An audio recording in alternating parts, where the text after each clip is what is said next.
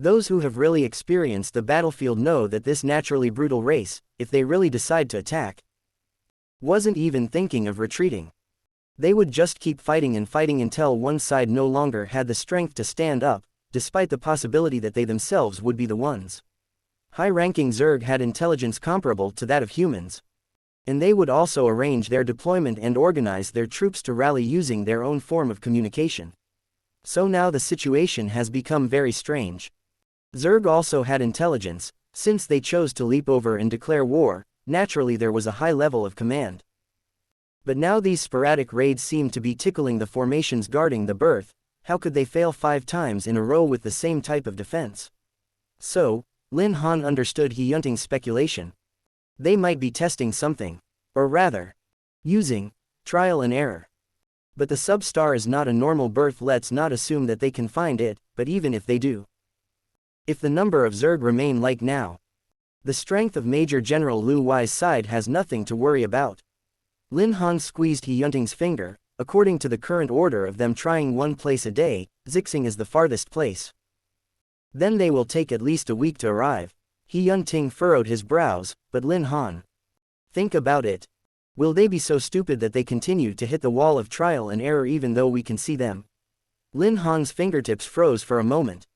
A sharp alarm suddenly sounded piercingly.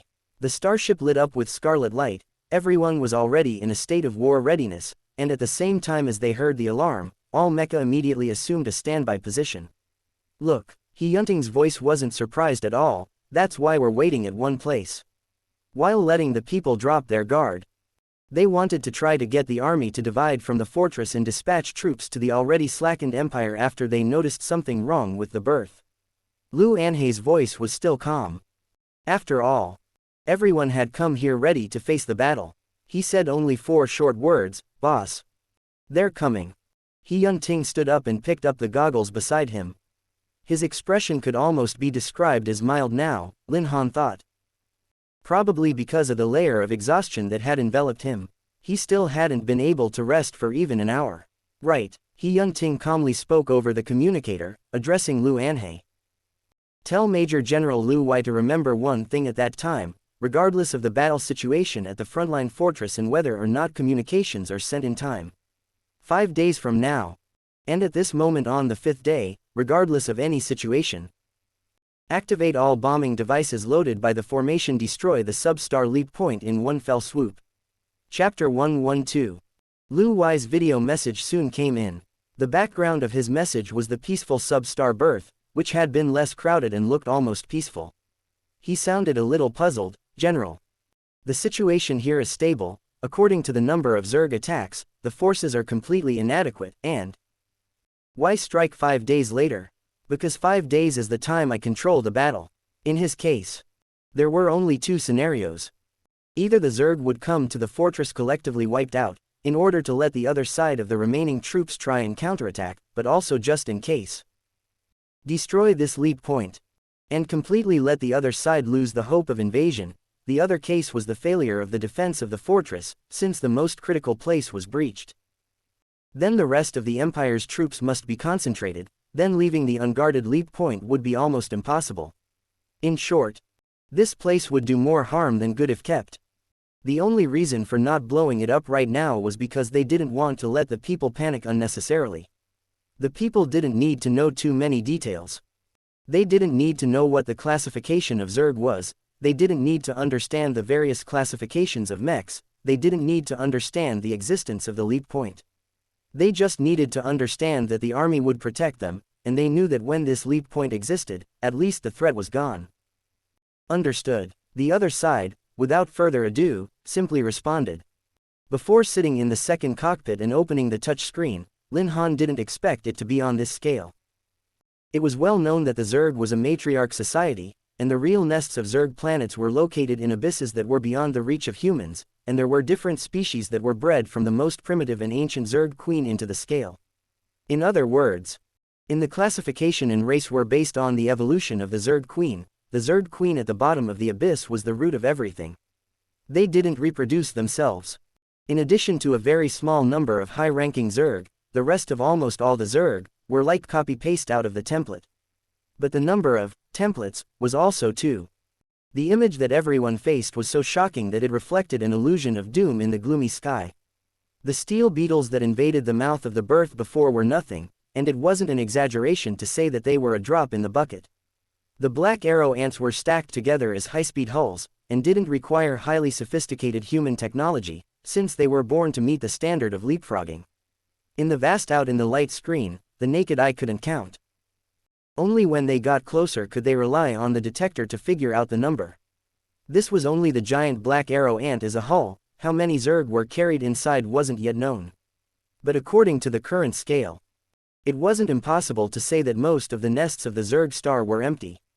The hulls of the black arrow ants flew by in dense numbers, dotting the exterior of the otherwise magnificent and serene fortress in everyone's view, announcing their intentions unobtrusively. We want to break through the hardest line of defense, to cross the Stargate. Almost simultaneously, the Lord General's orders rang out through the public comm. His voice was as low and calm as ever, as if he wouldn't be affected by anything. Everyone get ready. Final objective, clear the space ahead. There was still a short point of time between catching the attack signal with the light screen and the Zerg's hull marching into the attackable range. The red scan on the light screen rotated in circles, and the not-so-dense signal sounded with regularity. Yun-Ting ordered methodically while activating the mech. CEB-79 defense mechs all out, combine with the fortress to form a joint defense formation. The bottom-guided missile attack will fire at will, the pilots have full autonomy, pay attention to avoid interference, and always return the signal. The remaining sub-guns continue to charge. After the defensive formation is stable, the assault troops go out with me. The edge of the fortress was a low, dark condensation. The depths of the universe were dark, but this darkness wasn't uniform, and at this moment, along with the loud, boom boom boom, sound, the overwhelming Zerg began to show up in the range of the naked eye. It wasn't that they were too close, it was just that there were so many of them. Such a horrible number. The entire space range was filled with the black of the giant black arrow ant shield. Since the opponent had deployed such a number of Zerg, they had come prepared. The surface of the giant black arrow ant Zerg was unique, with their own kind of armor surrounded by the defensive shield. With the fierce fire constantly hitting it, each hit would illuminate a large dense almost fearful number of Zerg, and the giant black arrow ants in such a gunfire, regardless of casualties, were advancing. No. Not casualties.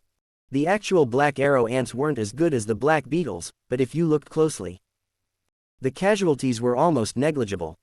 The actual black arrow ants weren't like the human-made technological products that had various high-end systems and operating methods, but they were after all really alive. Sometimes in some ways more flexible than cold machinery. They didn't accurately predict where the missiles were coming from, but they were always keen enough to dodge when they were about to be hit in order to keep the casualty rate low amidst the intense artillery fire. The Zerg began to approach. The signal from the detector gradually became more intense from the regular intervals at the beginning, while a cold mechanical voice reported the number of identifiable attacking Zerg. With the increasingly intensive beep sound, the number of reports from 10 to 100, from 100 to 1,000 losing count, when the number of Zerg on the display began to explode with an intimidating attitude. Tens of thousands of black beings swept in from the depths of the universe with a kind of numbing momentum. The universe was never romantic. Even if there was a little love, the depths of love also contained nightmares. Vice Captain Yi Ling sat in command. He looked at the dense light on the light screen, his pupils slightly shrunk. Since Yun-Ting needed to operate his own mecha, after the development of the overall combat deployment, the overall random coordination and command of the situation fell on the head of the equally experienced Deputy Captain Yi Ling. His experience was rich. Looking at the whole empire today, and who has passed such a scene today? The empire had really been peaceful for too long. Yi Ling couldn't help but grit his teeth and curse an expletive. Are these damn Zergs fucking giving birth while attacking? Shut your ravenous mouth. Zerg births are through the Zerg Queen. If the Zerg Queen also arrived in the empire, then the empire would really not be far from destruction. But on the other hand, it may be a good thing. I'd like to know what level of weapons can directly destroy the nest. Lu Anhe weaved in and out of the artillery fire, his mech flipped in midair in a gorgeous arc. His 10 fingers flying over the control panel, constantly firing precise attacks, while communicating with Yi Ling through the comm. At present, we know the number of 354 downed, including 200 giant black arrow ants alone, 80 A-class steel beetles shot down together in the hull, 23 compound-eyed sandworms. The rest of the category due to the destruction of Strict not yet obtained this information. Yi Ling frowned. Also followed to check the amount of reserves at the moment, really no half-hearted sense of companionship. The death of the same kind will not let us turn back at all. These things seem to really want to crush us with their number. Fuck. The other vice captain on the starship only felt his scalp numb, so many shells went down. The number of waves shot down topped the Empire's past years of war effort, but do you think that there's any change in their numbers? He was answered by silence. What he said, the reality, was precisely the most terrible thing. In the past interstellar era, mechs weren't yet loaded with all kinds of weapons, when the war was conducted by joint games between vessels and ships, spaceships and aircrafts. Although each function worked, the work wasn't comprehensive. So there was a kind of ship structure that was relatively simple, close combat firepower. And the ship itself was more fragile. Once hit, it couldn't be repaired, like the Death Squad. This kind of ship was once called the kamikaze ship, piloted by the people who had no way back, only forward. Like a pawn in chess. Like the Zerg at the front of the line. Only allowed to go forward, not allowed to go backward, and never retreat. If they retreated, they would be swarmed by the Zerg and crushed into pieces. Their task was clear. Breakthrough and siege were behind the Zerg, and they needed to find a relatively safe airspace in the gunfire as a temporary stationing point for the large forces, to facilitate the subsequent Zerg stay in confrontation. Tisk. Yi Ling's tone was full of hatred as he snorted. So much nonsense for what? Even if there really was a Zerg queen here, we would have to gun her down with a cannon, and make all these dead Zergs orphans. Sub-cannon upgrade. Store ready. Starships also need to ensure the best state, so Yi Ling put away scolding the Zerg, continued to act according to the general's deployment. Yet he didn't wait for the neat response that followed each order. What's that? Lu Anhei's stunned voice rang out in the communication channel. After experiencing so many things, this more and more mature adjutant would rarely speak with such emotions, and soon. Yi Ling let out the same shocked voice as Lu Anhei. This is. It seems that Captain Yi was actually right. He Yunting's voice sounded abruptly. Immediately turn on the scan. Divide the right formation into groups of 3 to try to burst in, maintain a safe distance. And immediately retreat after dropping 3 M487 signal detectors. After a pause, his condensed gaze fell on the distant shape darker than the night. The body was even more enormous beyond imagination, almost compared to the largest main ship of the Empire. No, it was more exaggerated than the largest model of the main ship of the Empire, if I'm not mistaken. That should be the Zerg Queen. Quote. Yi Ling and someone simultaneously sucked in a cold breath. No wonder this Zerg attack seemed to be more organized, and the forward and defensive style also seemed to be slightly different from the past. Originally they thought that this was just a thorough preparation for this landing, but actually, even the Zerg Queen had arrived at the front line of the battlefield. Captain Yi. I didn't think you could let Zerg become orphans so soon. Lu Anhei muttered. Almost at the same time he commented. The return result of 3 M487 signal detector exhibited on the screen. It was really the Zerg Queen. Yi Ling said, fuck, twice. Due to the huge gap between the shape and the sense of oppression and fear in front of the absolute glory of being a soldier gradually faded, he slowly stood up from the command seat. His eyes flashed with a mixture of fear and excitement and color. Come then. Good, good. His voice went out along the all-army communication channel that hadn't been closed. There were Imperial soldiers who felt this wonderful resonance of emotions at this moment. They would be afraid. Their captain would be afraid. They were human. Fear was an emotion that all humans had. There was no shame in it. Rather, it was because of their fear that humans were stronger. Good. Come. If you're here, don't leave. He Yunting's calm voice then resounded throughout the army, and some people could hear the undisguised wariness and killing intent beneath the Imperial general's voice.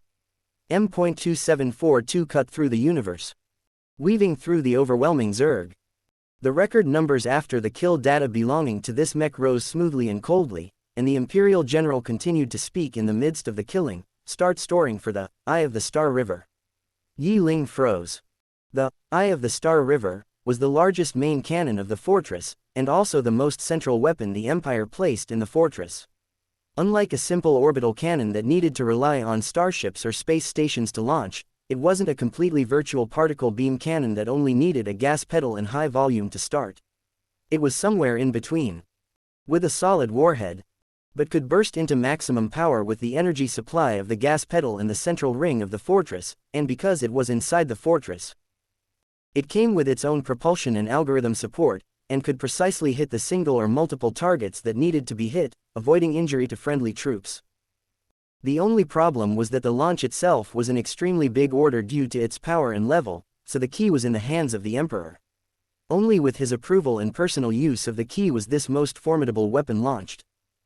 Apply for, Yi Ling subconsciously spoke.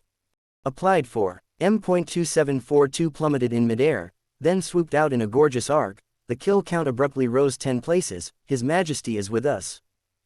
Quote. His Majesty is with us. Countless trained voices rang out. The Imperial soldiers who originally exhibited fear because of the Zerg Queen's appearance were now invigorated by these words and returned to the battlefield to kill. Meanwhile, on the double seat of the M.2742 mech, Lin Han took a deep breath. Intending to connect to the inner line of the Imperial family, He Yun-ting was watching the battle situation. Because of the urgency of the battle, Lu Anhe and his men would report the progress to He Yun-ting constantly, and Lin Han would sometimes receive the information for him and then tell He Yun-ting. He originally just listened to what He Yun-ting told him and connected him to the inner line of the royal family, since the general still had to apply personally. But this time when he clicked on the connection, it returned with a video message. It looked like the other party took the initiative to open it. After Lin Han saw the person on the screen, he was stunned for a moment and immediately bowed to the other side, Your Majesty. Lin Han didn't expect to meet again in this way after the last council meeting with Wen Zhaoge, so Lin Han was a bit caught off guard and said quickly, I'll let the general come and communicate with you. No. No. Wen Zhaoge leaned back on the soft couch, casually draped a thin blanket. His posture looked quite leisurely. He waved his hand at Lin Han across the screen. The one who contacted me is M2742, since you're connected. It means you also have the right to operate this mecha, so tell me. Oh, Lin Han nodded his head. The other side had a freshly finished chess match in front of him, his beloved queen piece standing in the most prominent position on the board, signaling that he had just won a certain game. Wen Zhaoge looked in a good mood. The angular outstanding appearance and mellow temperament through the light screen were transmitted, although the hands and feet were very casual. People still couldn't ignore it. He looked very young. The whole person's mentality and appearance reflected an eased and relaxed state, but the words spoken were closely related to the battle at hand, the Eye of Star River, right? Lin Han's heart was shocked, but he truthfully replied, yes. Then that's fine. It will save me the trouble of giving orders. Wen Zhaoge said indifferently, I'm here to deliver the key. The Imperial General is still fighting in the fortress, and I, who am sitting here playing chess, don't want to always drag my feet. After thinking about it for fear of forgetting, I might as well just solve this problem first, so as to avoid a long night. Realizing that Wen Zhaoge was going to transmit the key, Lin Han's heart beat intensely, as he immediately straightened his back. Just a moment. All in form, hey. Come back. Lin Han didn't expect his words to be interrupted by Wen Zhaoge. Why make this little thing into such a big deal? Wen Zhaoge lifted his index finger to wipe at the corner of his lips, smiling carelessly. Whether I tell you or the general, it's the same. How was it the same? Lin Han simply couldn't believe that the little thing that Wen Zhaoge was talking about was actually the key to the Eye of the Star River. Wen Zhaoge still seemed to have decided to be generous enough to give the youth in front of him some time to digest, and only after a minute did he continue to speak. General, he let you into his mech, doesn't that explain everything? Don't be afraid, the Emperor of the Empire hasn't had the hobby of breaking up couples. Wen Zhaoge even joked, adding, to see the iron tree blossom after so many years is also quite uncomfortable. I decided, Wen Zhaoge up. That innate sense of harshness was much less, displaying a wonderful harmony, mainly because I have quite a good feeling about you. Lin Han was more and more confused about what kind of person the Emperor really was, only to respectfully thank him. But when he raised his head again, In addition to the man in the light screen leaning back on the couch now had a scepter in his hand. The Emperor's scepter was a symbol of supreme power, but also represented the words he spoke, none of which could be disobeyed. Lin Han intended to give the most standard imperial salute, but Wen Zhao made a gesture to interrupt. Don't care so much about the rules, just listen well. I agree with General He Yun-ting using the Eye of the Star River, main gun firing rights, immediately. Permission to start and fire granted, the key is being transmitted by me personally. Quote. Lin Han listened to the sound of his own heart beating faster, order received. The key after layers of encryption was transmitted through a special channel, and Wen Zhaoge actually quickly returned to his original careless appearance after announcing the order, picking up the chess pieces in front of him. The last time we met was too hasty, it was too late to invite Mr. Lin to play chess, said Wen Zhaoge, when Mr. Lin is back from the fortress. Why don't you come to the side hall? I haven't played with anyone for a long time. Lin Han didn't expect that Wen Zhaoge hadn't forgotten about the last time he said he wanted to play chess. Okay. Tell the general to contact me directly if there's anything, no matter what you want to ask. Wen Zhaoge put the pieces back on the board. Dang it. I wouldn't mind if Mr. Lin contacted me on his behalf. Until the communication was cut off, Wen Zhaoge didn't even mention a sentence about the Zerg situation. Lin Han got curious. He thought, Wen Zhaoge, are you not worried about me after only meeting me twice but trust me so much? The key was handed over with ease, just as He Yun-ting was confident that he would use the Eye of the Star River. Meanwhile, the military's morale was high, the artillery fire was intense and uninterrupted, the missile attacks at the bottom were replaced with more advanced magnetic rail guns, and the space stations on the left were almost at maximum use, from the bottom to the top. All fighting to defend the enemy. The Zerg Queen was surrounded by its children to protect her, while Zerg were constantly shot down. But soon there were new Zerg as cannon fodder for the Zerg Queen to resist the damage. After all, as long as the Zerg Queen was still there, Zerg would continue to be a source of life. This bizarre standoff didn't last long. Although the volume of the fortress compared to other regions of the empire was hundreds of times higher, but after all, not inexhaustible. If all used to destroy the cannon fodder, the volume of exhaustion wasn't negligible. The dense Zerg wrapped up the Zerg Queen, and since they found that they couldn't easily break through the Stargate, they retreated a little and found a lower airspace as a temporary nest, with hardened steel beetles and black arrow ants as a barrier, forming a large, dense, and disgustingly fearful giant black mass in the sky. After suppressing the first wave of black arrow ants in front of them, the space station finally stopped attacking for the time being, and waited for the energy to charge. Lin Han got down from the second driver's seat, pushed open the hatch, and walked up to He Yun-ting. The other side was still listening to Lu Anhe report. After a while he looked up from the console. He remembered that he had asked Lin Han to call the royal line, but with no straight response. He originally thought it wasn't contacted, and was ready to call again, but was stopped by Lin Han. I just got in touch with His Majesty. Lin Han told him about Wen Zhaoge and gave the key he received to He Yun-ting. The other party wasn't too surprised. I see. Probably guessing that Wen Zhaoge's temperament would make Lin Han feel confused, He Yun-ting explained. His Majesty the Emperor is like that, don't worry. But he passed the key directly into my hands, even if he was casual. He shouldn't be casual to this extent. After all, this was Wen Zhaoge who had made both the Federation and the Star Pirates tremble when he was young. He Yun-ting was also a bit surprised by this. Thought about it, but still gave the same conclusion as Wen Zhaoge. He's a man who measures and recognizes people accurately. I went to war with him, so he knows me. If the communication is connected to me, he won't hesitate to hand over the key. Don't worry. He looked down at Lin Han. The youth still had some tension under his eyes, so he soothingly touched his neck and said, he really doesn't dislike you. Okay. Time was the most precious thing in the world, so Lin Han wouldn't dwell on it. It didn't take long to settle down. And soon the 3M487 signal detector showed that there was another change in the huge black shadow. It was clear that the Zerg Queen was really expanding its power, and new Zerg kept breaking out of the black shadow, growing larger and larger like a snowball. How long until the charging is completed? The response from the space station came quickly. Still need a full day. A whole day. After all, It was the weapon used to deal with the Zerg Queen, and the unobstructed energy storage alone would almost draw off a third of the central energy ring.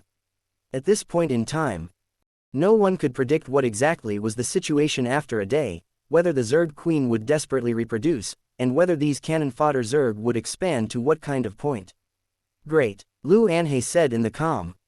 The warhead of the Eye of the Star River is solid, and according to the calculations, is set to attack the Zerg Queen. But it can also only eliminate the Zerg Queen.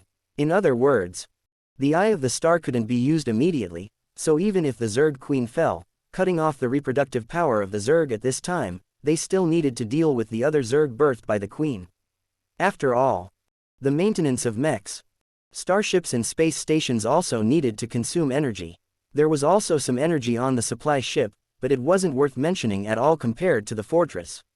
Unless some way was found to net out the other side. There was a period of silence on the comms, but a new order soon picked up. Don't consider the issue of energy consumption until the Zerg Queen is eliminated. Cut to prioritize the elimination of the Zerg Queen. Have the formation return to position, mechas continue to cruise. Yes. He Yun-Ting finished his words and Lin Han also returned to the second cockpit, then let's continue. At the fortress, no one had closed their eyes that day. Shi Jiamu, as one of the most outstanding trainees in this practical training, was directly integrated into the most elite assault team. Yi Ling, as the captain of the starship, was responsible for coordinating the planning with the Lord General, while Lu Anhe integrated the space station's defense system to ensure that no one would slip through the net. The change began at night. Seeing that the Black Shadow continued to expand, finally some disobedient children could not stand loneliness. That was another kind of Zerg, in the Empire's science was known as Noe Zerg. This type of Zerg were more special than the general Zerg, because at first look almost no one associated them with Zerg. Noe Zerg were ugly and grotesque, except for their sharp mouthparts. They didn't have any other Zerg characteristics. In their non-attack form they looked milky white, dripping a fishy mucus substance, with only a long, nasty mouthpiece on their entire body. When entering the battle form, the characteristics of the Zerg would slowly emerge. The slime all over their body would turn into 1,000 strands of long tentacles, and the tentacles could drag them forward, or soften at a quick speed. The enemy would be wrapped up in layers, and when it reached a certain number, they would take what they were holding explode. It looked like a suicide attack, but as long as they weren't reduced to pieces, they would grow and grow bigger, becoming the same as before. The detector kept reporting the situation, and finally late at night, the gelatinous milky substance appeared on the screen, with a boom. The detector suddenly exploded. This sound was like a new opening of the pages of the confrontation between the two sides. The shields were deployed almost immediately, and the assault troops reacted even faster, with the M.2742 lead mechs standing in front of the Stargate. It's the Noe Zerg, someone said over the communicator. Be careful of what's left from the explosion, make sure you pay attention to self-check and clean up. You don't have to go back after cleaning up. He Yun-Ting spoke. How much longer until the Eye of the Star River charges up? There are still about 4 hours left. It doesn't have to charge up completely. He Yun-Ting said. The second formation will encircle from the right, the rest will attack with me from the front. Starships are responsible for long-range, defensive formation, and pay attention to cover. As for the space station, he paused. Divide half of the particle accelerator's energy into the main cannon, speed up the energy storage process, and prepare to fire within an hour, no matter how much energy has been charged.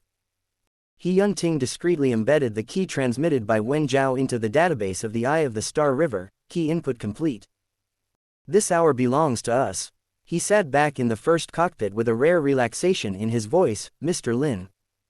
Ready to go. M.2742 rose into the air, and the Noe Zerg, which was looking for a target, instantly became excited and rushed towards to hunt with a speed that was impossible for the naked eye to see. But the other party seemed to have anticipated their trajectory of action. Thrusters accelerated and the mech propelled forward. When it was about to be touched by the milky white thing, it instantly bounced away, and in the next second, the mechs on its right found a breakthrough, and immediately fired several particle cannons at it in succession. Some of the Zergs were unable to dodge and were directly blown to pieces by these cannons, while the rest reacted by quickly splitting into tiny pieces and trying to climb onto the tallest and largest mech in the air once more. That mech was holding a lightsaber in its right hand. And this was the perfect opportunity. These smaller, milky white Noe Zerg quickly moved to the mech's right arm, and now as soon as they fused together, they could again extend their thousands of tentacles to wrap this mech up and bang. Unfortunately, before these Noah bugs could even dot into pieces, the right arm was surprisingly equipped with touch bursts, and the moment they climbed onto the mech, they were re-blasted into unrecoverable ashes by the ejected bursts. Destroy. Lin Han's cheerful voice rang out in the communicator. Don't let your guard down. The Zerg Queen will soon birth a new race. Under the night, the black shadow began to gradually spread out, layers and circles of Zerg surrounding their Zerg Queen, communicating with special frequencies and decibels that humans couldn't perceive. Don't ever back off. Yi Ling gritted his teeth and pushed the joystick in front of him to the bottom. It's now. Vortex magnetic rail gun fire. Just as his words fell, the echoing space station began to activate its twin-linked particle accelerators, and as the dense insect population thought that the space station on the left was the source of the attack, and that the Black Arrow ants had already re-erected their solid and thick shields, the starship on the right flashed a beam of red light that lit up the night sky. Be obedient and go to hell as an orphan. Yi Ling was so excited that he couldn't help but curse again. The entire starship's attack force all blasted at one place, knocking a hole in the seemingly impenetrable thick shield. Ready the Eye of the Star River, time was up. And He Yunting knew the space station would certainly obey the orders and have the main gun charge finished. Without hesitation, he ordered. Countdown from 5 seconds. 5. The warriors located on the starship activated their laser cannons and responded loudly. 4. The space station sergeant's eyes were glued to the dial in front of them. 3. Lu Anhei turned Aegis defensive shield and joint formation to the maximum to prevent any surprises in the last few seconds. 2. Lin Han, who had never seen such a large main cannon before, gazed at the huge column of energy that glowed white and lit up the night sky not far away, and the warhead that was about to open at the top. 1. He Yunting moved his eyes, his face stoic as he gazed at the mass of evil in the black shadow. Boom, boom. The Stargate seemed to be cut open by this main cannon. The organic armor activated the counterforce stabilizer in the shortest time with the fastest speed, while the thrusters shot purple tail flame and bounced back to the safest position.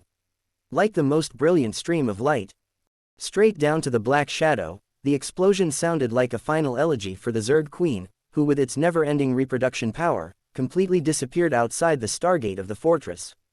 The ultimate explosion was followed by the ultimate silence. And in addition, there was a certain young captain who forgot to turn off his comm. Ha ha ha ha ha ha, go be an orphan. Stinker. Quote quote. Quote quote quote quote. But this time no one told him to stop. But defeating the Zerg Queen was only the first step in holding the fortress. There would be no newly bred Zerg. But the war was much more than that. In addition to the second wave of steel beetles, black arrow ants and giant sandworms that were wiped out, the Zerg didn't seem to be giving up, and new fleets of Zerg were leaping in from the Zerg planet. You're sick. They don't have a queen anymore. How come they are still rushing over? On the third day, Yi Ling rejoined the ranks of cursing. And no one responded to him. For no other reason than the fact that the soldiers had struggled for 3 days, but new Zergs kept coming. It was as if something was driving them. They had to come to the Empire, had to cross the Stargate, even after paying the price of losing the Zerg Queen, but had to go to without stopping. Fortunately, this time the supply ships were well prepared, which avoided the embarrassing situation of lack of resources. But this wasn't a solution after all. After the main cannon was used up at the order of Wen Zhao, and the rest, it was up to the formation itself. But Lin Han still remembered the order about Wen Yu's substar a few days ago. 5 days was the deadline. And after 5 days Wen Yu's leap point would be blown up, which was the time He Yunting gave himself. But now, it was the 4th day. What would the 5th day be like? These days Lin Han's life and rest was quite regular. He would ask the little one if it was dizzy being in the mecha. The energy of the central ring was still depleted, but the number of Zerg was still increasing. Like being caught in a dead loop, unable to find the direction of exit. That day He Yunting's formation once again blasted away an unknown number of waves of leaping steel beetles, and finally found a respite after engaging with the 3 waves. How much of the central ring energy is left? Not much. There's still a 5th left. A 5th was enough to support them on the final day. But if these excited species weren't resolved, even if they returned with starships and formations, it would still be a tricky problem. From the closely maintained communication, the situation of Wen Yu's sub-stars so far looked cut and normal, and Lu Wei also kept in mind the 5-day deadline. So there was only 1 day to go. The newly arrived Zerg had a new species with them. In the view of both sides, this warp was an immortal duel. But today's problem was that the side without the Zerg Queen couldn't really break through the Stargate, while the other side was still consuming energy, waiting for full depletion. As if it was difficult to break the deadlock. Although the fortress was currently the largest gathering of the Empire's troops, and the central volume ring had used up most of its energy, the depleted volume would be restored over time. But this time was most likely several years. From the current situation, the main cannon of the Eye of the Star River of the fortress has already been fired, so recharging it again was impossible. First of all, the Zerg were scattered, so even if you really got the key from Wen Zhaoge, the huge consumption and the effect wouldn't be proportional. Secondly, the current consumption of energy of the starships and space stations could be enough, and then afford such a large amount of recharge needed time and would take ages. But the deadlock would eventually be broken.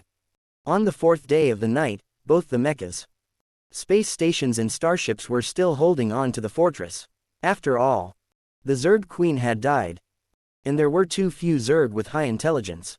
So no one knew what had happened on that night. Only a few inconspicuous supply ships passed through the sound of gunfire in the night. The 5th day soon came. He Yun-Ting, Lin Han volunteered between breaks, feeling a noticeable dip in strength and mental power, calling out, "Get me a nutrient." Quote. After all, it wasn't hard to get rid of this stuff even if it was hard to drink, and it also wasn't the time to squirm. Lin Han took off his goggles, walked out of his cockpit, and took the unscrewed nutrient from He Yun-Ting's hand. Thanks. He curved his eyes toward He Yun-Ting and only frowned slightly before swallowing the tube's contents very dryly. He Yun-Ting confirmed the situation at this moment. Inclined his head over to Lin Han and asked, "Would Mr. Lin like to take a nap?" Lin Han, still swallowing the mouthful of nutrients, shook his head. "I'm fine, I slept yesterday. Last night when He Yun-Ting transferred the supply ship to the space station, he was so sleepy that he ended up hunkering down in his mecha for a long nap. Once he woke up, the supply ship had been transferred under the cover of the sound of gunfire, and it seemed to the Zerg stationed out in the confrontation that nothing seemed to have changed." Lin Han suddenly recalled that, in order to ensure that nothing was wrong, it seemed that yesterday He Yun-Ting didn't sleep. His heart flooded with a fine pain. Even the most powerful alpha couldn't withstand so much. From the beginning of the lead attack he didn't close his eyes. He only closed his eyes for 15 minutes, when Lin Han quietly touched his hand. He Yun-Ting had a short shallow sleep. His heart was carved with nothing but battle. But even though he knew he was listening, He Yun-Ting still didn't say anything to him. He threw away the package of nutrients and just returned to his cockpit, before closing the door.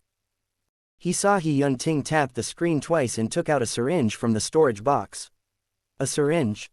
Because of his one-track mindset, Lin Han didn't think much about it, but then his hand holding the hatch froze, as he called out to He Yun-Ting, "You need to take nutrients." Do you need help?" He Yun-Ting looked back at him, then calmly unsealed the package, as if he was concerned about Lin Han's worry, and responded, "It's okay." Lin Han nodded, "All right then." He knew that some of the more concentrated nutrients were too slow to be absorbed directly, and in special cases, especially for alpha-specific nutrients, in order to be more effective, they would be made into an injection model, with much higher concentration than Omega's nutrients. He watched He Yun-Ting lean against the cockpit, folding his sleeve up to reveal the cold blue veins. When he saw the sharp needle, Lin Han subconsciously closed his eyes. He wondered if He Yun-Ting was hurt, and felt that he was purely superfluous to say such a thing at such a time, and hesitated for a moment. Lin Han wanted to return to his position, but when he glanced back, he actually saw He Yun-Ting taking another injection out, and also inclined his head to look at him. He keenly caught He Yun-Ting's hesitation and weakness. The nutrients were all injected. Was it necessary to inject 2 or more of such high concentration? Why would He Yun-Ting subconsciously look at him? Was he afraid that he would notice something?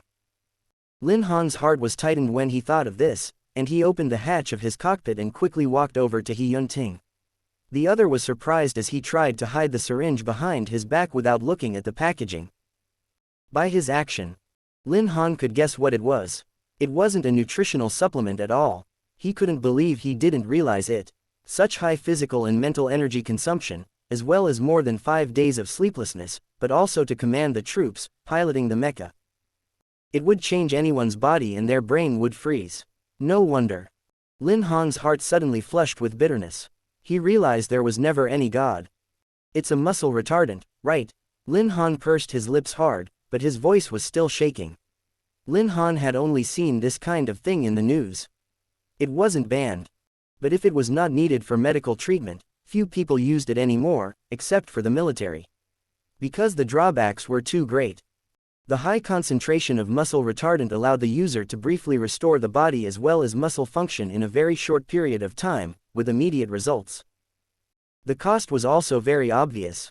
Despite the urgency of the situation, if injected without restraint, the body would build up too much of this agent, and with too much mental energy consumption, even the more powerful alpha would suffer repercussions, such as light irreversible muscle atrophy, then fibrosis. And may even be directly invalidated.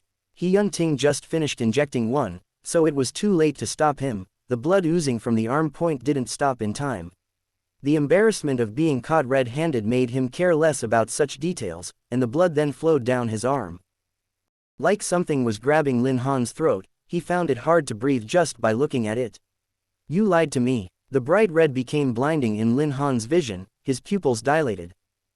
And when he spoke again there was some aggravation in his voice. You said it was nutrients. I can drive. Lin Han reached out haphazardly to wipe the blood off He Yunting's skin. You go to the second cockpit. I'll. Before he could finish his sentence, he was swept into the other party's arms. I'm sorry. He Yun-Ting spoke first to apologize. His voice was low and hoarse with a weariness that couldn't be concealed. I'm fine. You're still fine even after using something like this. Lin Han didn't know how to describe his feelings. He was really angry because He Yun-Ting didn't want to tell him, but more than that. He was just more heartbroken for the other man. It was because he knew what he had gone through in the past few days that Lin Han couldn't even bear to blame him. But his voice was louder, and his eyes were red from agitation. If I hadn't noticed it. How many more shots would you have taken? 3, 5. He Yun-Ting couldn't defend himself, and didn't know how to appease the gentle youth, only stretched out his right hand to press Lin Han further into his embrace, and there was a rare guilt in his voice. The Lord General, who didn't change his expression even in the face of 1,000 armies, was now panicking and patting the youth's fine, soft black hair. And kept apologizing. I'm sorry, I'm sorry, tilde I'm sorry. Tilde tilde sorry, tilde tilde I'm sorry, tilde. Tilde did I do something wrong? Tilde tilde I can still hold on, but Mr. Lin needs to rest. Tilde the moment Lin Han heard it, he couldn't say he was angry. But he was so full of emotions that he simply opened his mouth and bit the other man's shoulder. Lin Han couldn't spare the energy. He just wanted to use this meaningless action to dispel his turbulent emotions. He relaxed. Before continuing, I'm not tired. I've had enough rest for the past few days, so I can go to the first cockpit. I'm fine.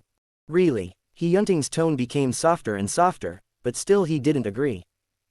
It got to the point where he almost spoke in a coaxing manner. Behave. Baby.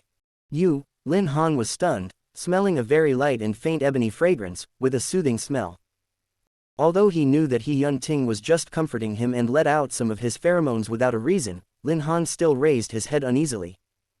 He Yun-Ting. You compel me with pheromones. If you dare to do so, it seems like I can't do anything about it. But the more Lin Han thought about it, the more anxious he was. And he had a sobbing tone in his voice when he let go of the other's shoulder. Do you want to do it again? He snatched the injection from He Yunting's other hand and threw it away, hugging him back even more nervously than the other did. We missed each other once, you've forgotten me for so many years, and it was hard for you to find me again. And you want to throw me away. I'm not a flower in the greenhouse. I know you love me, and are willing to let me drive the mecha with you, so why? At a time like this, do you still want to carry everything by yourself? He understood that he shouldn't lose his temper right now, but Lin Han just felt sad.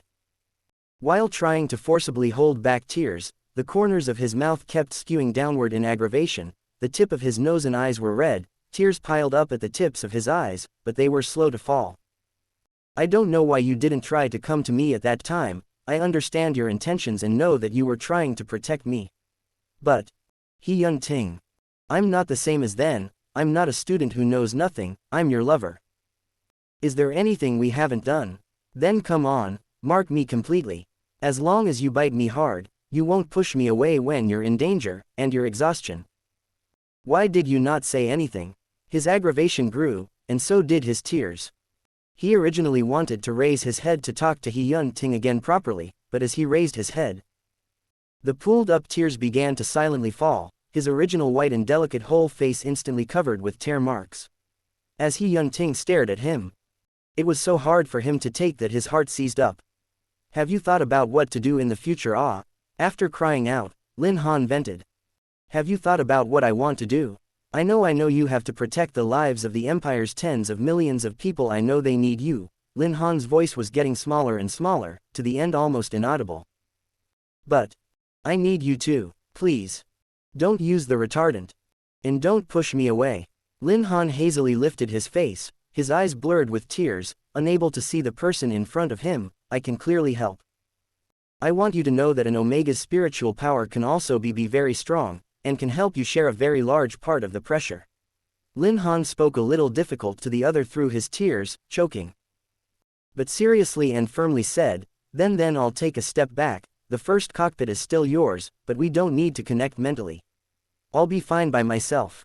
He-Yun Ting still didn't speak, so Lin Han eagerly grabbed his lapel with his hand.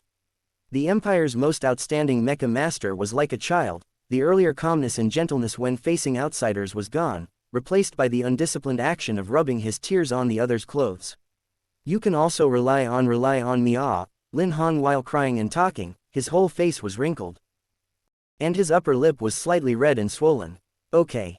Less than a minute had passed. Lin Han later thought that this was probably one of the longest minutes in He-Yun Ting's life.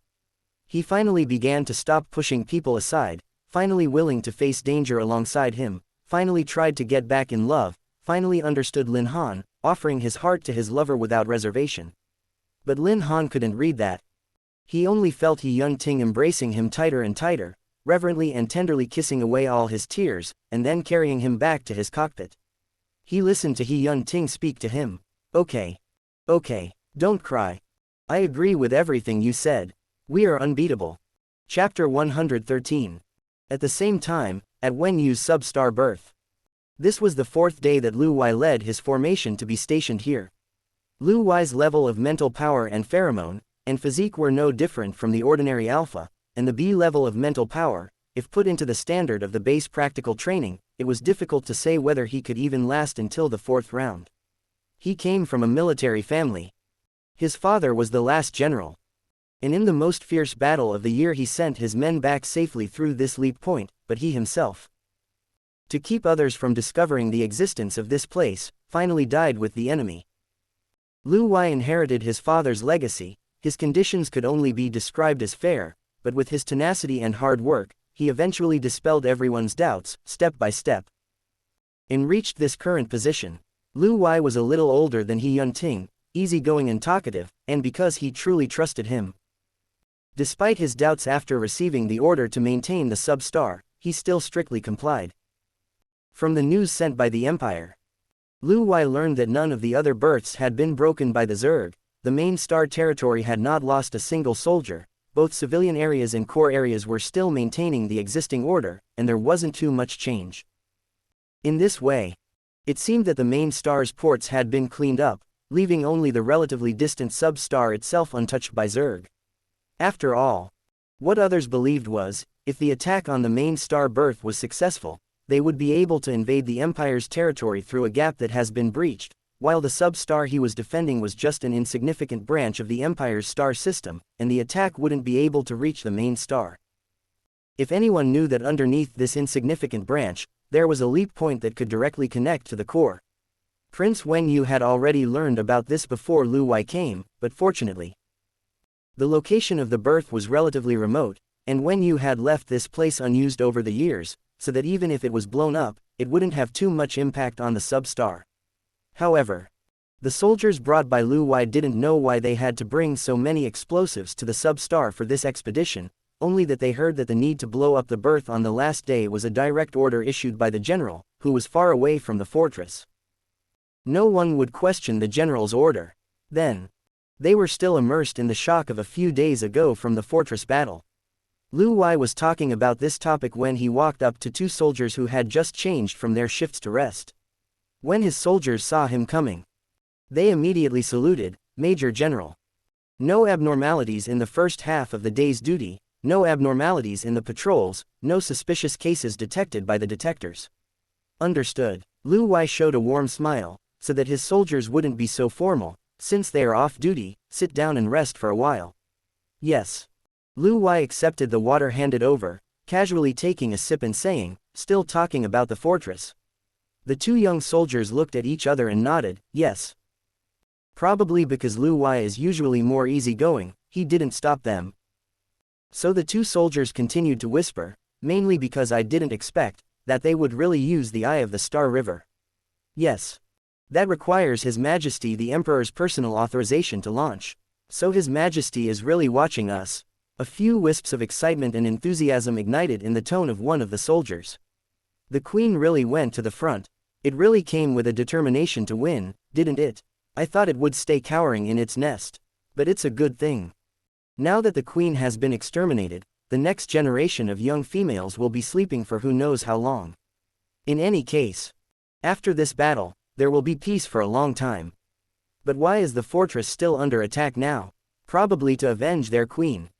Lu Wei heard the sergeant say this and raised his face and smiled. Then do you know the reason why the Zerg is still attacking now?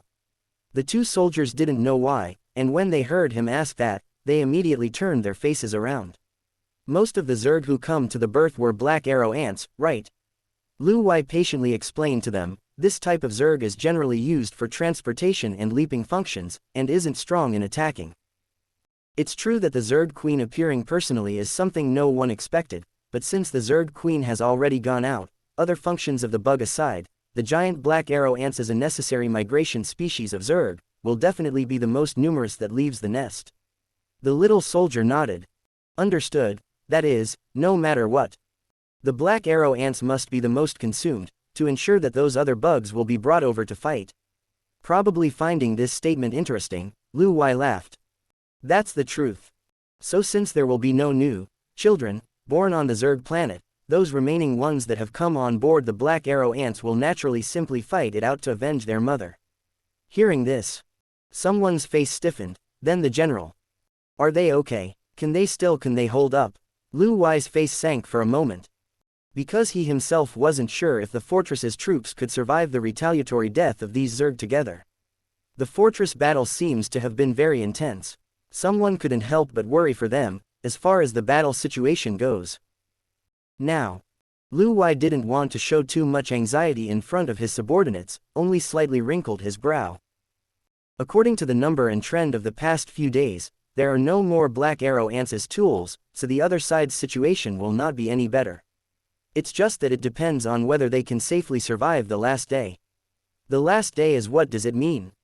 It means that whether it's the fortress, strength or the Zerg, there will be a result on this day. If the fortress, energy was ultimately unable to match the number of Zerg, then the starships in Mecha that have lost their energy will become strong and be eaten away by the surviving bugs little by little.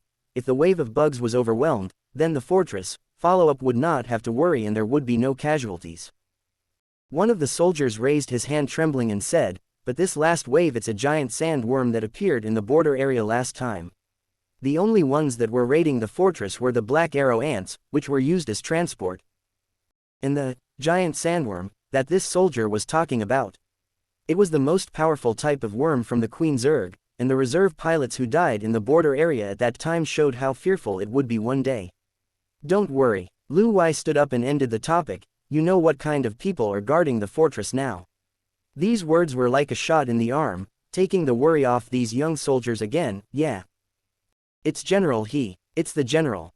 It seemed that no matter how troublesome the situation was, the name He Yun Ting was like the sharpest sword and the most solid shield in everyone's heart. As long as they heard his name, the blood in their chests would be rebuilt and their fighting spirit would rise. Lu Wei saw the young faces of the soldiers and spoke, "Those who have changed their posts can rest, others continue to keep an eye on the berth, pay attention to the alert." Yes. He finished giving the order and returned to his cockpit. But before Lu Wei sat down, the front line communication, symbolizing an emergency, rang. His heart tightened and he quickly connected. "What's going on?" The soldier in charge of the probe had an unprecedented panic in his voice, "Major General." The front line. The other side sent a real-time screen over. Lu Wei's eyes fell on the screen, his face suddenly changed, and then his eyes suddenly darkened.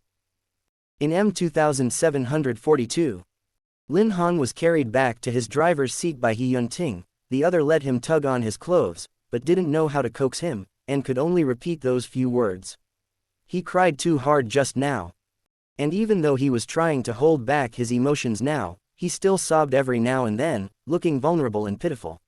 Lin Han had never cried when he was in the border area, never cried when he faced those horrible bugs, but now two top-notch people in the eyes of the imperial public, one crying like a child who lost his beloved toy, the other bewildered like a teenager who had done something wrong.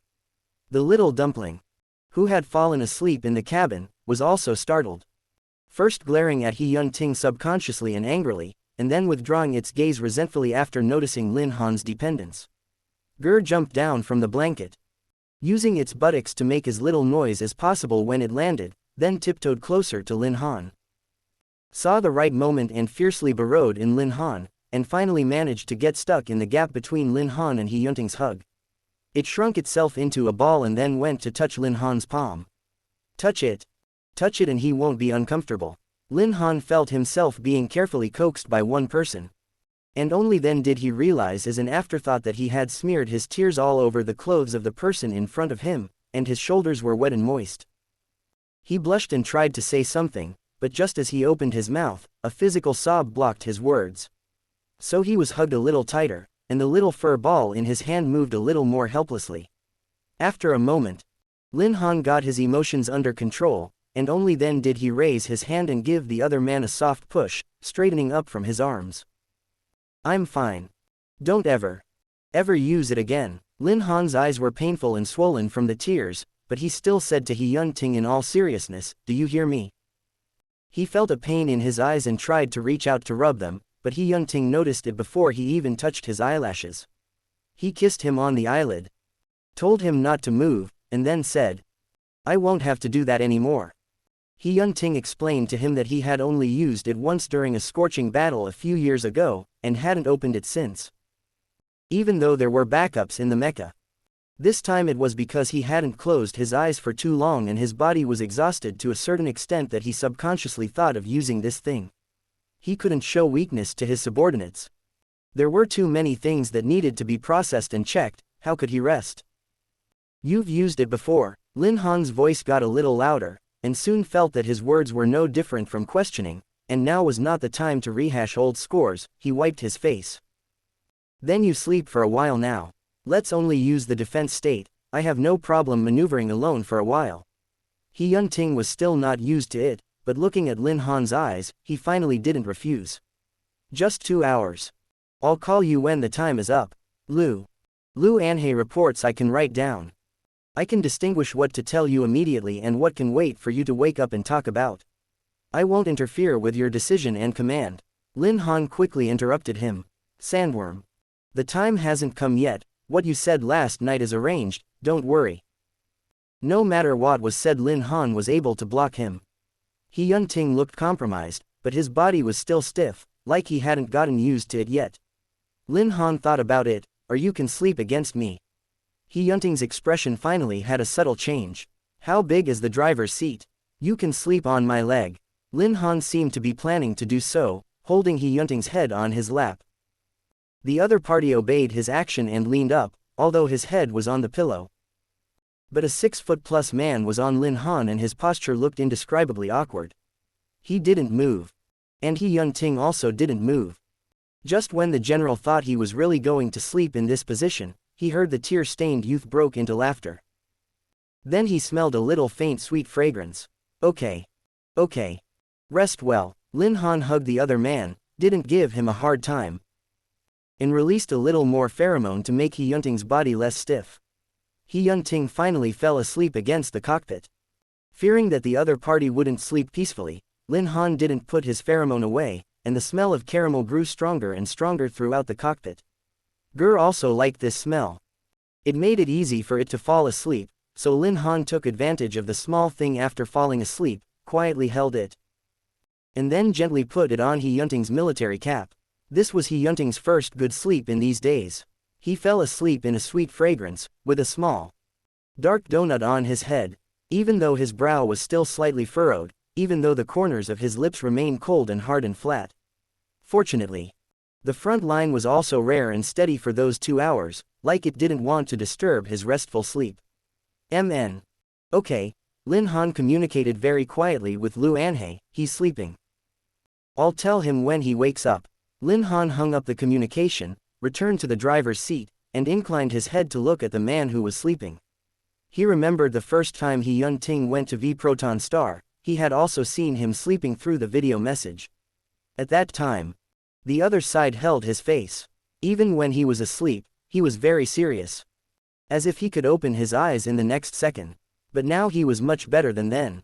Lin Han wanted to touch him, but he was afraid to move too much and disturb He Yunting's rare rest at this moment. But now the other party's appearance was really appealing to him. Lin Han hesitated for a moment, but finally couldn't resist taking a step closer, cautiously and carefully moved his face over and kissed his lips very lightly. Probably asleep. Lin Han's nose felt his breathing, but didn't wake up when his lips were kissed. Lin Han didn't dare to make any more movements, even afraid that his breathing would affect him, and left after only a short time. But in the moment when the kiss happened, Lin Han's chest still felt a little very gentle vibration. He Yunting was asleep.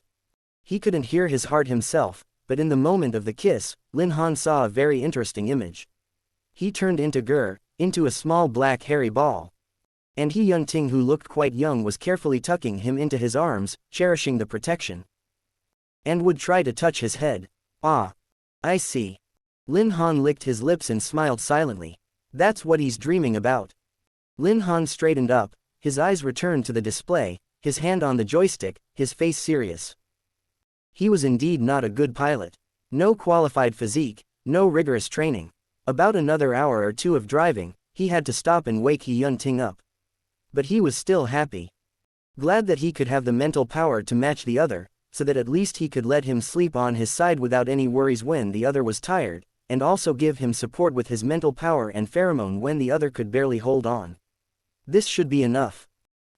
The canopy of the fortress descended and M.2742 cut into the night. This was the last day that He Yunting's main force stayed at the fortress. As Lu Wei said, due to the consumption of excessive black arrow ants, all the other species had been worn down during the fall of the Queen Zerg and the confrontation in the past few days, and at this moment, the only ones left were a group of giant sand worms with strong attacks. The difference between the two types of Zerg was obvious. The black arrow ants themselves weren't very strong, and the attack of dozens of them stacked together wasn't as powerful as that of one giant sandworm. But the shield erected by the black arrow ants was definitely not to be underestimated, using the fortress as an example. The missiles fired from the bottom of the left space station couldn't even penetrate their armor. The particle cannon or magnetic rail gun was indeed feasible, but this would consume a very high energy. If all the energy was only used to break the shield of the black arrow ants, then when the sandworms really invaded, the fortress would become meat on the chopping board. Today was one of Zerg's more unusual days, perhaps still planning how to launch a general attack. In any case, compared with the firepower of a few days ago, it was really quite poor. The fortress still stood. The middle of the huge circle has been half consumed, in order to save energy. The space station located on the left shut down the bottom 2 levels of weapons attack supply, for the right parked starships and mecha energy supply.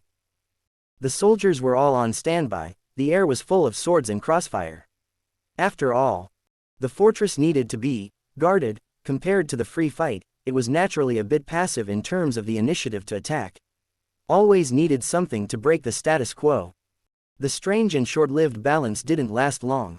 As night fell, all around the fortress was shrouded in black, and the white light from the starships and space stations, which were functioning normally, lit up the night sky like daylight. At the same time that all the lights of the fortress were turned on, at the edge of the rotating scanning circle, a dense red dot of enemy attack appeared. "Boss, they're coming," Lu Anhei shouted. The last round of the Zerg's attack, which had been dormant for a day, finally came unavoidably and completely. Unlike before, this time the Zerg had a new deployment, no longer coming up in a swarm, even splitting into two waves. One wave was the extremely defensive Black Arrow ants, and the other wave was the final killer, the extremely aggressive giant sandworms. Their target was clear.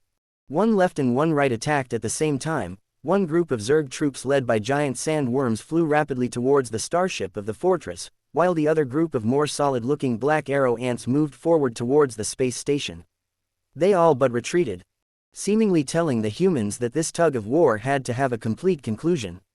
The starship was the vehicle for most of the sergeants to rejoin the Empire, and the goal of this insect team looked very clear: to block the possibility of these people going back with the strongest attack, and then the relatively weak attacking Black Arrow ants would destroy and eat away the space station loaded with weapons bit by bit.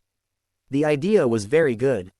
He Yunting's voice didn't rise and fall, as if the Zerg weren't pressing in front of him right now. "Attention B9 fleet. Prepare to relocate. Space station fighters take off, subsequent mech echelons to follow. Mecha, you're free to play." Yi Ling waited too long for these words, grinned smugly. Ready. In a short time, the Zerg troops led by the giant sandworms rushed to the periphery of the starship, braving heavy cannon fire. But in the face of the extremely powerful sandworm force, Yi Ling didn't seem to be too concerned, and only sent less than 10 mecha to attack with the lowest power consumption laser cannon. Suddenly, the Zerg force, which appeared to be led by a giant sandworm, split apart. Except for the two leading sandworms, the rest were all dense Black Arrow ants. And at the same time, the Black Arrow ants attacking the space station also revealed their true colors. It was precisely the disguised giant sandworms. It turned out that the Zerg's purpose was secondary to destroying the source of all the energy to get rid of it once and for all. The real giant sandworms had already begun to break into the station. They knew that the starship's energy input, as well as the central energy ring, was stored in one place. As long as the destruction of this energy ring, nice try. Lu Anhei laughed over the communicator. The target sandworms have all entered range. How's the empty city plan, Captain Yi? It's okay. It's just that the ones that come are the ones that can't fight. It's a bit boring. Yi Ling said disdainfully. Despite the Zerg's communication and exchange frequency humans couldn't capture, these sandworms weren't all mindless. It was just unexpected that the thought of intending to switch the strength of the two sides was somehow perceived by these humans, and had already started to create the illusion even days ago. Not enough energy was true. But while taking advantage of the war, they switched the core energy and the location of the starship, while also pretending that all the war weapons were in the space station to hide the illusion of the sky. Now, these sandworms in front of them simply have no giant capacitor, nor any shocking weapons reserves. Before, those bright white lights were only specially created for them to see things, and at this moment the core force and energy source inside the space station had long been completely switched, only a few lonely to fill the supply ship. They hissed in surprise and humiliation, and their anger at being deceived made them want to leave as soon as they could. But it was too late. All fleets open fire and send a top-level strike to the center of the station. A low command came from the public channel. Loyal to the Emperor. Loyal to His Majesty. Boom. After this loud sound, an explosion of red light burst out from above the stargate that broke through the sky. The space station that had long been replaced and emptied seemed like a huge tomb, and before these Zerg with the most powerful attack power could even put their fists into play, they were surrounded together as if in a jar, using the ruins as coffins, and completely turned into pieces in the starry sky. After the giant sandworm shattered, those Black Arrow ants, who only had defense but not much fighting ability, finally became ants on a hot pot. They didn't even have time to know that their actions had been detected by the humans, and they didn't understand why there were so many core weapons on the starship, which should not have much combat power in the original plan, until they saw the energy box and the giant capacitor belonging to the space station, and then they came to their senses in a flash. Unfortunately, they only have defense to take. Without the augmentation of giant sandworms, in front of these highly sophisticated weapons, it wouldn't take too long for them to be subdued and destroyed.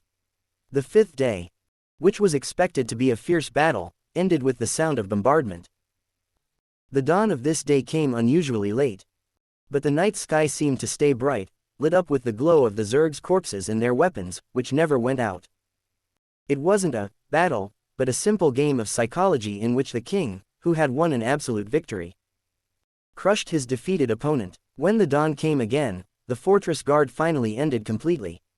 The soldiers were all immersed in excitement, their mecha splattered with Zerg blood, the starship's cannon fire blasted through each other's brains, and they all eagerly surged, cheering for their victory. He Yun-Ting, however, still wasn't idle at this time. There were only a few hours left until the 5 days were up. He settled the Zerg to hold the fortress in 5 days as expected. Contact Major General Lu Wei at the sub-star. Confirm that the mission to blow up the leap point remains unchanged. He didn't have time to enjoy the brief victory with his men, and remained stoic in his orders. After all, there was still one more place that needed to be resolved. Yes. He Yun-Ting pursed his lips.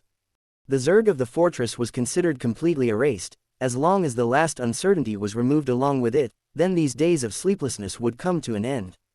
Although there were still many misunderstandings among the people, and although the council may still be quarrelsome after returning, at least none of the imperial births had been breached, and the fortress was still standing. Furthermore, the Zerg had lost their most honored queen. In terms of results, it was a complete victory. Boss, Lu Anhei's voice went cold over the communicator. The sub-star side, we lost the connection. The public channel was dead silent for an instant. The soldiers who had just achieved victory in the fortress began to draw in cold air, while Lu Anhei continued to report. From Major General Lu Wei to his communication soldiers, none of them can be contacted. While everyone was still digesting the news, the red light of the communicator flashed, and the cold, calm voice of the Lord General came through word for word. Starships carry the formations back to the Empire for repair. As for the sub-star's leap point, I'll go blow it up myself. Chapter 114. After a very short moment of silence, someone on the comm opened up. I'm going too. Yi Ling's voice didn't hesitate. Boss. Lu Anhei also wanted to take the initiative to accept the order, but before he could finish, he was interrupted by He Yun-Ting. The starship consumes too much energy, there isn't much energy left in the center ring. And there are still many people who need to go back. He Yun-Ting tone of voice without the meaning of reproach, but familiar with his people. So they all knew that this was a motionless refusal, Aegis best at defense. But the firepower isn't enough. You're responsible for coordination and arrangements. The implication was that he wouldn't be much help to blow up the leap point. But it was a few concise answers. And then the sergeants who volunteered were blocked one by one. In fact, without He Yun-Ting specifically pointing out, everyone could soon realize the problem of energy. Black Arrow Ant's attack power was weak, but the number and defense wasn't to be underestimated. It would lead the other side to the starship and destroy it, and had consumed most of the fortress energy, so it was impossible to support so many people to rush to the sub-star. But no one expected. Before anyone volunteered, the general was already one step ahead of everyone. Time is short. If there's no problem, leave the rest to Captain Yi and Lieutenant Colonel Lu. He Yun-Ting didn't want to say more. If there's any situation, then report accordingly through the comm. General, Lu Anhei gritted his teeth and didn't call him as he usually did. Then Mr. Lin. He positively vouched. We will definitely protect Mr. Lin's safety. Mr. Lin. He Yun-Ting repeated. Obviously his voice sounded no different from earlier, but when he said it very softly and swept the 3 words from his lips, he spoke again with more softness. I would like to ask him not to go, but he definitely won't agree. He Yun-Ting's trailing voice rose. He knew the other party was listening and said, isn't that right, Mr. Lin? This was different again from the last time. The last time he met a dangerous situation in the border area, even the warship might not be able to return safely at that time. So He Yun-Ting took Lin Han with him and said he would protect him. But now, Lin Han's voice was a bit smiling as he replied with the same sentence, I would like to go back to the core area directly. But M.2742 is still short of a pilot, and I have to help. If he wasn't there, he would be very lonely. Lin Han heard He Yun-Ting also gave a light smile. Okay. After all, he was just an ordinary person who needed company and dependence. So no one said anything more about their choice. and no one disobeyed the general's orders, even though they knew it might be a difficult trek. For insurance purposes. After checking that M2742's energy and other reserves were sufficient and that there were no other problems, the ship began to disengage from the fortress's orbit. The nearly depleted energy rings no longer burned brightly compared to when they arrived, but fortunately there were few casualties. Only one mecha with a cold glow started its engines alone and parted ways with the group, heading for its final stop. He Yun-ting put the driving speed on auto mode as they crossed the highest point of the fortress, began to descend, and reaccelerated again, heading for their destination. How long will it take at the earliest? Lin Han held the gur in both hands and pressed it into his arms. Although it hadn't been out of the battle. But as a Kajar race who has seen the world, it had at least really slept in the mecha pod for so many days, witnessed the fall of the Queen Zerg, the overthrow of the Black Arrow ants, and the giant sand worms that fell for it from the other side. Oddbound creatures were diverse, but a small, friendly race like this one also inherently hated scary and dangerous creatures like the Zerg, and this, warlike, fervor has affected it to some degree, as evidenced by how it actually fainted in the mecha when it was doing a large, fast lift. One day, He Yun-ting came over and graciously hugged the big guy and the little one together. This was his way of relaxing. Lin Han reached out and stroked his partner's hair. I thought you would insist that I go back with Lu Anhei and the others. He didn't expect him to so easily agree. He Yun-ting's face was embarrassed, and he was glad that Lin Han couldn't see his expression now. He paused for a moment before answering, I was worried you'd cry. He never wanted to see Lin Han cry again. He Yun-ting hugged him a little tighter, still remembering Lin Han's previous appearance. Every sob was like a big invisible hand choking his throat, seizing his breath, making his heart and chest cavity smothered with heavy stones. Probably because He Yun-ting used force. The small thing caught in the middle felt squeezed and let out a small squeak to show its dissatisfaction. Don't think about it. Lin Han heard this sound, pulled the black little guy out, rubbed its head, and replied to He Yun-ting in passing, it's kinda humiliating. But if he did it again, he probably still wouldn't be able to resist the urge to cry. But the result was good. For example, He Yun-ting now used hugs as a veiled expression of exhaustion and was also using this to gain comfort. Although the process may still take a long time, Lin Han was already satisfied. How did you know the sandworm would disguise itself as a black arrow ant? Lin Han asked him after thinking about it. And still, the plan was made the day after the fall of the Queen, while using the transports to switch while the battle was going on, while creating the illusion of the space station fighting to defend the enemy. Guessed, He Yun-ting said in a light voice. They wanted to attack with the most aggressive sandworms in the last wave once and for all, but the sandworms aren't only brutal. They also have some brains. He suddenly thought of something. They're similar to the Star Pirates actually, just simple gaming. Lin Han remembered that when he met him, He Yun-ting had just finished taking care of the vicious Star Pirates with Lu Anhei. Although the public thought it wasn't a big deal, not many people knew that He Yun-ting was injured on the shoulder, so when you went to fight the Star Pirates, it wasn't as easy as the news said. He Yun-ting paused for a moment and then said frankly, yes. But they couldn't fight tactically, and it was only a matter of time before they were defeated. When I was a student, Lin Han suddenly arched his eyes. There was a saying that circulated in the mecha manufacturing department. He Yun-ting raised his eyebrows.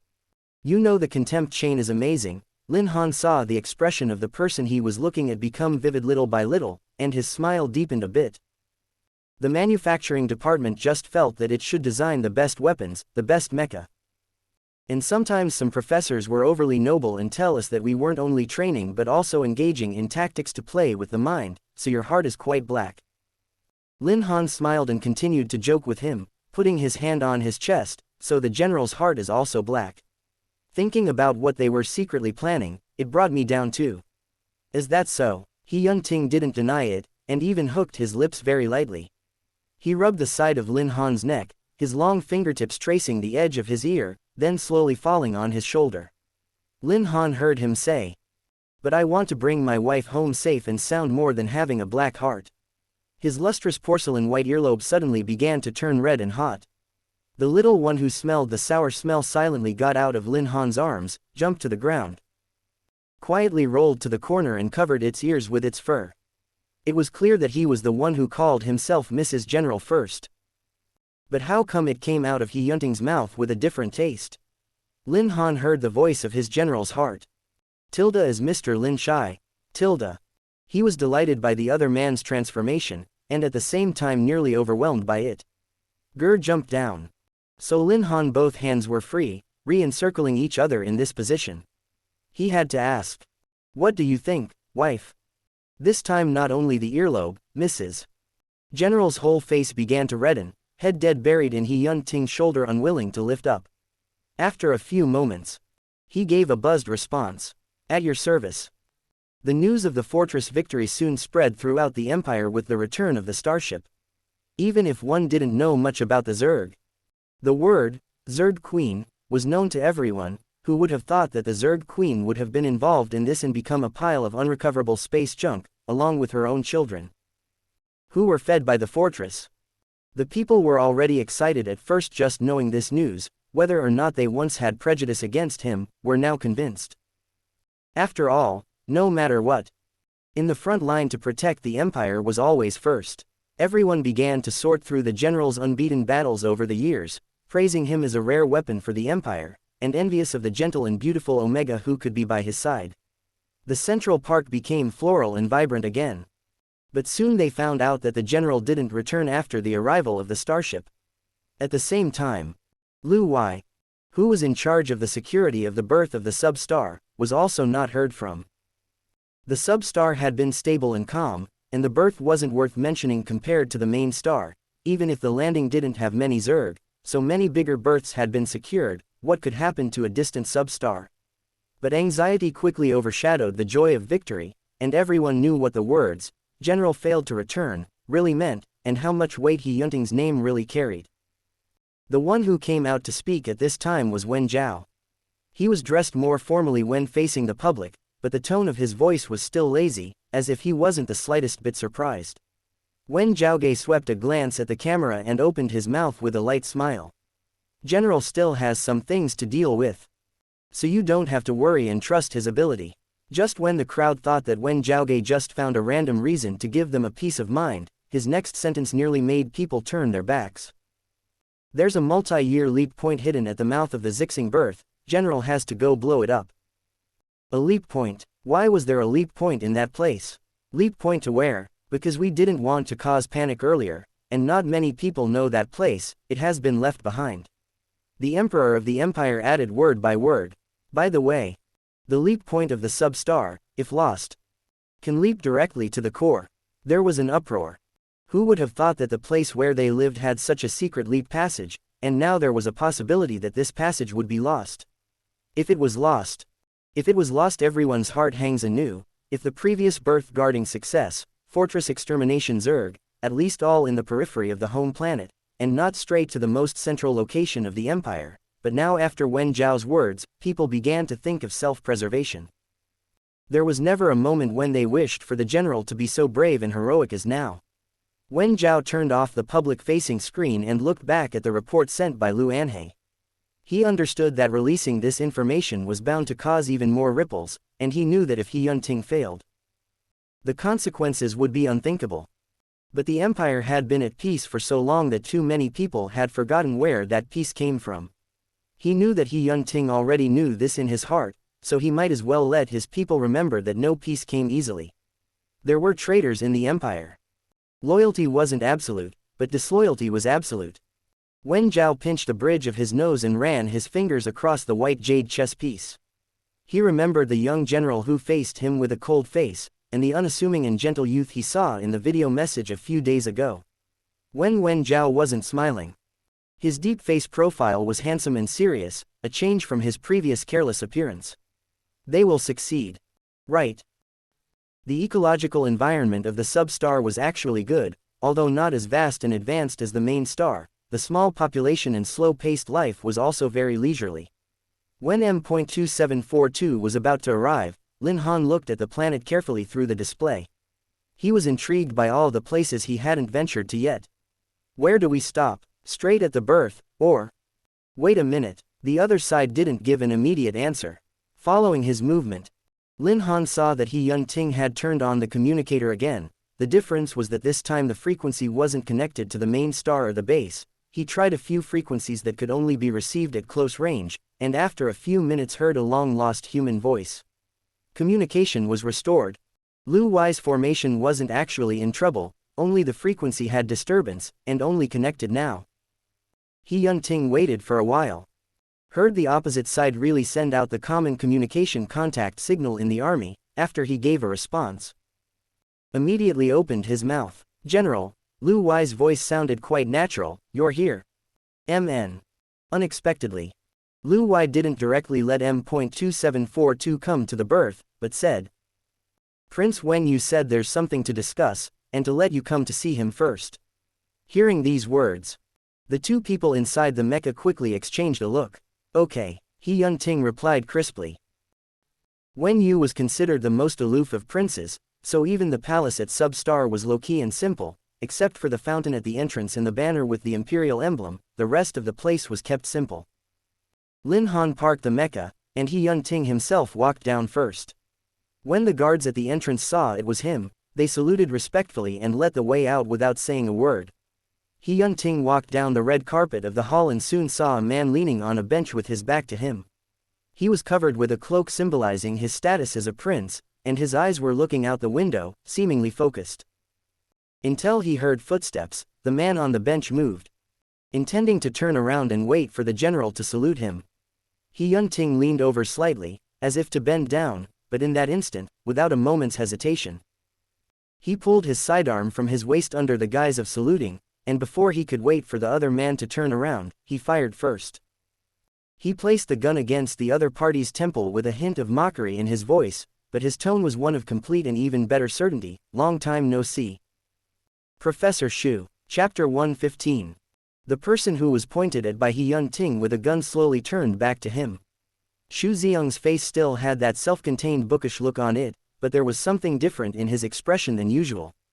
Probably a sense of excitement that was suppressed with great force but still couldn't be fully hidden.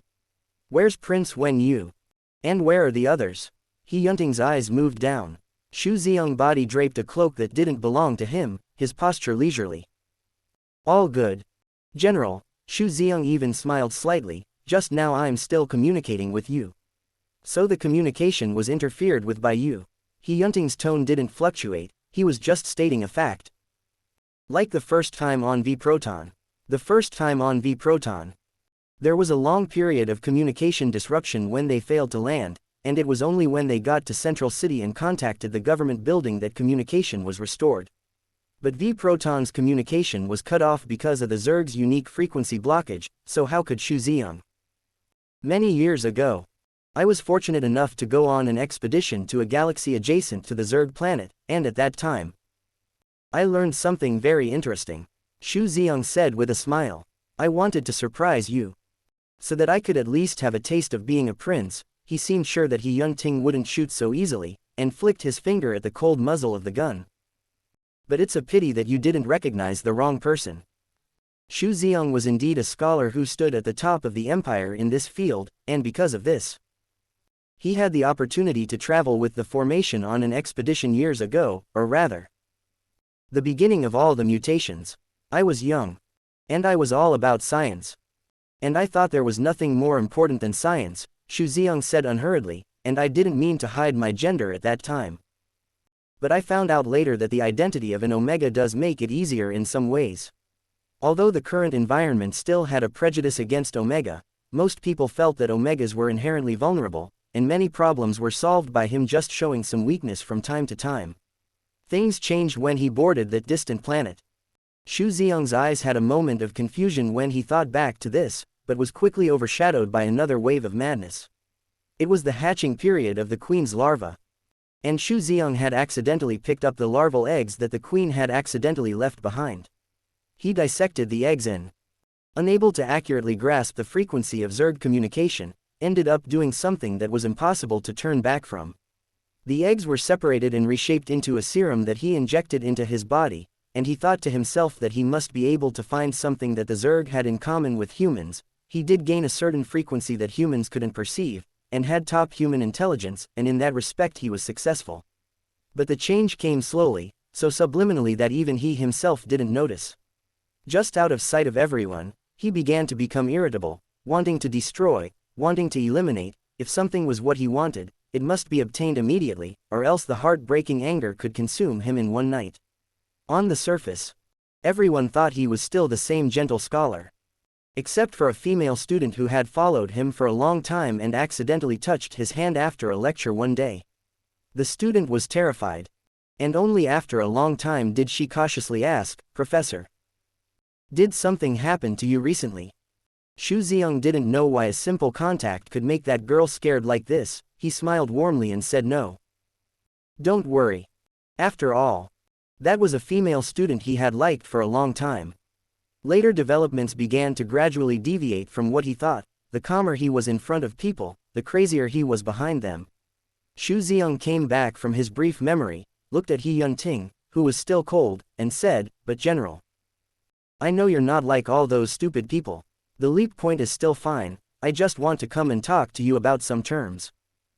He Yunting frowned impatiently and was just about to pull the trigger when he suddenly noticed something and did a backflip to dodge the hardened limb that suddenly stabbed at him. Bang!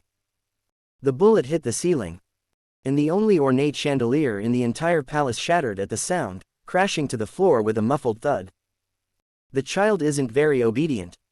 General, excuse me. Xu Ziang beckoned to the bug that suddenly attacked He Yunting. It was an immature steel beetle that quickly quieted down after sensing the frequency emitted by Xu Ziang. Able to manipulate the frequency between Zerg V proton star then communication disturbance, so this was the original reason. General, don't misunderstand. I really didn't want to be exposed so quickly. Xu Ziang touched the steel beetle ambling at his feet. Look at these children. They haven't been able to grow up. It's the Zerg Queen's fault. It was the one who had to attack. When he said the last sentence, there was more than a hint of ruthlessness in his tone. But it's okay. We can still cooperate, Xu Ziang said confidently. The general is an incomparable talent and has the largest number of troops in the entire empire on his hands, not to mention you even openly spoke for me in front of His Majesty at that time, didn't you? I also helped you. We deserve to be on the same side. So, Xu Ziang smiled kindly at He Yunting. We really should shake hands and greet each other after not seeing each other for so long. He wanted to touch He Yunting's hand as he had done many times before, when he returned from the border area, when V Proton begged him. When he knew that Wen Zhao had summoned him and wanted to express his gratitude to He Yunting. And He Yunting, as always, coldly avoided it, not allowing him to touch him even a bit. What? Professor Xu wants to hear what I'm thinking, right? Just as his words fell, a violent vibration came from the whole palace, the roar of the mecha engine, the hiss of the Zerg exploded in this instant. At the same time as he heard the gunshots, Lin Han maneuvered the mecha and unleashed his weapon without mercy, and the blazing fire spread over the two salivating new types of Zerg that rushed out of the palace. Except for the deep scars on the back of their glands, they looked like normal humans, but when they sensed the Zerg's movement, they quickly pounced on the cold glowing mecha.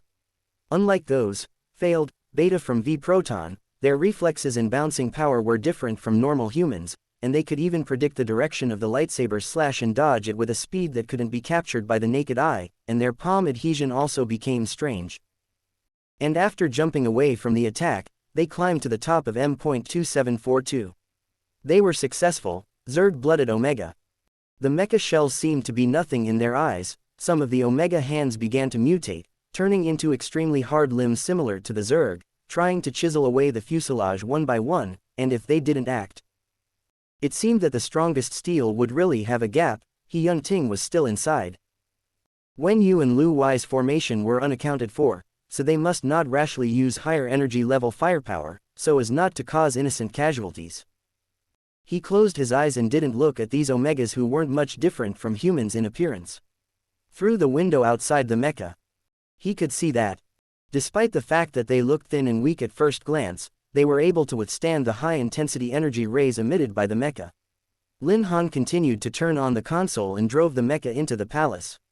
The M.2742 was already large enough that each step was accompanied by the sound of the palace walls or steel breaking and cracking, with a burning fire. Lin Han's eyes reflected the color of these burning blood Omegas, but still didn't hesitate to continue to use close weapons against them.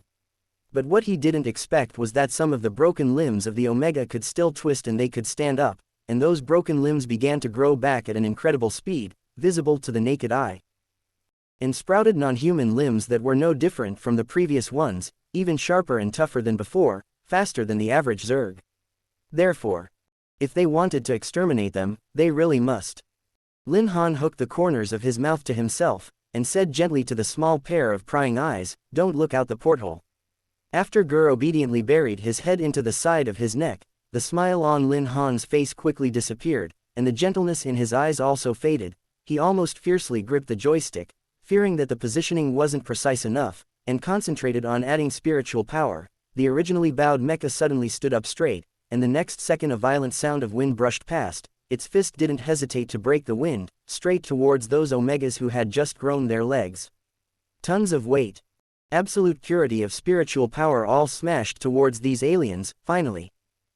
No matter how well evolved, genetically integrated, the perfect burning blood Omega couldn't withstand such energy, and after the mechas move, they were hit on the head, and then burst, getting torn apart.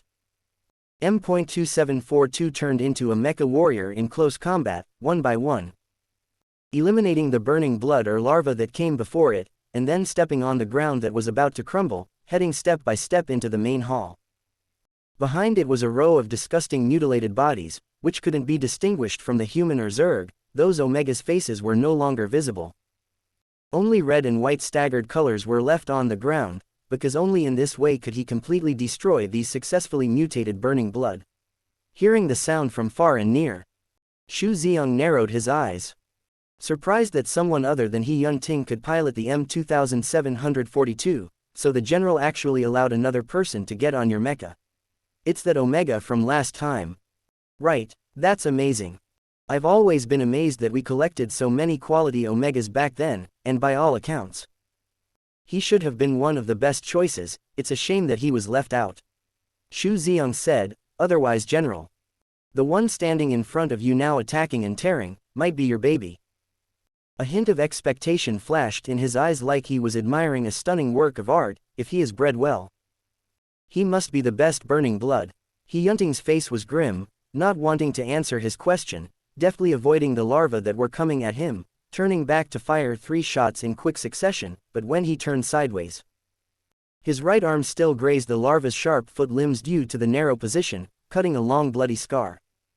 He flung his hand as if he didn't realize it, and the white wall was instantly splattered with a row of blood. Shu Xiong waved his hand, using a frequency that humans couldn't perceive to these larvae to transmit something, and soon the insects quieted down and no longer attacked others, quietly prostrating at his feet. He smiled at He Yun-Ting and said, "The children don't know anything yet, they are a bit impulsive, don't take it personally." "Children? You call these monsters children?" He Yun-Ting snorted. "When you were in V-Proton, it seems that you also called that alien with the cake the same way." Hearing this, Shu Xiong's face remained unchanged. That was indeed a very clean child, be it human or larva. The blood soaked He Yun-Ting's arm, dripping down his fingertips to form a dark red puddle on the ground, and the pale green uniform turned a darker color because it was stained with blood. He Yun-Ting looked at the few larvae he knocked down with his gun and looked up mockingly. "Does Professor Shu still remember Ji Meng? I wonder what he is to you again." This time, Shu Xiong's face finally stiffened. For a long time, he was once also a good boy, the most obedient and understanding kind. It's just a pity that at some point, he turned into a bad kid who could lie. Shu Xiong raised his head again. His face had more than a touch of ruthlessness. What is the use of having a disobedient child? Bang! With a loud sound accompanied by a heavy lift of dust, M.2742 directly and completely destroyed the magnificent door. The blood-stained metal towards the direction of the two confrontation extended his right arm, and slowly spread his palm to He Yun-Ting. "Hello, Professor Shu." Lin Hong's clear voice rang out as he took off his helmet and stood on the high elevator. "So Professor Shu thinks that those on V-Proton are all failed children, now?" Shi Yuan was really pitiful. "Ah. In order to follow you risked his life to go to V-Proton Star alone to explore the situation, but he didn't return with any results. Not to mention, if died in front of you, you wouldn't be half heartbroken for him. Of course, Mr. Luoqi is also quite pitiful." Lin Han thought about it and said, after all.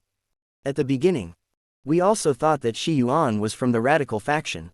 Professor Shu is still smart enough not to find the same person to carry the black pot.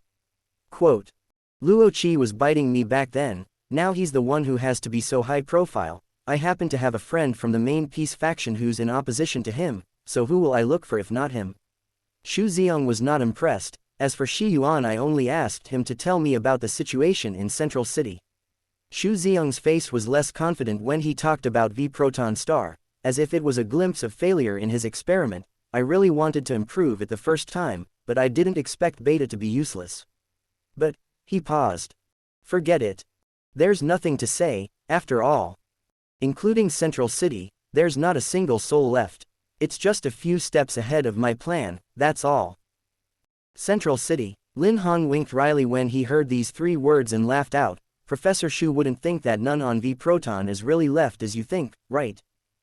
A hint of stagnation finally appeared on the originally cloudy face, and the curve of Xu Ziong's mouth froze, something he had never envisioned. Lin Han seemed impatient to give him too much time to think and simply said the answer, if it's just to clean up a small defenseless planet, why do we need to make a big fuss? Big fuss, he caught these words keenly. The blood on Xu Ziong's face began to fade in bursts. He had confirmed that there were indeed no surviving humans in those cities, which were strewn with the corpses of those failed products, and the air was covered with the smell of blood. In Central City it was the only city he hadn't seen himself. At that time, the starship was parked in the Central City. M.2742 was responsible for the cleanup and aftermath, that was to say. Only the 2 people in front of him knew exactly what had happened, and later the formation re-reported the situation, but nobody saw a single body, just as if it was completely cleaned up. Xu Ziong suddenly understood and stared at He Yun Ting with a deadly tilt of his head. You saw everyone in Central City all alive. Lin Han smirked and clapped his hands, spelling out this fact for him. Why else do you think we sent out starships at that time? Chapter 116. Starship, Xu Ziong repeated. It was true that when everyone regrouped, He Yun Ting had simply said, Central City is cleared. No survivors, and the miserable state of the other cities had convinced everyone to believe the general's words. No one could imagine what was in the lower deck of a starship that could hold tens of thousands of people under a mecha formation. Lin Han threw He Yun Ting a bottle of hemostatic medicine from the mecha, and waited patiently for Xu Ziong to react slowly. No way. After the other side calmed down again, there was a hint of confidence in his voice, not to mention Central City. Shi Yuan just arrived at V Proton's birth but didn't last long. How long has it been since he first returned from V Proton? How could Central City not be affected at all? Lin Han didn't answer, but still curved the corners of his mouth, quietly looking at Xu Ziong. His tone still seemed to carry extreme confidence. Mr. Lin's joke is really interesting. He Yun Ting took the hemostatic medicine, simply treated the bleeding wound, and said indifferently, I knew it a long time ago. He really didn't think of Xu Ziong in that way at first. When he was in the border area, Lin Han said that he used to go to Xu Ziong's lectures, which made him pay more attention to Xu Ziong subconsciously. When the 2 finally returned from the border area, Qi Jiamu, who begged He Yun Ting to save his brother, soon made him think of Xu Ziong as well. Even more coincidentally, Professor Shu, who was rumored to dislike socializing, took the initiative to greet them on their return day and even shook hands with Lin Han. He Yun Ting simply asked Lu Anhei to protect him. The change naturally began on the day Lu Anhei briefly lost contact. At that time, Xu Ziong had a very routine lecture, but there was an accident. It didn't matter how the process went. But in any case the result Xu Ziong presented to everyone later was obvious. As someone directly related to Burning Blood, Shi Yuan was pushed to the stage. In the presence of radical Luo Qi's people in the lecture naturally made it easy to connect the 2 together. He, in turn, could remove himself completely, leaving a perfect and positive image to present before He Yun Ting. The problem was that the first time I went to V Proton, I was in my susceptible period where I was physically repulsed by my own kind, including you, Professor Shu, who were traveling with me at the time.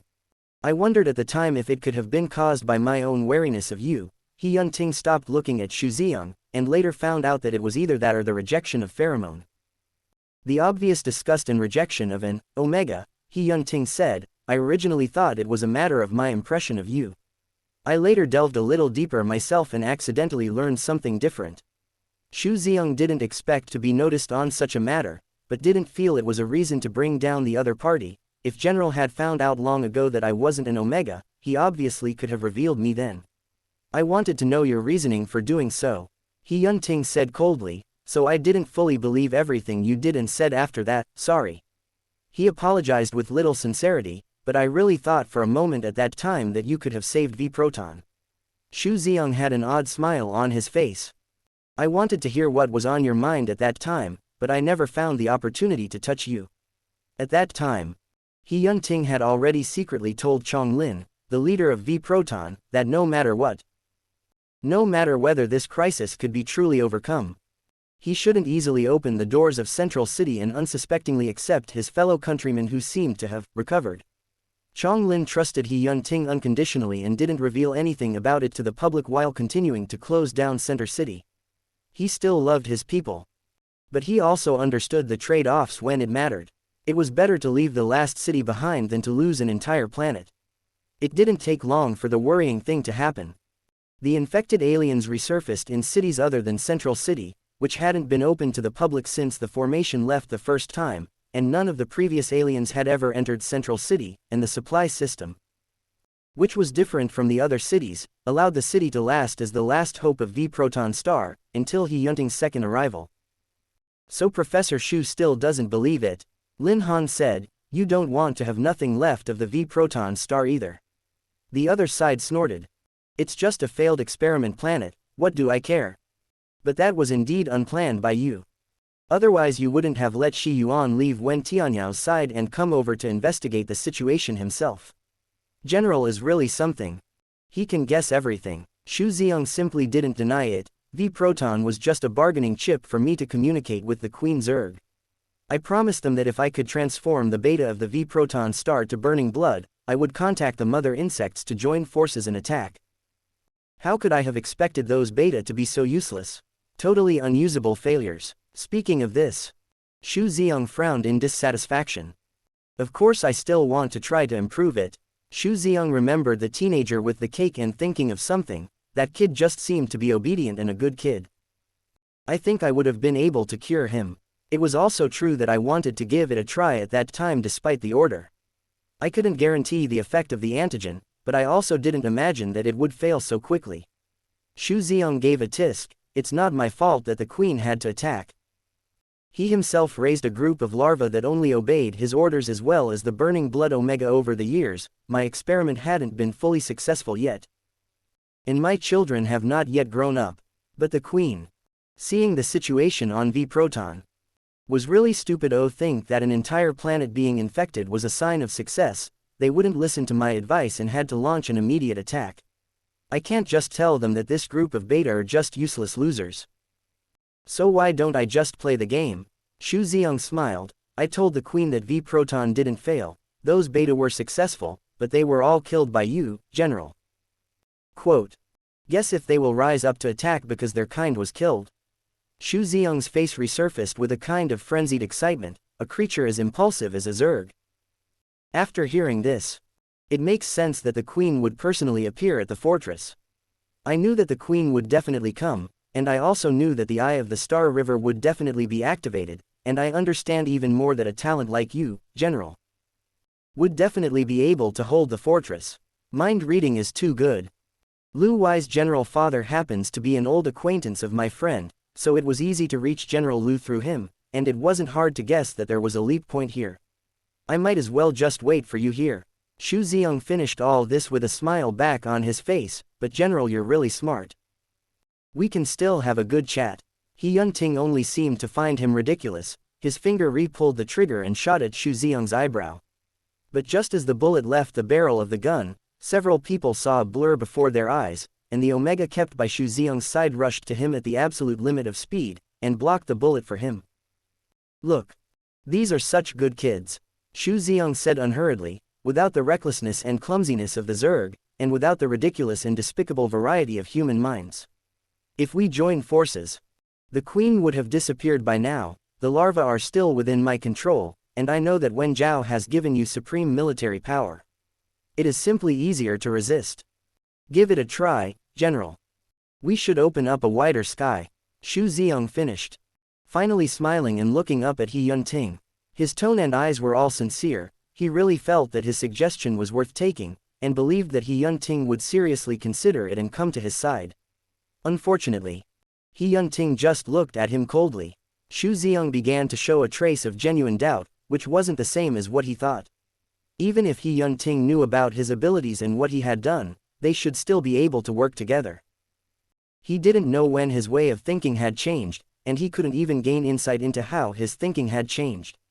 Gradually, the smile at the corner of Xu Ziyang's mouth disappeared. Without the need of mind reading, he knew that the meeting, negotiation and temptation he had been looking forward to for a long time was lightly written off as a rejection. It seems that Professor Xu is still too confident. Lin Han finally felt that he didn't need to talk too much with someone like him. Do you still remember when you just returned from V-Proton? The starship didn't return on its regular route.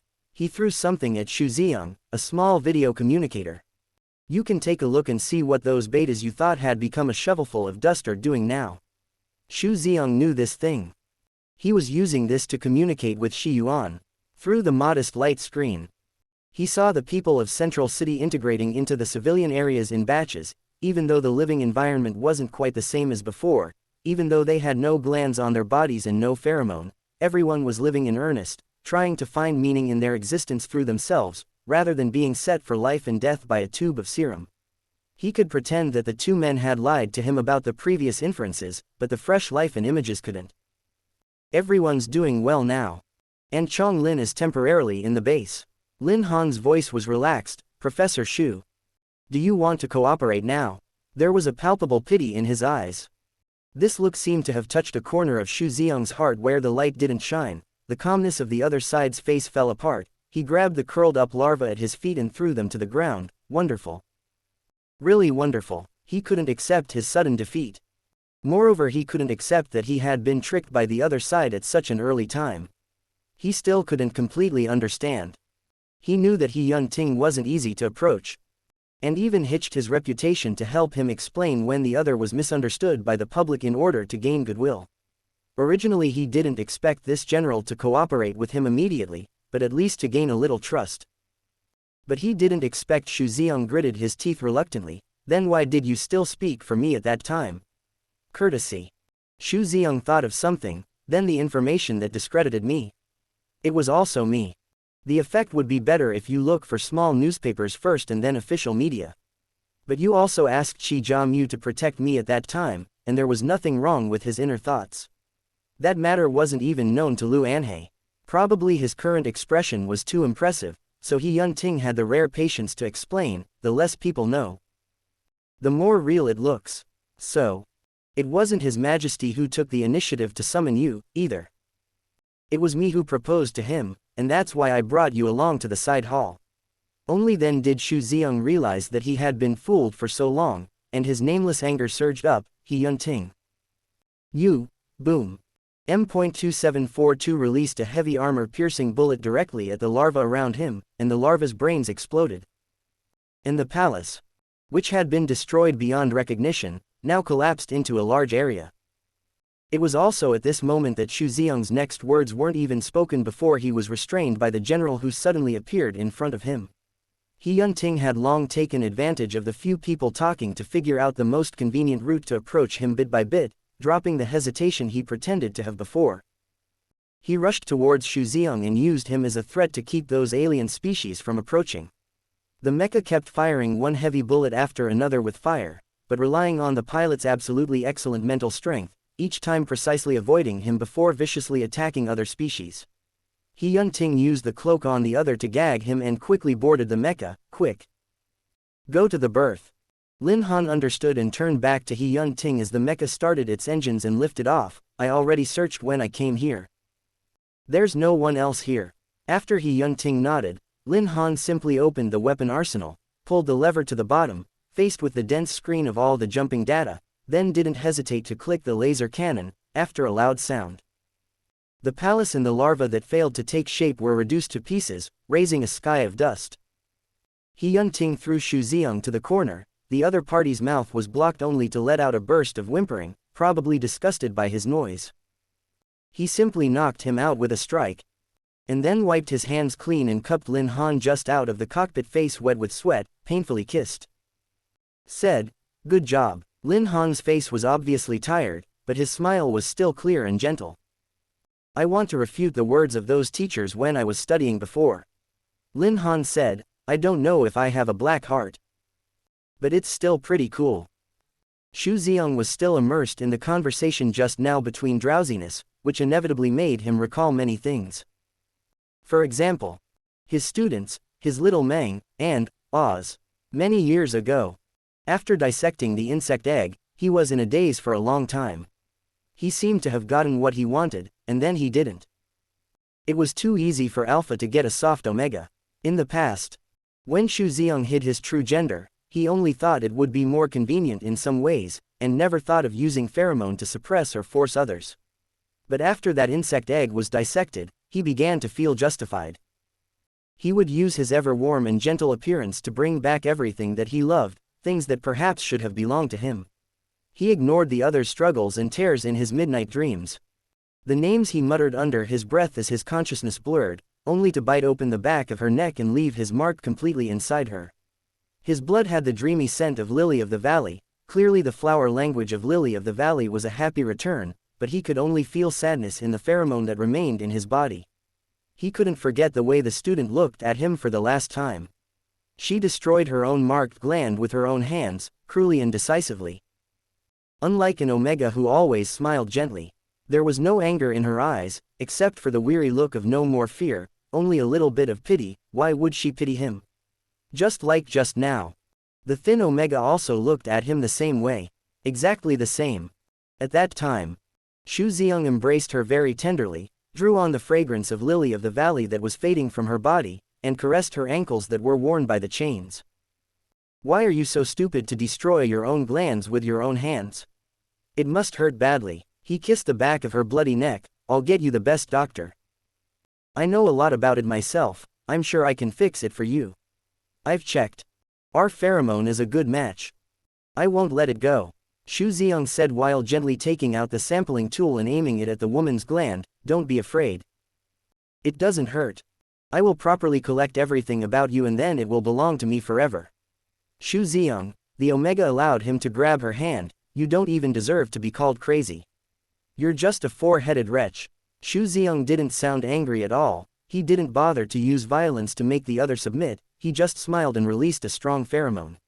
Even though her glands were destroyed, the Omega's submissive nature to an Alpha was always difficult to reverse, not to mention the pheromone that Xu Ziang released specifically for suppression. The woman began to tremble and fell to her knees, painfully shed unbearable physical tears, but clenched her teeth, showing not the slightest sign of weakness. Xu Ziang waited until she was sweating all over, even kneeling without strength, to lie lifelessly on the ground, breathing weakly, almost inaudibly. "Why are you still so capricious?" Xu Ziang called her name. "Just say a soft word. I will love you well." The Omega wasn't even angry anymore. Xu Ziang had a rare kindness, touching her face. "Then today you will not be locked up." He unlocked the bracelets and anklets on the woman's body, lowered his head to kiss her trembling neck and licked off the blood with the smell of flowers. "I'll go buy you a bouquet of flowers. I'll be back soon." He locked the door to his room and prepared to go buy a bouquet of eustoma not far from home. It would only take a quarter of an hour. Hopefully. This time when he returned, the woman would finally show her soft side and quietly compromise as he had imagined. Crazy. He didn't mind at all if people called him crazy, and even thought it should be a compliment. Unfortunately, his beloved student said he wasn't even crazy. Xu Ziang was a little distracted. These days he had been feeling as if he did nothing wrong, only rarely did his heart feel empty. When he put a smile back on his face, he was about to say something nice to coax the Omega in the room that destroyed the glands when he opened the door. A moment later all the expressions on his face froze. The woman disappeared. The house was filled with the fragrance of Lily of the Valley, with bright red ghastly blood stains snaking to the violently destroyed window. It was difficult to imagine how the woman used her last breath to do this. Even after escaping, whether she could still survive was also unknown. But she just simply left. With that last look of pity, Xu Ziang was sure that she wouldn't be far away, but didn't expect that from that day onwards, he never heard from her. He finally began to regret, began to rage, began to panic. He didn't do anything wrong. He loved her so much, would feed her, give her hugs, and would send a bunch of eustoma to her every day. He had marked her. Why must she go? But okay. He also had her pheromone. And a genetic sample was taken from the back of her neck gland. Then there was nothing wrong with tying himself to her. He injected those things into his body. In a change he himself couldn't explain, a few years after he lost this student. Xu Ziang finally felt some other changes and finally understood why he could be inspected by the other side in whatever he thought. Gradually, a few years later, he began to hear what others were thinking. Of course he still couldn't understand the meaning of pity in that look. So, Xu Ziang thought. He tied people to his side for so long when the other person could hear his thoughts. These years he still bought a bunch of eustoma from time to time and left them wilting at home. He didn't think he had anything to apologize to her, even if she could hear his heart, then she must have heard how much he loved her, right? Except for the private progress of not deep research, Xu Ziang's life didn't seem to be different from before. The fact that she was his personal student, Xu Ziang always did a good job in being gracious to others, and Shi Yuan soon became his most capable and trusted assistant. It was just that Xu Ziang would often think that it was better to have that female student back then. He picked up a child in the civilian area, clean and cute, and would hug his leg and not let go. He really couldn't refuse the good things. Xu Ziang took him back. Xu Ziang didn't feel that reading minds was a chore, but rather he was always curious about humans, and the more curious he was, the more he wanted to know what was really going on in the other person's mind. He began to feel that most of the people around him were noisy and mostly not honest enough. But he could accept Shi Yuan's occasional harmless lies, and had no intention of tearing down the thoughts of his colleagues who had all kinds of ideas. He imagined that he would live with little Su Zuran all the time, that she would accept his love, and then have a child who would never lie to him. Unfortunately, the bell orchid failed to bloom and was nowhere to be seen. Fortunately, the child he picked up by accident was the cleanest and purest he had ever seen. His heart was all written on his face. He trusted him completely, called him dad, and was well behaved and understanding. The most crucial thing was that he never lied, his mind was clear and transparent. Xu Ziang felt that he had never raised a child so attentively, even though he didn't have any blood with him, but it was okay. Xiaomeng was always honest with him, was the most obedient child, and was a good child. And so a dozen years passed. Finally, a few years ago, he finally discovered a special class of Omega with extremely strong mental powers, which he named Burning Blood. He began to be ecstatic about his discovery, but wouldn't recklessly research in the open. He first used his best friend from the main peace faction to come out against this discovery, and then asked Shi Yuan to take over from the shadows, so that whoever felt suspicious would not pursue his head.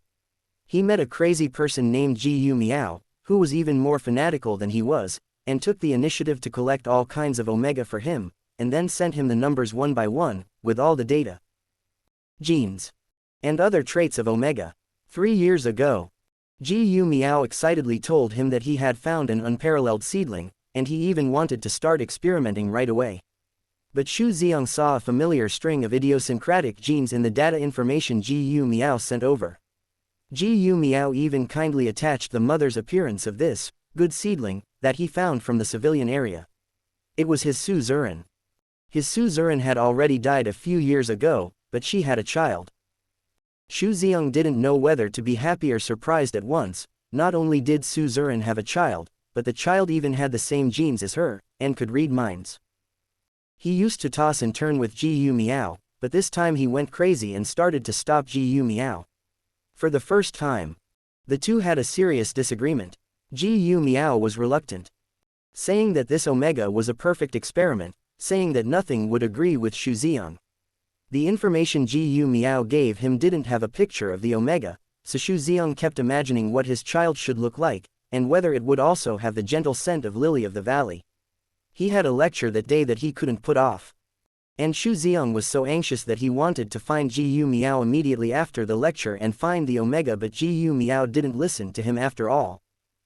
And took Omega into the laboratory without permission, but somehow was found squatting, both Ji Yu Miao and the Omega, and in the end nothing was left. This blow brought Xu Ziong's research to a standstill for a long time, and he would always look at Xiaomeng when he went home and fret, imagining if that Omega was still alive, whether it would be like Xiaomeng.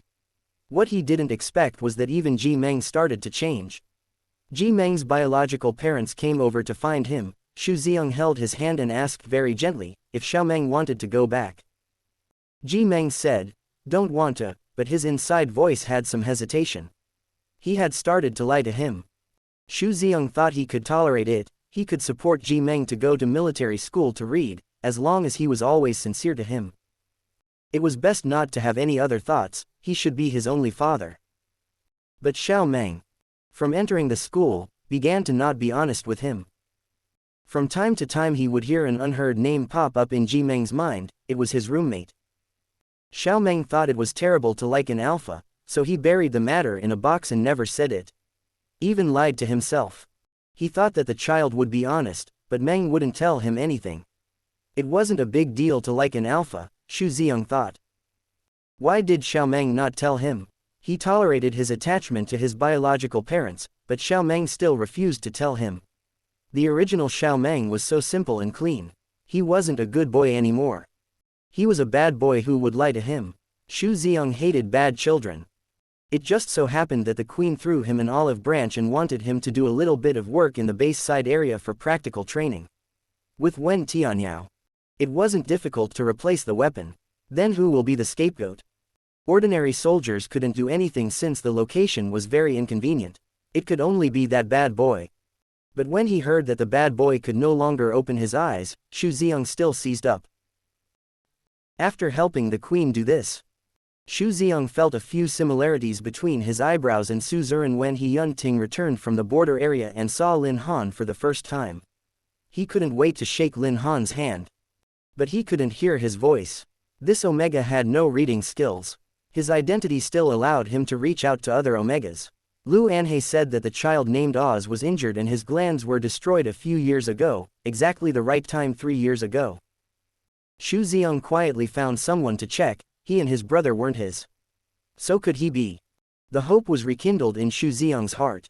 He frequently went to shake Qi Jaz's hand, fruit and so on to cure him, but couldn't hear what he was thinking, hoping to hear his Su Zuran. Xu Ziong murmured, gradually waking up from his drowsiness. Soon he remembered that he had been posed for one. The queen was eliminated, his children hadn't grown up. Originally this should be a perfect cooperation, now he was in this situation. A sharp pain came from his fingertips. He subconsciously wanted to shake it off, but the pain was becoming more and more vivid. Awake, Lin Han's voice came from above his head. Xu Ziong gritted his teeth and looked at his hand, and found that he was bitten by a black mass. Its teeth were deeply embedded in the flesh, gurgling and bleeding. The Kajara race's bite is very strong, so it's probably a little painful. Lin Han added carelessly. He forced his dizziness to silently recite the name of the person who caused the current situation, Yun Ting. Shut up. The youth's tone was somewhat cold, as the general's name something you can say. Chapter 117. Xu Ziong looked up, and the youth looked at him expressionlessly. Is it my illusion? Xu Ziong thought, his eyes really look like my Su Zuran.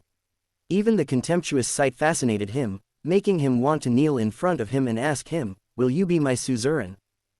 But he quickly came to his senses. No. No one can replace her.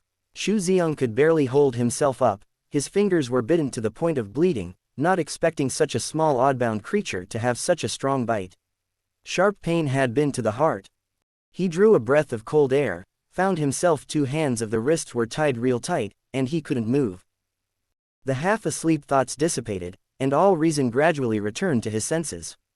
After a brief period of confusion, his heart finally rose up with an uncontrollable sense of anger and frustration. Xu Ziong remembered that he had just learned about the resurgence of V Proton's genes when Qi Jia Mu was sent by Yun Ting to protect his safety. At that time, he read the other party's mind. While pitying the brother was genuinely worried about himself, while glad that the general knew nothing about it, and felt sorry for him. And was willing to speak for him in this situation. Unexpectedly. Unexpectedly. Xu Xiang struggled for a while and tried to suppress his anger. Where are you going now? Lin Han glanced at him. Professor Xu is so smart, there's no need to ask the obvious. He couldn't say why. Even if they knew early on that Xu Xiang wasn't what he appeared to be, but when he really tore away the disguise and faced it, he still had a hatred in his heart that was hard to subside. So many people would die. And his life would be more peaceful. The last link was the birth. As long as the war left behind the leap point destroyed, Xu Xiang could raise some unformed larvae. And even if those Omegas' reaction and regeneration speed were superb in the face of mecha, it was impossible to resist the attack of powerful explosives.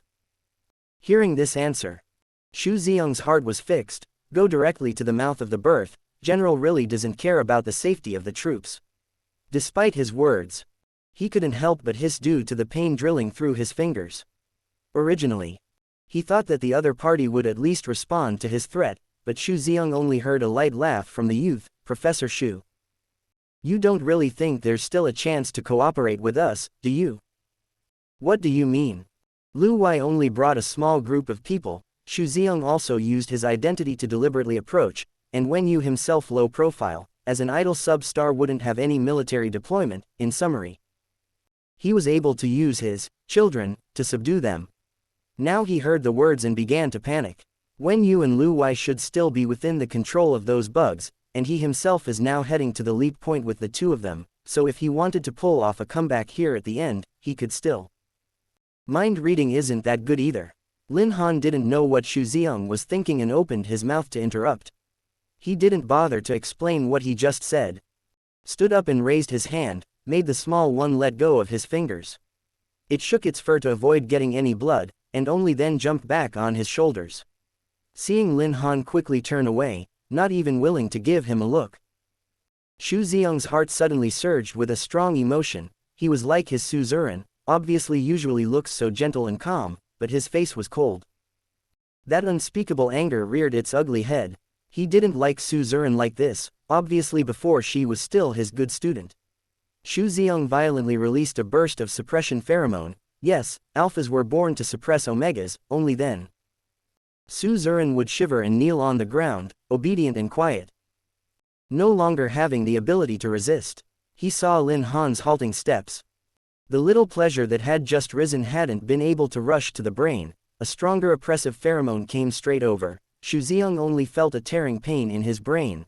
The youth didn't fall to the ground as he expected, but the other man quickly rushed over to hold the Omega in his arms, his hand tenderly holding the back of his neck to soothe, as he said, "It's okay." He was really missing suzerain so much that he forgot there was another alpha on the scene. And his pheromone couldn't overpower him. Lin Han wasn't affected by Xu Xiang's pheromone. Alphas were keenly aware of the movements of his kind, and in the moment when the other wanted to release the pheromone, he overwhelmed him with a stronger level 1. He held Lin Han very tightly. The 2-fit and spiritual power level was already very high. In the border area, he had marked him. So Lin Han wasn't repulsed by his pheromone, only felt the thick warm ebony fragrance wrapped around him. But Xu Xiang wasn't so well. He didn't know how much higher the other's level was, or if there were other genes in his body. He was pressed into a brain daze, began to restrain shivering, dry vomiting, eyes flushed red, almost like a boundless torture. He shuddered and tried to resist, but the nature of the species prevented him from even standing up, and he was forced to submit to the pheromone of another alpha. Only when his clothes were soaked with sweat, his throat was parched and he couldn't breathe, and he could barely finish his sentence. Did the other alpha withdraw his oppressive pheromone and give him only a contemptuous look, as if he was laughing at his insouciance? Xu Xiang suddenly felt cranky. This grumpiness was even more than when he heard Xiao Meng lie to him. He had never thought about this ring before coming. He knew that the starship's energy wasn't enough for all of them to come, so it could only be He Yun-ting who came. He also considered that He Yun-ting wouldn't necessarily agree with him, but he always had the upper hand with his mind-reading skills and those children at hand. He could never have imagined that things would come to this point. He could only feel the mecha traveling at high speed through the airflow, and the after effects of being suppressed just now still lingered, making him want to vomit straight away. Xu Xiang stopped talking to the two men and leaned back quietly on the floor again. closing his eyes and gritting his teeth. Not knowing what he was doing, Lin Han pressed into He Yunting's ear, and the two exchanged a few words very briefly. M.2742 traveled through the layers of clouds. Time was limited. It didn't stop when it reached the berth, but directly found a hidden landing site and sank straight down, until it sank into a space that was different from all the previous ones. This was the leap point of the sub-star. Compared to the other leap points in the M system, this one was slightly older, and hadn't been used by a mecha or battleship for a long time. The large leap point in the center has a faint blue glow, and there were a few mecha that look a bit old, but from the looks of them, they weren't even a third of the size of M.2742. Since the energy present at the leap point was automatically supplied, these small, old mecha didn't seem to be obsolete. This leap point could only leap to two places. One was farther away from the Empire in the barren universe, and the other end went straight to the most densely populated central park in the core, through the translucent starting point.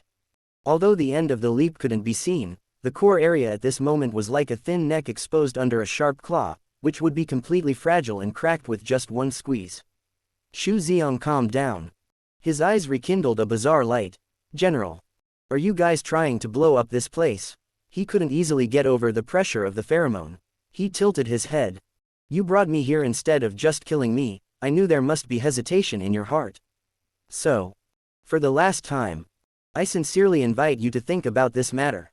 Xu Xiong's tone carried some imperative excitement. "Lu Wei and Wen Yu probably have already been eaten by my children, and now there are only 3 of us here. The people of the Empire are too arrogant and too noisy. They will never tell the truth." Xu Xiong always had a palpable confusion when talking about it, but it only takes a small change. He started to smile at He Yunting. "Isn't it good that everyone listens to you and won't lie to you?" He Yunting didn't even frown, and suddenly felt some pity for the other man. Xu Xiong saw his expression and finally gave up a tisk. "Then there's no way." He closed his eyes and seemed to be pondering something. A frequency that was difficult for humans to capture spread out. This is his signal to communicate with the children. In the next second, there was a violent tremor above the otherwise quiet leap point, and the Zerg's voice hissed from far away to close. "General, you're just one mecha. I'm still far better than you in terms of numbers," Xu Xiong said, raised his hand violently and made a strange gesture above the leap point. "Children, let's go together." His voice suddenly stopped. Xu Xiong looked incredulously over. The Zerg were there, but far from the dense swarms Xu Xiong had predicted. Instead the sound was louder, the roar of the mecha engines. Lu Wei, who he originally thought would be firmly trapped, was leading his formation at the moment. And despite the fact that some of the mechs could see the signs of a rather gruesome battle, they still appeared neatly in front of him. While only a few scattered larvae fled as if running away, looking like they had long been no match for these mechs. Not to mention those hard-earned burning blood, at the moment were buried in the firelight. "General, it's a pleasure." Lu Wei manipulated the mecha to salute the M.2742 in front of him and spoke over the communicator. Xu Xiong naturally heard it, and turned his head sideways in disbelief. "The base has special training. There will be a secret message when the communication encounters an emergency," He Yunting faintly said. The two of them basically guessed when the communication was restored and they received Lu Wei's connection again, in the small sound that the other party made with a slight movement of fondling. Especially for generals of Lu Wei and He Yunting's level, some orders didn't even need much reminding. The other side quickly understood his meaning in He Yunting's response that sounded nothing strange. If necessary, the firepower originally used to blow up the leap point could be activated to deal directly with the Zerg. With He Yunting's permission, Lu Wei naturally let go of the weapon. The hardest shell of the insects could hardly resist the energy of the weapon that was enough to destroy a leap point, not to mention that although there was an increase in battle power, due to the advent of the Queen Zerg, Xu Xiong had to come to the sub-star himself, so these insects didn't have the ability of adult insects yet. Originally they could still suppress each other through numbers, but now they didn't even have this bargaining chip. He Yunting briefly responded to Lu Wei, and then also opened his arsenal and mercilessly blasted the few remaining larvae that complied with Xu Xiong's summons, precisely in front of Xu Xiong, allowing him to scream, "No," behind him, and then blasting them to pieces. Xu Xiong watched his own children, one by one in the fire, wanting to rush up and tear the other apart, but because of the pheromone and the natural differences in physiology, he didn't even have the strength to free his hands. When the scattered larvae at the leap point all turned into cosmic trash of the sub-star, He Yun-ting began to check the battle damage with Lu Wei. The firepower they had carried to blow up the leap point was almost exhausted when Lu Wei attacked Xu Xiong's Zerg formation. After all, if they hadn't used this, they would probably still be circling the farthest reaches of the sub-star.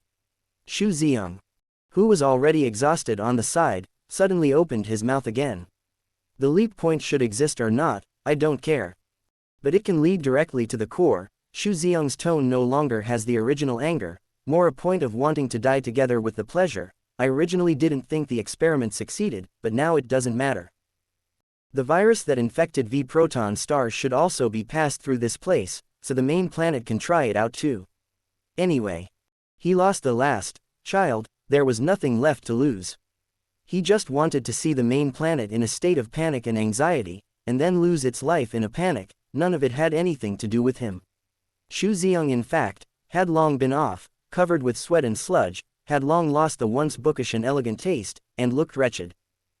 He laughed even more wildly. In the original somewhat weak face, this laugh became more and more hideous. General is not low on energy. Those missiles were used against my children, right? Xu Xiong gestured to him to look at the light blue leap point.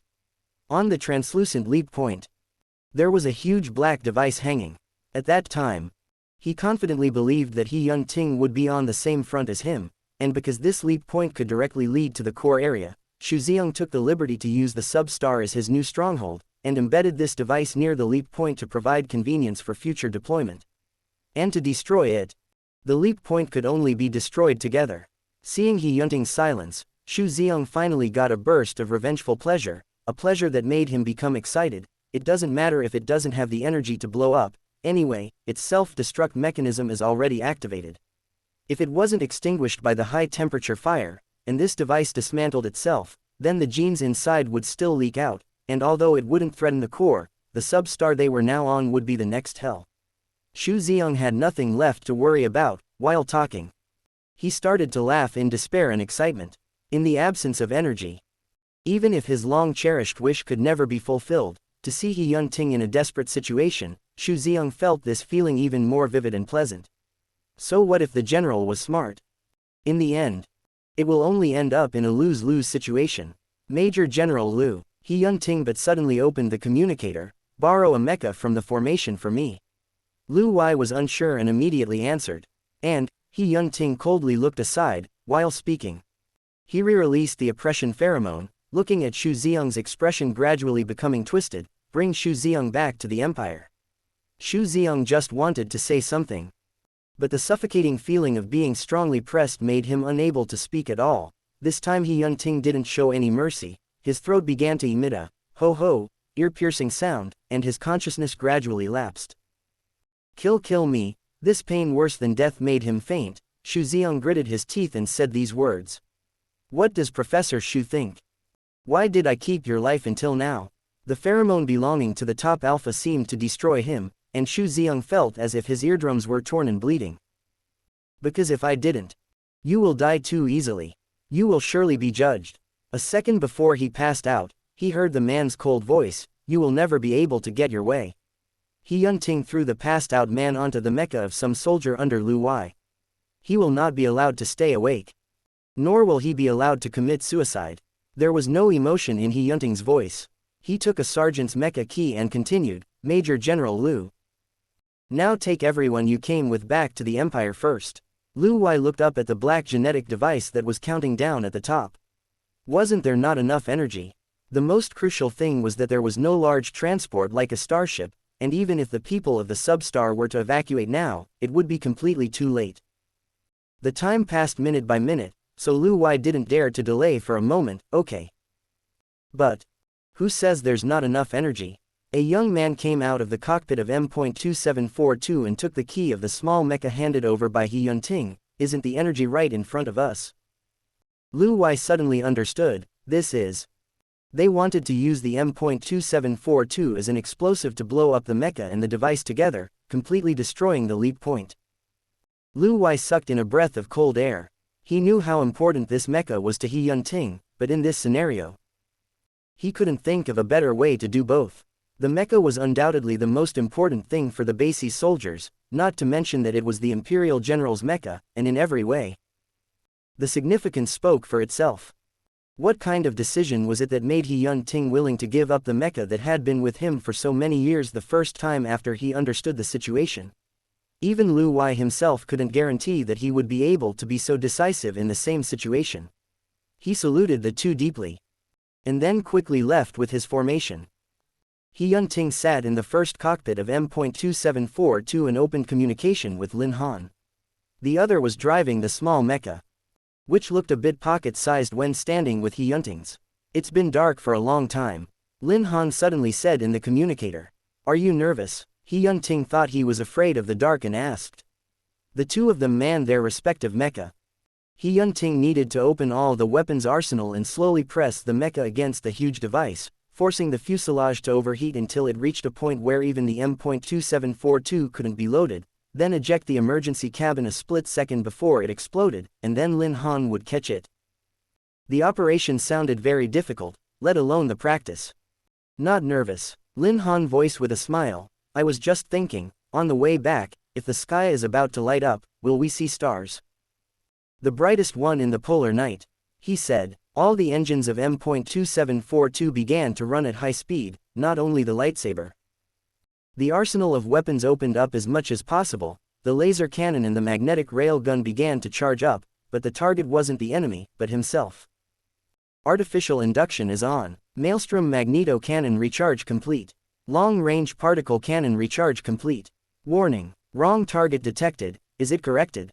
Warning. All weapon target retrieval complete, no further recharge recommended. Warning. The fuselage is overheating. Please make sure the pilot checks the information in the cabin. Warning. Lin Han heard a succession of alarm tones coming from the other comms, but the man sitting inside remained calm and composed as he saw the M.2742 begin to vibrate and glow, and all weapons flashed with intense light. "Lin Han," He Yun-ting's voice stood out distinctly over the sound of sirens, "it's the Star of Enlightenment. Isn't it? It was the star that pierced the darkness before the dawn broke, right?" Lin Han smiled over the communicator. "Warning. Emergency module about to disengage, MN. My Star of Enlightenment." Lin Han took control of the joystick and jerked it as high as it would go when he heard the phrase. He aimed at the pod that ejected from the M.2742 at that instant, and the entire mecha lifted off to press the speed to the same level as both. Then extended the mecha arm. He said, "I'll catch you." The overpowering impact jolted the mecha backwards, but Lin Han didn't hesitate for a moment, gritting his teeth and pulling his speed to the max, fleeing away before the explosion came. Boom. The dark night was completely illuminated, and the huge mecha released its last energy, using itself as fuel and throwing itself into this one light blue leap point. The high heat from the violent explosion mixed with the destroyed leap point, mixed with the completely shattered device, burst out in the universe, and the energy wave layered and dispersed, like the final winging of a star at its death, staying forever. Forever fresh in the galaxy, like a nebula that never fails to bloom, a unique and magnificent spectacle. The fall of the national hero to the most fearsome conspirator was undoubtedly the most shocking reversal of the Empire's century. The real heroes returned to the Empire only 3 days later. It was only at this moment that the people of the Empire realized how many times they had brushed against danger from the fortress to the sub-star, and how much effort the soldiers had used to make it all work out. The small mecha had just arrived at the core and was received by His Majesty in the palace. Surprisingly, when the two arrived, they realized that there were only 2 people in the palace. One was Wen Zhao, and the other was Xu Ziang. The other person had rapidly lost weight in the past few days, because he finally learned that it turned out that Oz had no contact with him at all. Wen Zhao was still holding the chess piece in his hand. But after listening to He Yun-ting's report, his face turned cold. Now, there were some things that no longer needed to be hidden, while there were other things that must be answered. Lin Han walked up to Xu Ziang step by step. He looked at him from above and spoke word by word, "Professor Xu. Do you know, in fact, I also have the ability to read minds?" As soon as the words left his mouth, he ignored the other's eyes that opened wide in shock and took his hand. At the same time, the chess piece in Wen Zhao's hand fell to the ground after hearing these words. Lin Han. Lin Han. Wen Zhao whispered his name twice, then laughed bitterly to himself, I'm really old. I can't believe I forgot about this layer. Many years ago, there was a person who left without saying goodbye. Wen Zhao didn't know why she suddenly disappeared. He had given her a lot of things. Girls like to play chess. He gave her a precious chess set. The girl would crouch in his ear and whisper, I have the art of reading minds, you can't cheat me. She said, the night is too dark, but there's always a light to be found. The word Han meant, the sky will be bright. Lin Han. Wen Zhao's voice trembled a bit as he called the other person's name. What is your mother's name? Can you tell me? Lin Han was stunned to turn his face sideways and subconsciously said a name. A name that sounded very gentle and carried infinite beauty. Wen Zhao's always carefree expression finally changed. He stood up and approached the man on the ground step by step. Xu Xiang also seemed to be unwell. Two mind readers collided together, all suspense was revealed. It turned out that he didn't have any children, and his beloved Su Zuran turned out to be driven to suicide by him. Wen Zhao looked at Xu Xiang indifferently. He reached out and cupped the other man's chin, Professor Xu. Don't you know how to read minds? Then otherwise listen to my heart and listen well how I want you to die. What happened next was logical. Lin Han's mother was once a student of Xu Xiang's and had an accident when she was about to get married to Wen Zhao. Fortunately, she still left behind a child as gentle as she was. Although today's emperor wasn't an overly formal person, to show his guilt, he still made up for his long-lost child's enrollment ceremony. Many of the cumbersome rituals left over from history were brushed aside, and Wen Zhao did not even ask his child to change his surname, but simply insisted on making amends for the youth he hadn't seen in years. He wanted to tell him that the people of the empire would accept him, love him, and embrace him. While at the same time he didn't need to be trapped by this yoke, he could still do what he wanted to do, as before. Nonetheless, all eyes would only gather here at this moment. Lin Han later thought that this was just an ordinary day in so many bright days of the rest of his life. He saw the magnificent dome of the palace, the walls painted with oil paintings, heard beautiful hymns, and smelled the fragrant scent coming from the wind. Lin Han was dressed in a fancy dress, his waist outlined by delicate cut lines, a trailing cloak over his shoulders, an intricate lace lapel peeking out from a meticulous collar, bound by an emerald green gemstone brooch, pendant with emblems symbolizing the empire's royalty and glory set on a draped ribbon. He noticed that someone was walking towards him. The steps were long and endless, and he Yunting walked up one step at a time, and all eyes coalesced on him. His general was standing at the beginning of everything, walking towards him step by step, walking through the extended time after the smoke had cleared, walking through the deep feelings that had been forgotten but couldn't be erased. Lin Han bent the tip of his eyes and extended his hand to He Yunting. His knight approached and faithfully gave him the most standard imperial salute, then knelt down on one knee and reverently kissed the back of his hand with his eyes closed. When he raised his head again, Lin Han saw the blue, romantic nebula in his eyes that had crossed billions of light years to come before him. He Yunting gazed at him and smiled at the reflection in his eyes. There was the hotness of a star after it burned out, and the gentleness of the smoke and dust after the reincarnation. Then he heard him say, I'm grateful for your love, your royal highness. Chapter 118. Recently, Wen Zhao had always thought about the past.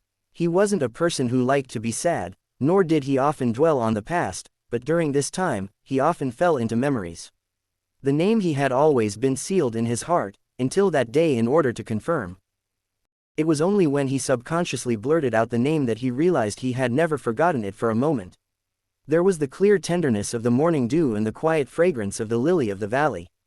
How did he meet her? Aside from the coronation, Wen Zhao didn't like to participate in those boring and lengthy traditional activities, which made him stay in the public eye for almost as little time as he was a prince. This was just what he wanted. He was playful, but also full of energy and unrestrained, exposed to more and newer things and people, much better than living in the news all day, where everyone had to salute him respectfully. This was how he met the only bellflower in his life.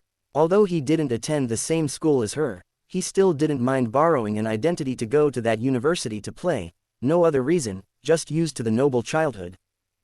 Always curious about the ivory tower, the young girl, despite her unobtrusive behavior, was still dazzling. And Wen Zhao couldn't help but cast his eyes on her. He wasn't a fearful person.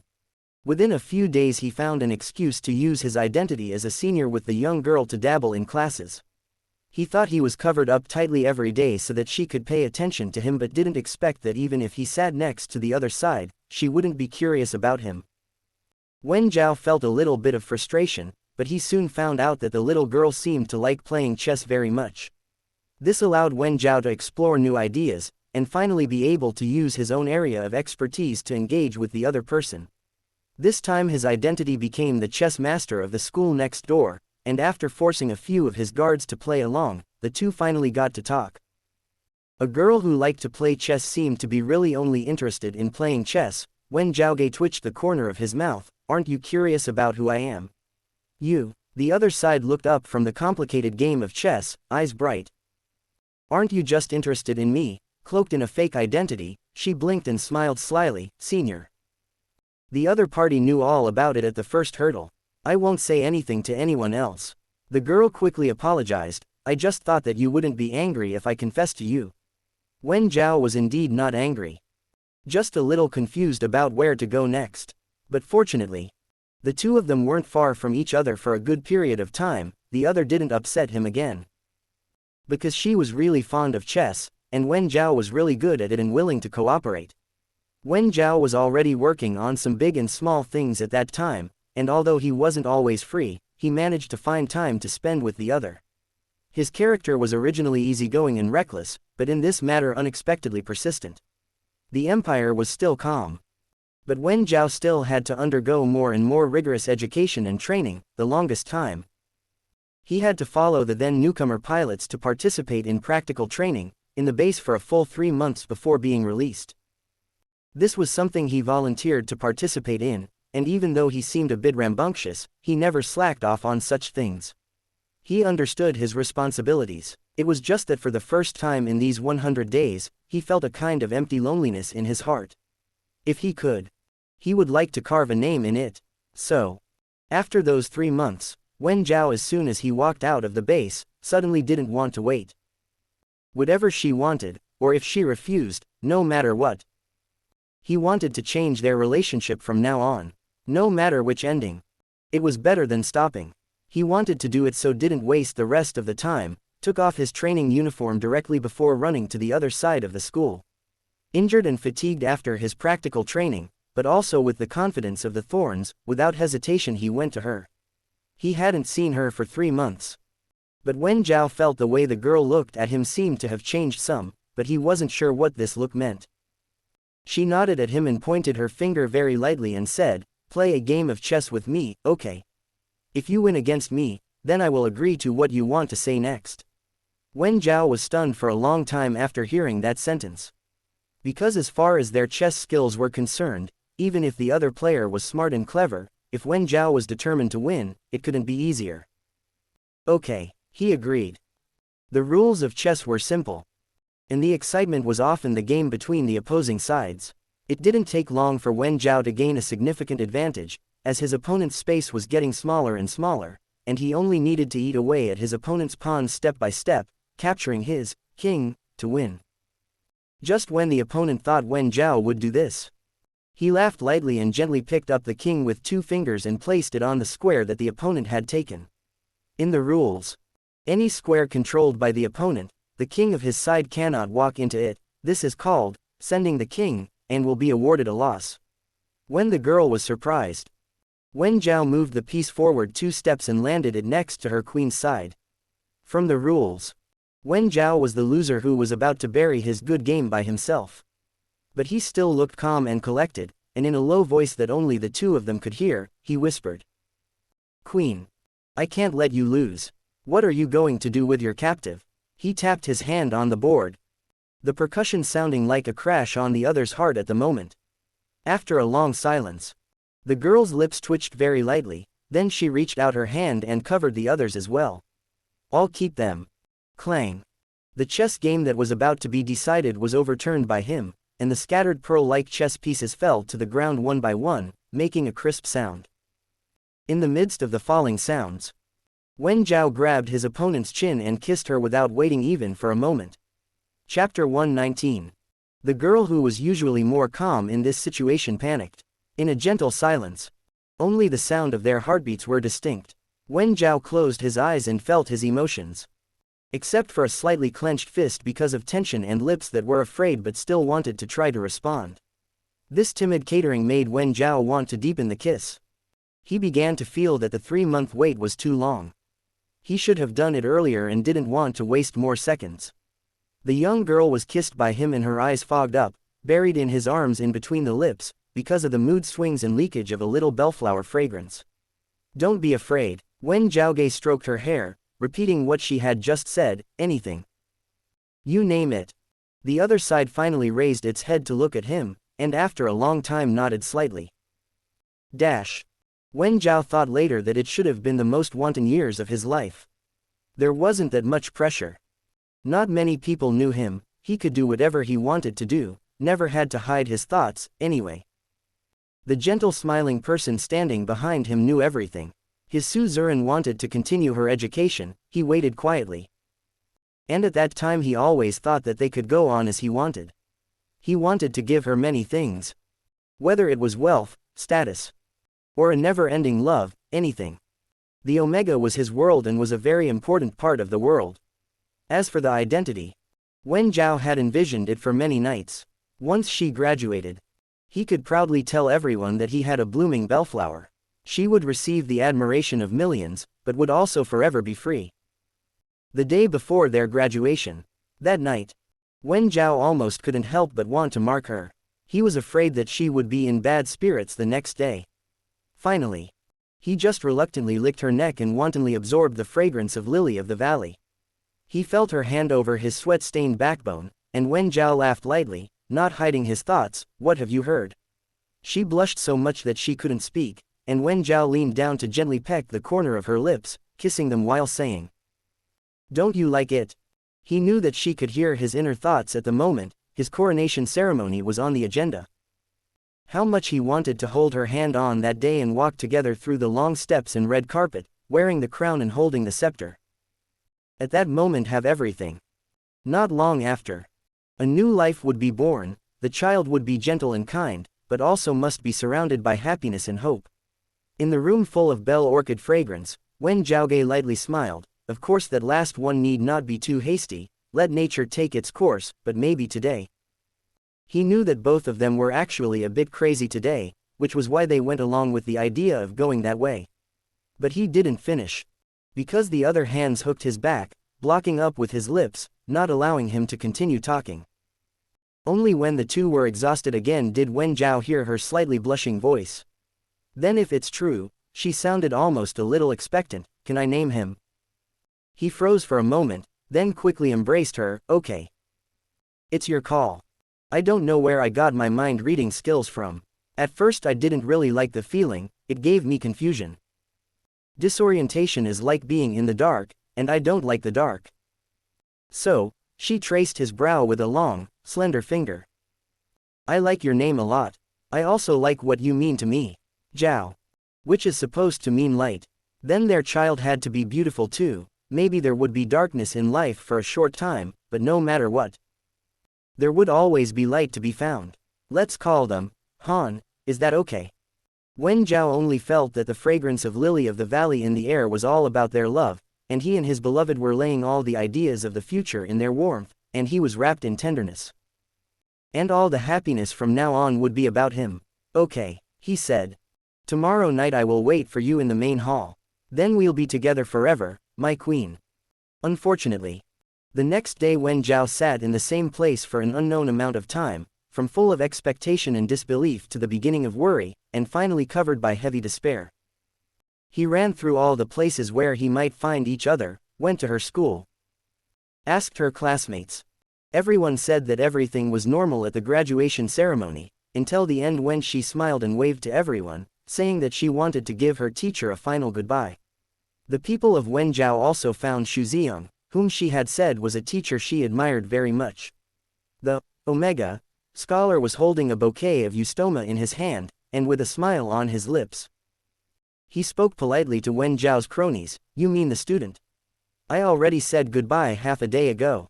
Wen Zhaogei didn't stop looking for her, but it was as if she had disappeared into thin air, with no news at all. All the things he sent remained in her house, only the chess set was missing. Sometimes he even began to wonder if she would really choose to give up on him after a last-minute hesitation, otherwise how could he have left so simply? Not even willing to leave a word. Half a year later, Wen Zhao accidentally discovered that the valuable chessboard had appeared in the high-priced trading market, and the funds he had left for her had never been touched. When his subordinates brought it back, he couldn't believe his eyes. The beauty was that it was missing one of the original king's pieces, and even though someone had done it defensively, it was nowhere near as delicate as the original. Wen Zhao squeezed one of the pieces and was silent for a long time. He was going to accept the fact that he was abandoned. Wen Zhao converged his eyes, prepare for the ceremony.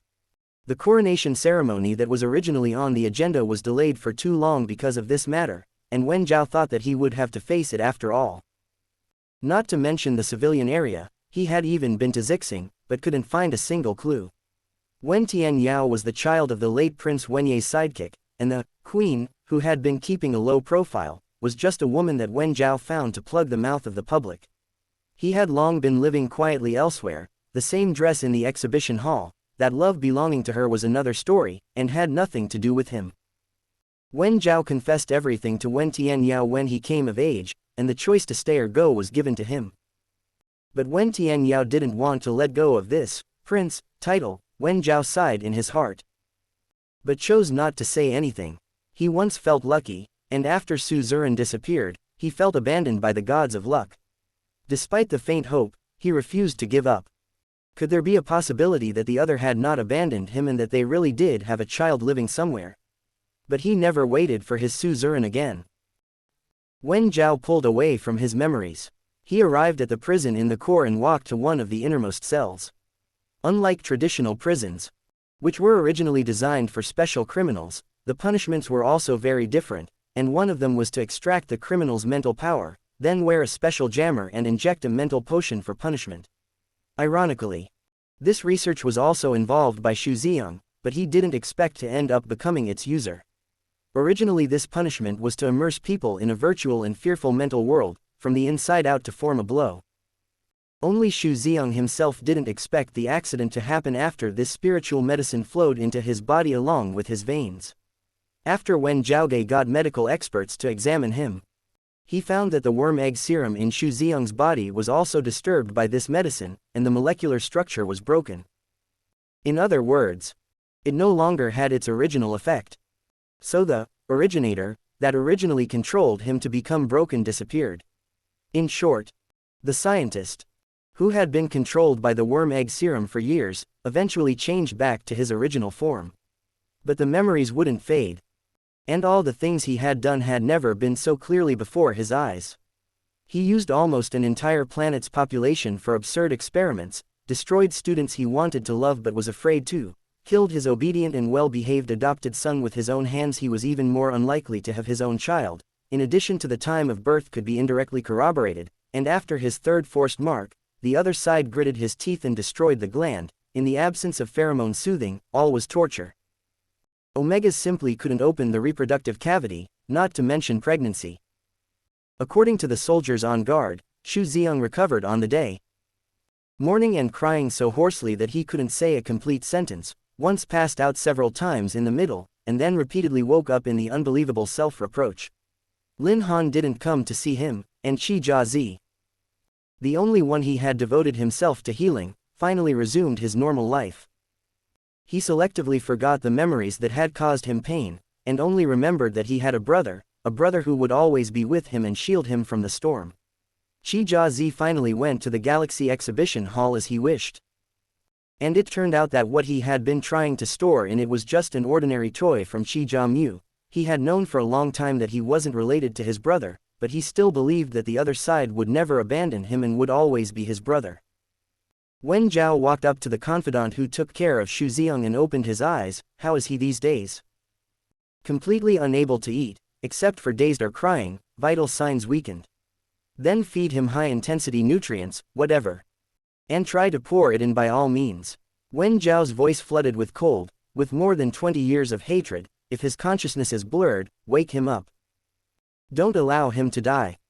The movement of two people talking startled the person inside.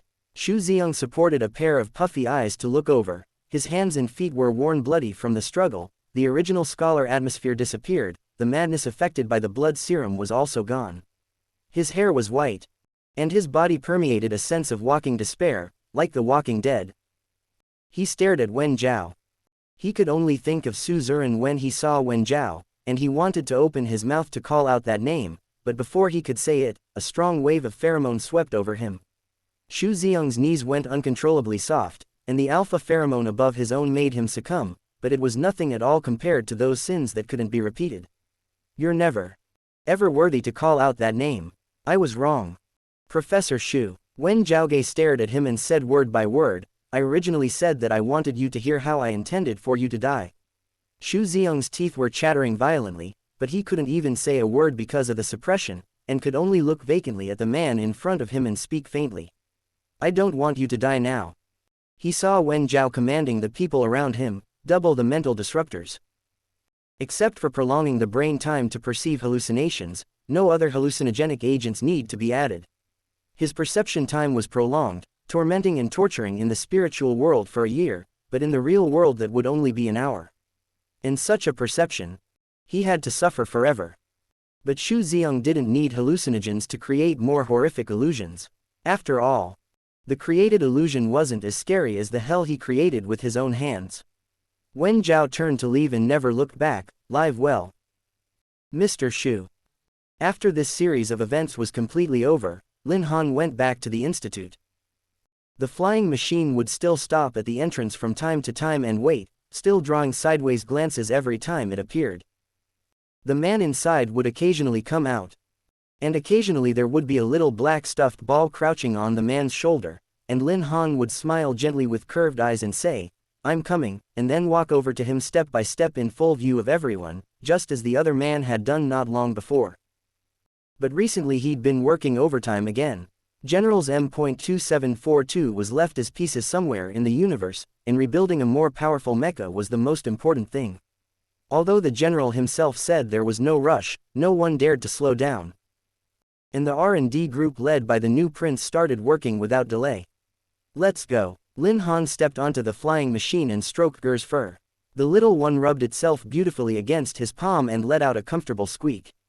He Yunting kissed his head in the rising airflow, saying, I love you, silently with his lips and tongue. The direction they were heading wasn't the manor, but the Galaxy Exhibition Hall.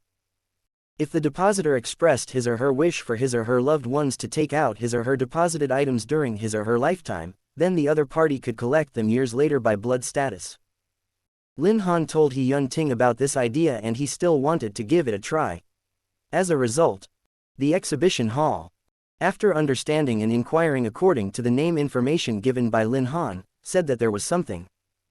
But there were two conditions for taking out, one is Lin Han's blood identity, and the other was her iris information. The iris data was something that, after she died, the only copy was left with Wen Zhao. She, like a prophet, guessed that the two would eventually cross paths. By the time the craft landed, Wen Zhao was already in the display. Lin Han saw him with a rare apprehension. No one spoke much in this moment, only quietly facing the unknown, the box with her name on it. What had she deposited? After a soft sound, the box belonging to her opened. There was only a chess piece and a letter. The chess piece was the missing one on the chessboard, and the moment Wen Zhao saw the king, he couldn't restrain himself from closing his eyes.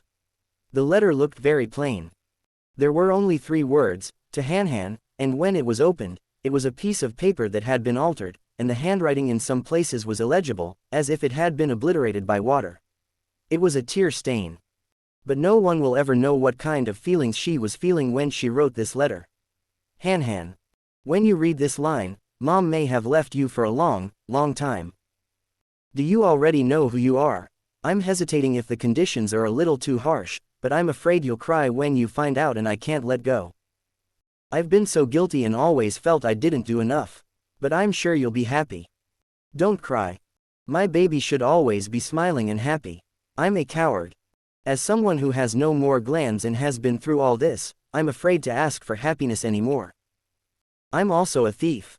Lying to myself to sell my favorite chessboard, which he gave me. In order to raise you. It was indeed enough to keep us in the civilian area for a long time, but I knew that I had only hypnotized myself. But my Han will definitely live a good life. Yes. I'm sure you'll be happy. Crossed out, I was in a hurry to write, and I didn't notice that I repeated everything. Mom is so naggy.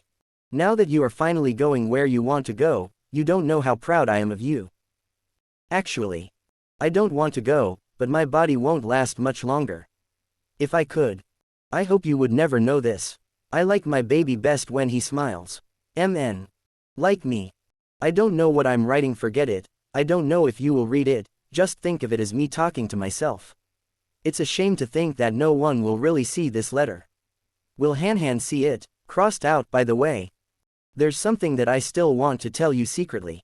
In fact, I couldn't hold on many times, I always avoided you and cried, and after I cried, I felt I shouldn't do that. You may not remember, you were too young at that time. I was hiding alone in my room to watch his coronation. He was so good looking. Even without me, he was the most handsome emperor. How can I be by his side like this now? You know. I was hugging my knees while watching his coronation, watching him sit in that seat in his cloak and fancy clothes, watching him smile at all his people as if he were smiling at me. He was so beautiful. I loved it. Now that I think about it, I didn't even have to wait those 3 months at that time, he would have asked for it earlier and I would have said yes. It was such a waste of time. When I was about to hold back my tears, Han, you came over. You were so cute at that time, talking in a milky voice, not understanding anything. And not understanding the meaning of crying and laughing. You pointed to him on the light screen and came over to wipe my tears. You said, Mom. Everyone is laughing, are you laughing too? I nodded my head and lied to you and said yes. You believed me and said that Mommy smiled differently than everyone else. Mommy is so good. When she smiles, stars will flow from her eyes. Will Han smile the same as Mommy in the future? I still miss him so much. Crossed out. Why am I crying again? I wet the paper again. Mommy hurts so much. Mommy is leaving. All ended here. I know my Han will definitely have lots and lots of love. There will definitely be someone who loves you as much as I do, even more than me. You like looking at the stars, right? It won't come out of my eyes this time. Remember to look up often and smile often too. It doesn't matter if you're lost ahead, you have to believe that among the stars, there must be one that can guide you through the unknowable darkness. You see.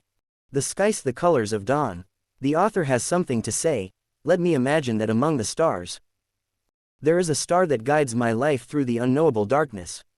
Tagore, I'm late to the party. Writing and crying for a while to continue writing. Obviously I listened to the Rainbow Choir as very warm song Ah. Never gave Suzerain a name because I always felt it should be an infinitely more beautiful and tender name that is anything. About Shu's punishment. In the extended time they were inspired by the wonderful things in the world. Finally. I'm done with the unexplained. Next is Sweet Sweet Sweet. There is the rutting period. Mark. And parallel worlds. Chapter 120. The people of the empire had been waiting for a day. Their prince had been carefully protected by the royal family from any news since his baptism at birth. According to the empress, she wanted to give the child an undisturbed environment where he would live and grow like an ordinary person, and would only make his official debut at his coronation when he turned 18. According to the time, the prince was 17 years old. What was he doing? What did he look like? Where was he going to live? No one has the answers to these questions. Officially, he was announced as an Omega only a year ago, and the public began to speculate that he must be a gentle and beautiful prince. After all, the good genes of the royal family could not be underestimated. And now, less than a year before they could actually see what he looked like. This certainly made everyone full of anticipation. Lin Han changed his clothes, organized the drawings and data, holding the light brain from the laboratory. Many people in the Imperial Military University recognized him. He entered the university at the age of 16, sophomore year, with his ability to enter the most advanced mecha research group. The key was that he was a beautiful and gentle Omega. Many alphas had thoughts and ideas, but the Omega didn't seem too interested in these pursuits, and spent his days buried in the lab with his classmates. It was already very late. And when his best friend Shen Shunan accompanied him out of the research building, he habitually asked, "It's so late, are you going home today?" Lin Han used to live in the school on weekdays, and would take a day to go home on weekends, and then a private flight would bring him back for the new week. Some of the students in the school were from very ordinary families, so nobody was surprised that Lin Han had a flying machine at home. They just thought it was another Omega from a privileged family, and they respectfully didn't read into it. Lin Han said without hesitation, "MN. My mom is still waiting for me." "Okay." Shen Shunan then nodded along, "Then I'll walk you over, I happen to want to walk." The campus was lively on weekends, and young faces were full of energy. The most carefree and enthusiastic time of their lives. There were lights of various colors strewn all around, making the dark night less gloomy, and occasionally a few beams of light fell on his face, so even his smile was coated with a layer of melting warmth.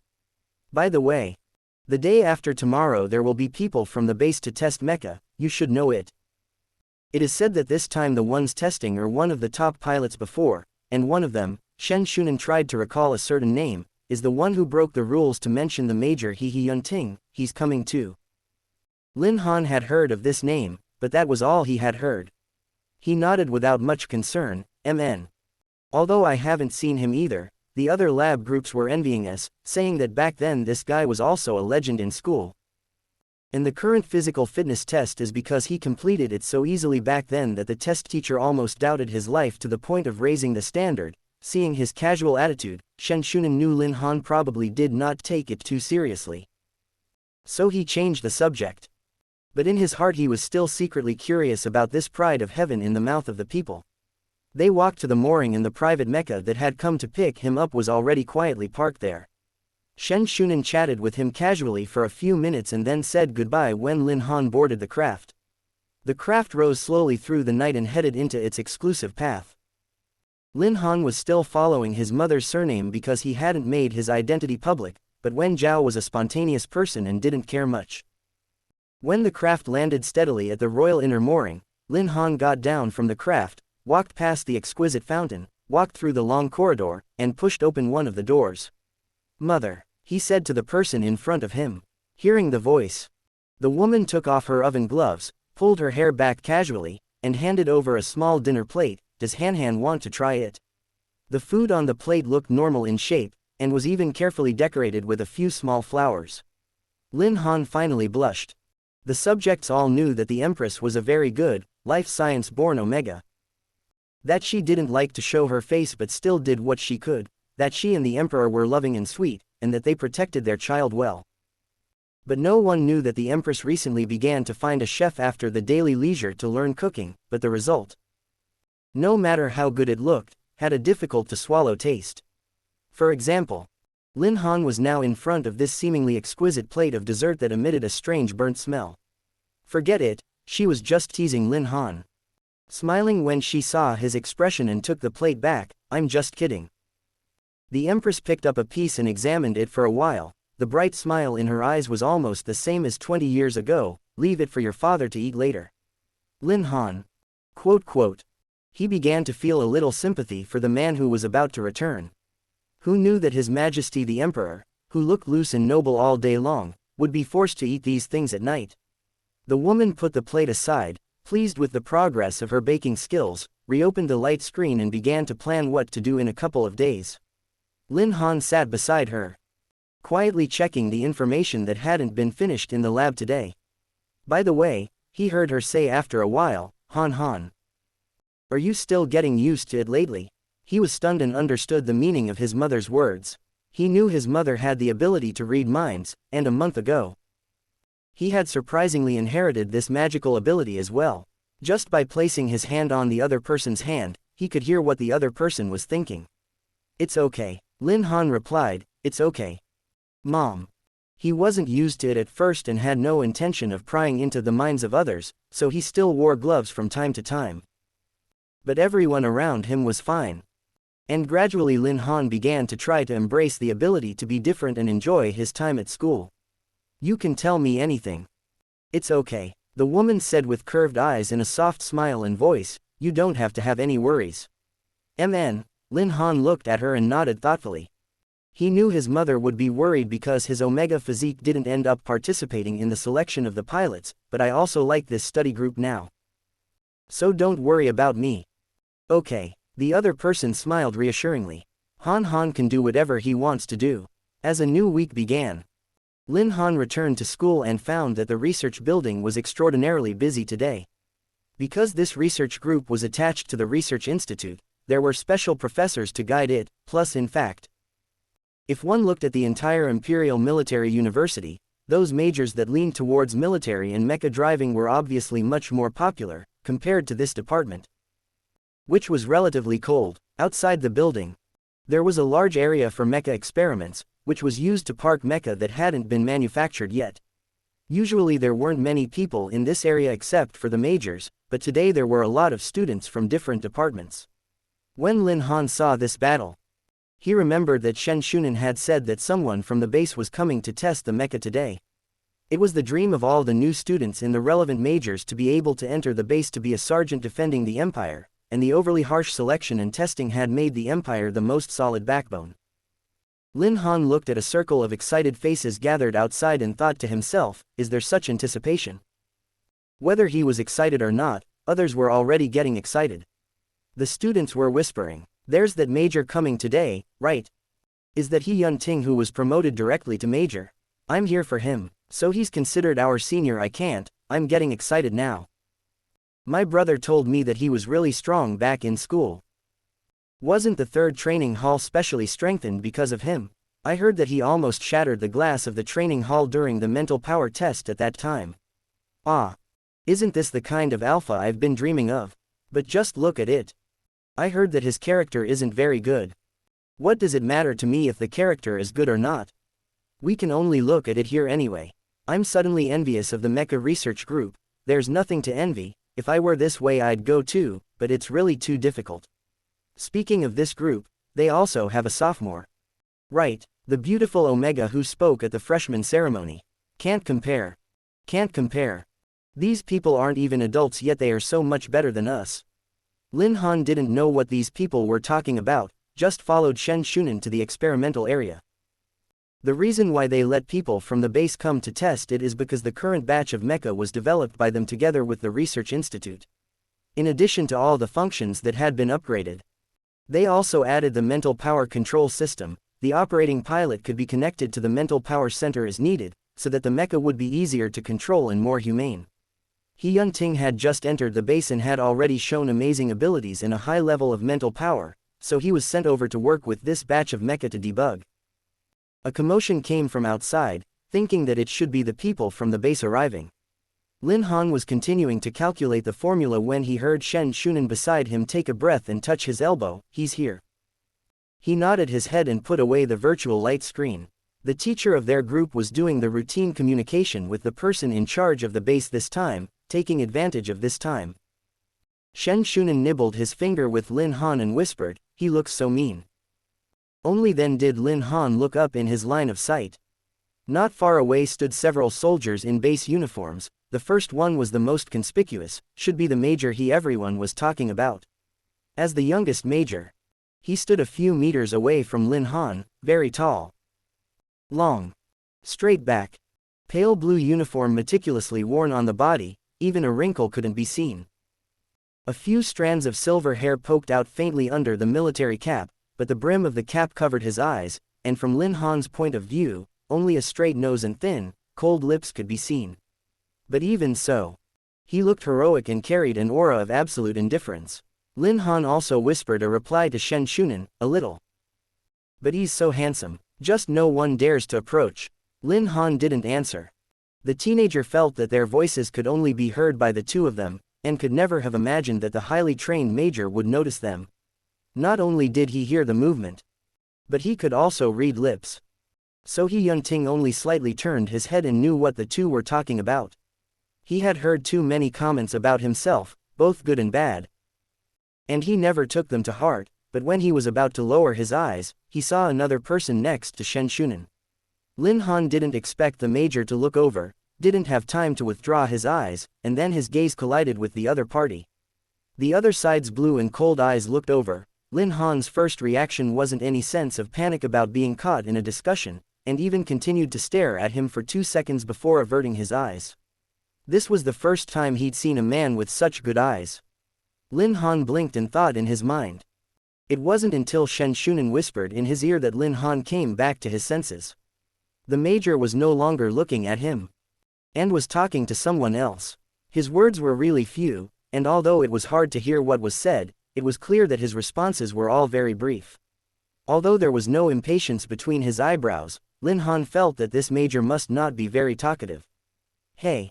Lin Han was thinking, when his teacher called his name and waved to him, come here for a moment. Lin Han immediately walked over. Although he was young, he was capable and his teacher wanted to give him a try. You're familiar with the new model of the Q department, right?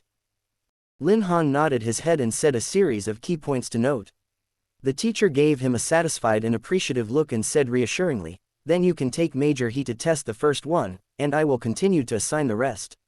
Teacher, Lin Han asked after some thought, should we test the spiritual connection system as well? This was considered a more in-depth test. After all, it was a very important new function at this stage, the test time would be longer. There were also a lot of details needed to be a little bit of confession, prudent. Lin Han still wanted to confirm. The teacher thought Lin Han didn't have confidence in himself, it's okay. Just follow the process, the major has a high mental power level, he will be able to cooperate with you well. After obtaining the consent, Lin Han walked towards the cold-looking major. Out of respect for the military, not to mention that he wasn't openly identified, Lin Han politely gave an imperial salute to the other party and said with a smile, follow me. The other man didn't reply, but followed Lin Han in silence. He took the keys to the mecha, which was a single-person mecha with a small cockpit, and asked He Yun-ting to go up first before he followed and closed the door for him. Lin Han, no matter how smart and witty he was only 17 years old. Not to mention that he had been well protected and preferred to study mecha rather than get along with people. The teenager scratched his head, feeling that it wasn't good to neglect such a major, hesitated. Or decided to take the initiative to open his mouth to break the silence. He extended his hand toward the soldier in front of him and introduced himself with bent eyes, Lin Han. A sophomore this year, Mecha Design and Research Department. Lin Han was a little nervous, but he hadn't had the ability to read minds for long, so he wasn't used to it yet, and forgot that he wasn't wearing gloves. He was actually a little apprehensive, wondering what would happen if the other party didn't respond to him. The air was frozen for about a second before Lin Han saw the person in front of him extend his hand towards him. Luckily, it wasn't too awkward. Lin Han heard the other party open his mouth, He Yun-ting. The next second, his hand was gently held. Is he the Omega from last year's freshman ceremony? He looks so small. But he's so pretty. Lin Han's hand froze and he forgot to pull it back for a moment. He just wanted to say that you had seen me last year, but he just blurted out a word before realizing that it was his inner thoughts. He Yun-ting himself simply gave a name, and hastily swallowed the rest of his words back into his stomach. And you're young too, aren't you? I'm almost an adult, Lin Han muttered in his heart. He was still a little nervous at the moment, rubbing the tip of his nose with his hand and withdrawing his eyes, so he didn't notice that the tips of the indifferent major's ears were actually slightly tinged with red. Oh. Hello. Eventually Lin Han drew back his hand and said slightly stiffly as well. To avoid continued awkwardness, Lin Han decided to get to the point and started the mecha's engine for He Yun-ting before standing up and gesturing towards He Yun-ting to the driver's seat, Major He. It's ready. He Yun-ting nodded and said nothing more as he began to follow the procedure for the mecha test. The operation was smooth and seamless. And Lin Han watched He Yun-ting as he concentrated and focused on the mecha, feeling the large iron shell he was in emit a loud roar, accompanied by the airflow that began to rise. He thought it was amazing that the man in front of him had completely changed after piloting the mecha. It was a kind of mastery and familiarity with the mecha after being polished by heavy training, but also complete trust in oneself. And only with this could one drive it as easily as now. He Yun-ting was the first mecha to take to the air, and Lin Han watched in awe as he worked through the data, seeing him open his arsenal in midair and build up energy without hesitation, even though he knew it was just a test and there were no loaded weapons inside, but just watching him made his heart beat uncontrollably. This was what he had been yearning for years. The experience at this moment was completely different from that of a flying machine, which could only be used as a means of transportation, but not a mecha. which was the sharpest weapon, a product of the Empire's best military technology, and needed to be piloted by the strongest person in order to be used to its fullest extent. Lin Han had either watched videos or watched teachers or seniors test the mecha at the lab, where they were just researchers, rigorously trying out the data one by one in midair, but now He Yun-ting looked less like a test and more like he was actually facing a battle. He had never seen a real soldier driving a mecha in front of him.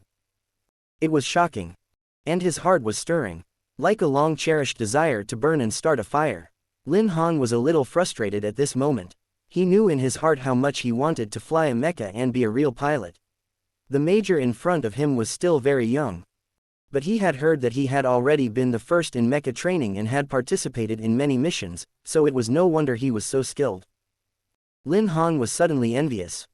He must have been in space, not like him, where he could only touch the mecha every day to satisfy his craving, and then fantasize that one day he would be able to get up close to the Milky Way.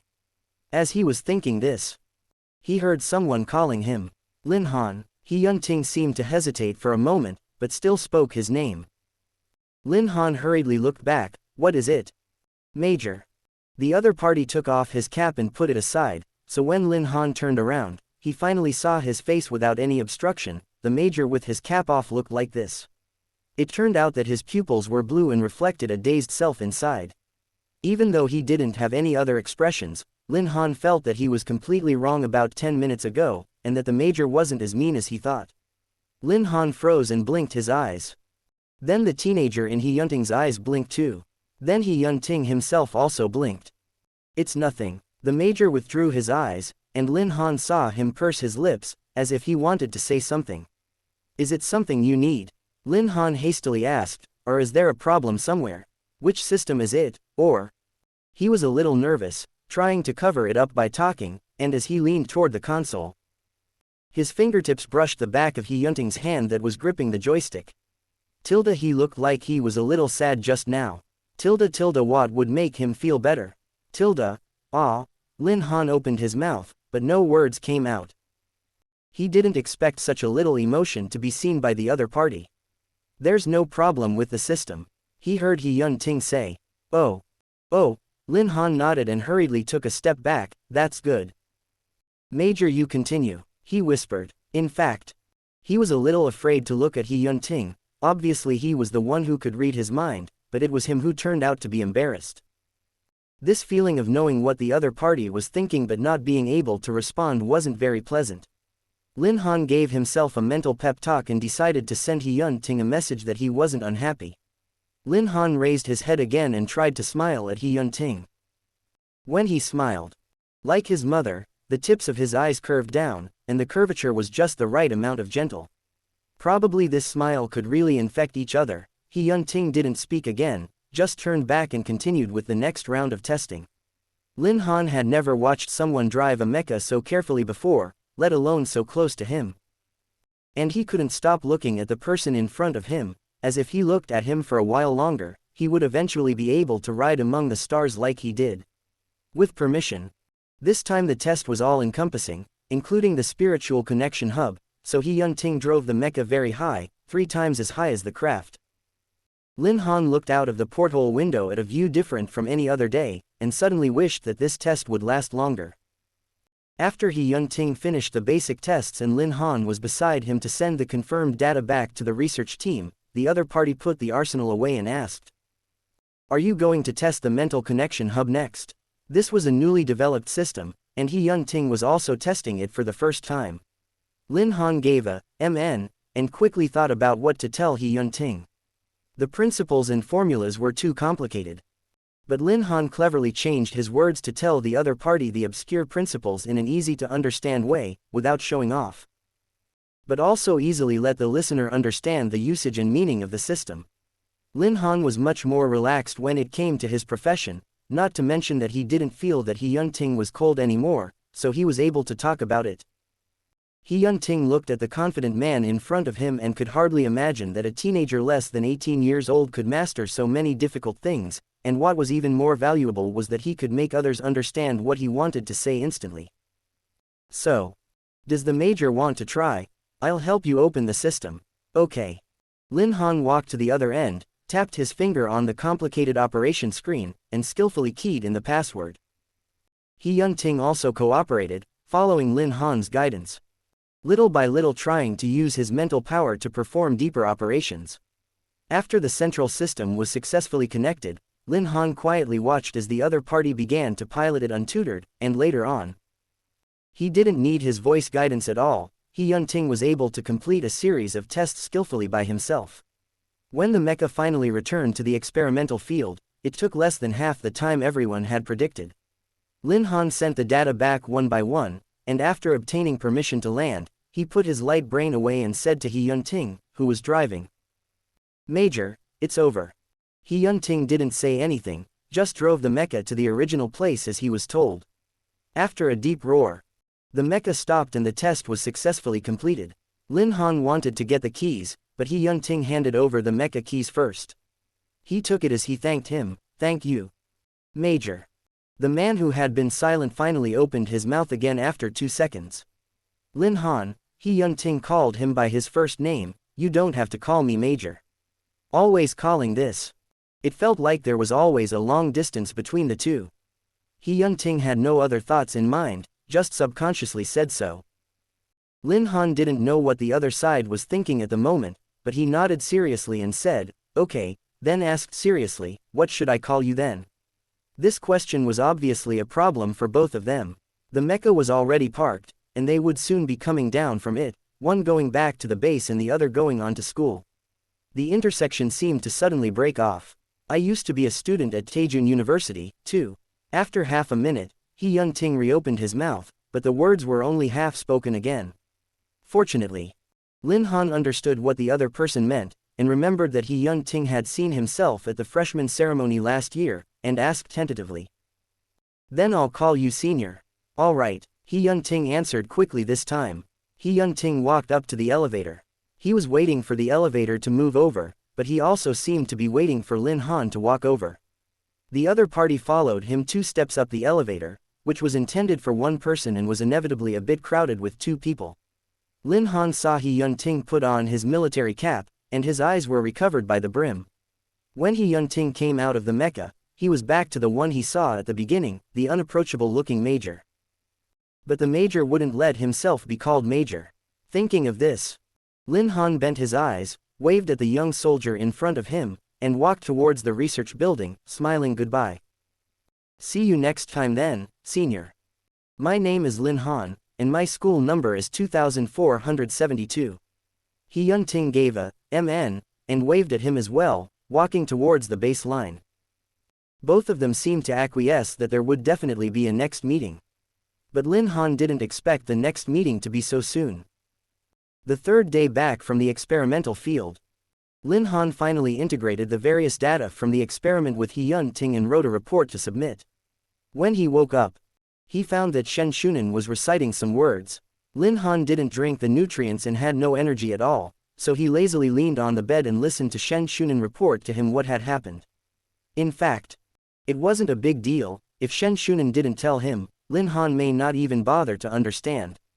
But 2 days ago, he and He Yunting came down from the mecha, and when they said goodbye, Lin Han smiled at him and He Yunting just waved his hand in a more ordinary way.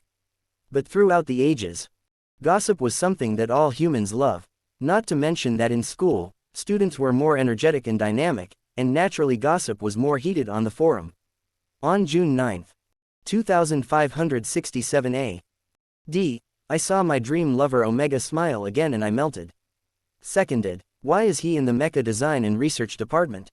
Too far away from me, I'm afraid I won't cross paths until I graduate. Ah, he's really great. When is he going to give me such a sweet smile? This is going to be about another person. Wake up. You didn't even notice who he was smiling at. +1. But he isn't actually afraid of him. I thought he was going to cry when he saw the Major. He's really a warrior. But I saw He Yunting that day, I have no regrets. The one in front said dream love. Oh, this Omega declares the Major is my dream lover. So can you guys talk about the point? What's the point? The point is, the Major actually waved goodbye to Lin Han too. Look at that, look at the above sentence. Read it 3 times. I'll reply when I've learned something. What kind of people are up there? So idle all day, one is to test and one is to help test, how big of a thing is that anyway? Oh, it seems that this is a freshman above, you actually don't know who the major is. He's the Young Ting who's always indifferent from admission to graduation. Ah, I can't believe he waved at someone. So whether it's true or not, I'll give my guess first. I think the two have drama. Don't ask any more questions are drama. It's Lin Han. I've called the police. No one's going to steal my dream love. Oh. No one's going to steal my dream love. Stop it. Okay. If the two of them didn't have something going on, I will strip my homegrown Kajarace hair live. Kajara race. Beta sightseeing group happy knock CP group report. Beta tourist group happy to knock CP group report +1. Later in the forum, even people who have graduated came to show up and say that Young Ting was simply a walking ice sculpture in school that year, even if it was just a simple wave of the hand. It was enough to show that the relationship between the two wasn't ordinary. And then later there was no argument about why that was impossible. Anyway, such alpha and omega weren't likely to be theirs, as if knocking them together was the wiser and happier choice. So when Lin Han rubbed his eyes knowing all this, the students in the forum already started to speculate variously about the story between him and Young Ting. The specific versions were that the two were still flirting, that Young Ting was chasing Lin Han, and that the two had been together for a long time and were just showing their vests. This time Lin Han threw the light computer on the bed. What is all this? He didn't really care what others thought of him. He had caused discussion during the freshman ceremony. Lin Han had never cared. He just found it amazing with a hint of fun when listening to Shen Shunan's account. His mother and father had asked him if he needed help after hearing about it, but both were rejected by Lin Han, deeming it unnecessary. But now it was different. He actually started to do it for himself. In the person he had only met once, Lin Han suddenly had some different feelings in his heart. To be honest, he didn't hate it. But compared to the last indifferent attitude, there was an additional Young Ting in the object of discussion. Will he know about this? Would he feel uncomfortable? Was it because of him that he was being talked about? Would he regret saying that to him in the end? Moreover, his coronation wasn't far away. So would he be angry when he found out who he was under such public opinion? Lin Han realized with hindsight that he didn't care what others thought of him, but was worried about what others thought of Young Ting. Shen Shunan, Lin Han asked, what do you think about this? Shen Shunan thought Lin Han was uncomfortable and hurriedly reassured him, don't take it to heart. Everyone is just talking about it, no offense. Oh, Lin Han nodded and continued to ask, no. What I mean is, do you think that the school what would major he think about this? Huh, Shen Shunan didn't know why Lin Han asked. It doesn't really affect him, does it? The major should be very busy every day at the base, where he has time to care about us people's discussions. That's good. Lin Han breathed a sigh of relief. He had originally planned to open a nutritional supplement, but as his mind kept thinking about this matter, he ended up forgetting the nutritional supplement on his bed in a muddled manner, and directly got up and washed up for class. It wasn't until halfway through the class that the long-lost fatigue and exhaustion came over him that Lin Han realized what he had forgotten. The current knowledge was easy for Lin Han. And this class was a big theoretical class. Lin Han was just not in the habit of skipping class. In fact, it didn't affect much whether he attended or not. He was lying on his desk and started to feel sleepy, and what the teacher said was gradually blurred. He felt that it wasn't good to fall asleep in class, but he couldn't help but close his eyes gradually. Lin Han, who had no nutrients, slept heavily. Huddled in the corner of the large classroom, and Shen Shunan was in a different class than the one he had chosen, so Lin Han didn't know until the end of class. It just so happened that this class was the last class of the day, so no other students came in after the class ended. He was a bit annoyed. But fortunately the classroom wasn't far from the dormitory, so he slowly got up, his eyes still open, and prepared to walk to the dormitory in a daze. Lin Han's foot slipped before he stepped out of the classroom door, and he subconsciously cried out in surprise, thinking he was about to fall to the ground. When he thought he was about to fall to the ground, someone suddenly gave him a hand and didn't let him fall. When Lin Han squinted his eyes and looked up at the person in front of him, he senied. Was he not awake? Why was he here? Lin Han closed his eyes and reopened them. Hey! The dream was quite real. He heard a low response from above his head. The dream was probably more carefree. Lin Han also didn't know what to think, after all. He was afraid of pain, so he couldn't pinch himself, and simply reached out and poked He Yun-Ting's face, poke a little to see if it will disappear. The result was of course that it didn't. Not only would it not, but when Lin Han's finger touched the other person's face, a voice rang out in his heart. Tilda, what's the matter? Is there something wrong with him? Tilda, luckily I'm not late. Tilda, he looks so cute when he's asleep. Tilda, hey. His hand is coming over. Tilda, what to do, Tilda. Lin Han jerked his hand back, and then instantly woke up. Hi. Senior. Lin Han quietly took a step back and spoke again. Although he looked calm now, in fact, he was still digesting He Yun-Ting's inner words just now, and his whole body was still in a state of confusion about what had happened. It wasn't a dream. Why was He Yun-Ting here? How could he think of poking someone's face with his hand? Lin Han's head was lowered a bit more, and he didn't know how to describe his feelings at this moment. The point was, why did He Yun-Ting have so many words in his mind? Is he nervous too? Lin Han quietly raised his eyes to observe the person in front of him. Today, he wore a military regular uniform, no rank. Some military departments in the Imperial Military University also issued this kind of uniform, so as long as the hat was worn and low profile, it was no different from the normal campus students. He Yun-Ting answered again. Lin Han thought that if he had called him Major now, he might not have even had those thoughts just now.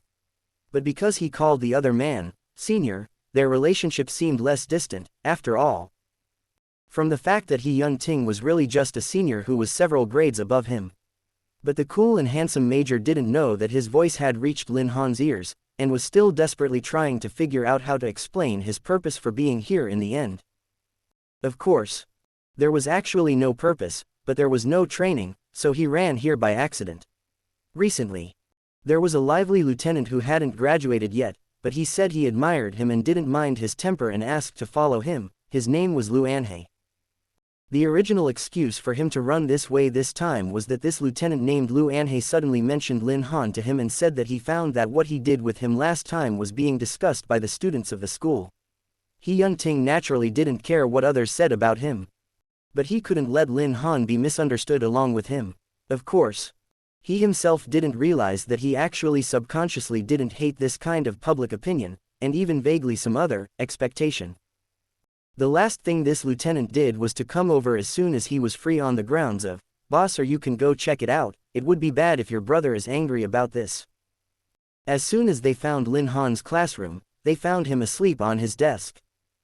The tutor on the podium and the students sitting below didn't seem to affect him at all, and the young man's sleeping posture was very good, and his slightly long hair was half pinned down, making him look a bit dumb and cute. He Yun-Ting just waited until the end of class, and then waited until he woke up. Lin Han explained. "I forgot to bring my nutrition when I came to class, so I fell asleep. Thank you for helping me out." "It's okay," He Yun-Ting replied, "then I'll take you back." Lin Han obediently, just wanted to continue to walk, but the after effects of not drinking nutrients were still there, his legs were still too weak. And he stumbled again, this time, of course, was also steadily supported. Lin Han felt for the first time how important it was to drink nutrients on time.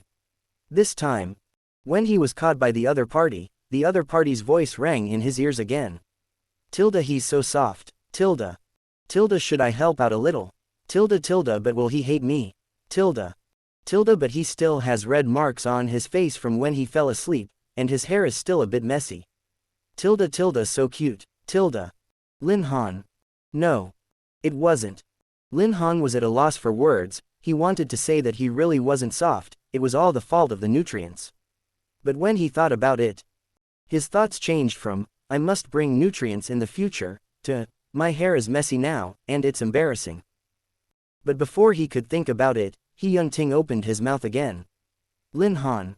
Let me carry you back. Tilda, he won't refuse, right? Tilda, but I don't feel comfortable with him going back alone like this." Lin Han's heart felt like death. When he heard this kind of inner thought, how could he refuse? "Okay, senior." He reached out and hooked his hand around He Yunting's neck and was easily fetched onto his back. However, being carried on someone's back without strength was indeed effortless and comfortable, so Lin Han simply didn't bother to think about it, and quietly waited for He Yunting to carry him to the dormitory building. This, quiet, didn't include the voice in He Yunting's mind. Tilda, he's so light. Tilda. Tilda, he's not talking. Is he asleep? Tilda. Tilda, he's so quiet and so cute when he's not talking. Tilda, luckily I came today. Tilda. Tilda, when's the next training slot? Tilda, will he think it's weird if I give him a class schedule? Tilda. He Yunting carried him very steadily and walked very slowly. Lin Han thought that without these heartbeats, it was indeed possible for him to fall asleep. Senior. Lin Han buried himself in his back and buzzed. You're somewhat noisy. It was a sentence he didn't say. He Yunting also very coldly only returned a word, and didn't ask why Lin Han suddenly called him. But, Tilda, does he have something to say? Tilda, why did he suddenly stop talking again? Tilda, I still don't know what to do. Tilda, but I can't talk. Tilda, if I say something I shouldn't, he'll be upset, right? Tilda, will he feel that I have too little to say? Tilda. There were quite a few words, quite a few. And quite a few points. Lin Han thought. He could be considered to have discovered this pattern. As long as he didn't ask. He Yunting wouldn't take the initiative to talk at all. Fortunately, he had a mind-reading technique. Although Lin Han felt that he was noisy, he didn't want to put on the gloves of thought. Even while listening to these sounds, he himself didn't hold back his rising smile. The classroom wasn't far from the dormitory, and even though He Yunting walked slowly, Lin Han wasn't able to hear more than a few heartbeats before he was put down by the other. He also scratched his hair before getting off He Yunting's back. After all, he just heard the other party say his hair was a bit messy. Lin Han's major was less crowded, so not many people came and went. The two stood in front of the dormitory building, facing each other in silence. That. Senior. He Yunting let Lin Han speak first. Senior. MN. Having suddenly lost the pile of heartfelt voices, Lin Han was still a bit uncomfortable facing such a quiet He Yunting. I'm going up. See you next time. Lin Han scratched his hair, wanting to say something. But not revealing that he had just been able to hear He Yunting's heart, he was a bit embarrassed. He could only end up waving at He Yunting and saying goodbye with a smile, just like last time. When Lin Han went upstairs, he realized that he should have asked about those opinions in the forum. In the end, he was still afraid that He Yunting would have something to do with it. Forget it. Let's do it next time. Lin Han drank the nutrition and drank it for the first time without frowning, feeling as if the taste wasn't so bad. 2 hours later, Shen Shunan pushed the door and walked in. Lin Ah, he said with some excitement, the major. Did he come looking for you? Lin Han didn't want to cover up, but he also didn't expect the news to spread so fast. Yes. He opened his optical brain. And those who were still talking about He Yunting, Lin Han Domei's remarks before could basically not be found. Shuier was full of new messages. Iron, tree, bloom, flower. Happy, although the dream is someone else's. But I didn't expect the original would really have a follow-up. So the sighting is true. It's true. It's true. I saw it when I was passing by. The major carried Han back to the dormitory. We also know the major's power. You'll be found if you get too close, so we certainly didn't follow. The main thing is that you can't be afraid to follow or leave a picture or something, but it's true. Beta Happy Spectator Group knock to knock 2. Beta Happy Spectator Group knock to +1 inch, so what has the relationship between the two come to? It should really be the major chasing someone, guess. So there's really no one to brainstorm the process. I don't know why I can't refuse a story like this when I see a senior who has graduated for so many years an outstanding junior. The Imperial Military University was originally the most energetic group of people in the core area, and some young kids with no bad intentions. Lin Han looked at the fast-scrolling messages and froze. He shouldn't tell He Yunting frankly that he was actually not an ordinary student, but he couldn't help but worry that if he told him directly, the other party would never come back to him again. He couldn't tell what kind of heart this was, but for the first time in his 17 years of life, Lin Han felt doubt. But this doubt didn't make him feel unhappy. It was as if something needed to be proven, or pushed to him. To give him a definitive answer intact. He considered whether to tell his mother, but wanted to try to solve the problem himself, and finally simply concealed it. Shen Shunan was the solution, and didn't immediately ask the situation, but from his face overflowing with joy, he may also be a member of the Forum Beta sightseeing group. Lin Han suddenly felt that he should add He Yunting's number today. But there was no need to add communication, because there was a lieutenant on the major's side who was passing messages for him. Unfortunately, He Yunting didn't say anything even after he went. With the last experience, Lin Han was actually often curious about what was in He Yunting's mind, but if he read his mind straight he would be too obvious. Eventually it became that He Yunting would take time to come to school once a week, either pretending to pass by to see Lin Han's eyes, or simply sitting squarely in the big classroom, listening to the lesson. After He Yunting appeared for the fourth time, Lin Han finally didn't hold back and opened his mouth. "Senior," he said tentatively, "do you know?" He originally wanted to find a way to summarize those things the two had done on the forum, not open his mouth, a little nervous not knowing how to express it. Not this time He Yunting actually preemptively answered, "Nothing." Lin Han froze. "What?" He Yunting had a cold face. Those remarks don't need to be read. This time it was Lin Han who was confused. He blinked. "Senior, you've graduated. Are you concerned about the school forum?" He Yunting was silent for a long time, probably pondering in his mind how to betray his subordinates together. Lin Han didn't say more. Just couldn't help but laugh when he turned his back on his face to come. The fifth time, He Yunting simply finished earlier than Lin Han, and checked his class schedule directly to the large classroom to wait for him. The people in the school started to get used to it, after all. Two such good people, it was indeed expected. But when Lin Han came to sit down this time, he found that although He Yunting had come early, he was asleep on his desk. He actually knew that as the newest blood in the base, He Yunting would be very busy and probably spent more energy training than before every time he came here. But Lin Han couldn't ask him not to come over. It was like a voice in his heart was expecting him to stay. Lin Han whispered to the senior 2 times, but the other party didn't answer. Was it because he was too tired from training? He Yunting was breathing steadily, only half revealing his face. Until now Lin Han noticed that in fact, He Yunting wasn't much older than him, but silence was mistaken for maturity, and excellence was interpreted as the answer. He sat in his seat and waited for a while, and He Yunting slept motionless, which gave Lin Han an idea. Lin Han suddenly wanted to be bold enough to listen to the other's mind at this moment. Was he dreaming? Would he hear what he was dreaming about? If he was really asleep. He carefully poked his finger, afraid to wake him up. And only gently poked at the back of He Yunting's hand. He shouldn't have noticed that he was pretending to sleep. He's touching my hand. Does he like me? The future prince of the empire was finally bashfully red due to this internal thought. Chapter 121. Lin Han was caught in a panic and didn't have time to react, while someone who was pretending to be asleep beside him was still rigorously continuing his self-analysis. His fingers are so soft. He's so cute. Does he really like me? Otherwise. Why does he always touch me quietly? So it doesn't seem impossible. But he might not. I'm such a boring person. The word, frustration, which didn't match his appearance at all, was felt by Lin Han.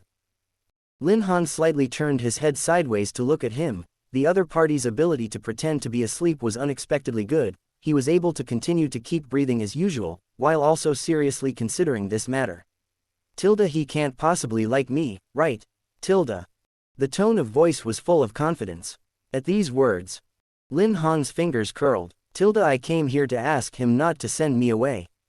But even though I'm here, I still can't even speak. I don't think he's afraid of me. Lin Han didn't feel that He Yunting was noisy, and after thinking about it, he found that he really wasn't afraid of him. From the time Shen Shunan said he was mean, he never was. He didn't know how to communicate with him, and even when he heard such a voice a little subtle emotion sprang in his heart. It turned out that this person had some secrets. It was all about him. The more I think about it, the farther I get. Lin Han heard a little bit of sadness in his voice. But I'm not really mean. Lin Han froze. It was as if something had struck his chest, and the slight vibration made him freeze in place, while the aftermath of the vibration diffused in, rattling the original regular heartbeat. His throat was inexplicably a little dry, and if he gurgled a few gulps of his favorite soda down, he wondered if he could hold it down. He used to wonder why his mother, every time she made a small dessert on a whim, either too much sugar or overbaked, Wen Zhao would eat it with a helpless face.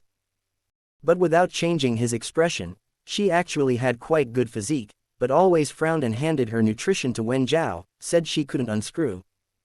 And every time the other party would laugh lightly, helplessly asked for it, telling her that even if he opened it for her it wouldn't taste better. The queen, who was always gentle and decent in front of the public, would always show a winning smile and nod her head, saying, yes. That's true. Now Lin Han suddenly had some weird thoughts. For example, he also didn't like to drink nutrition. If he followed his mother's example and handed it to He Yun-ting to open, would it really be less unpleasant, as she said, or if He Yun-ting could make dessert, Lin Han thought.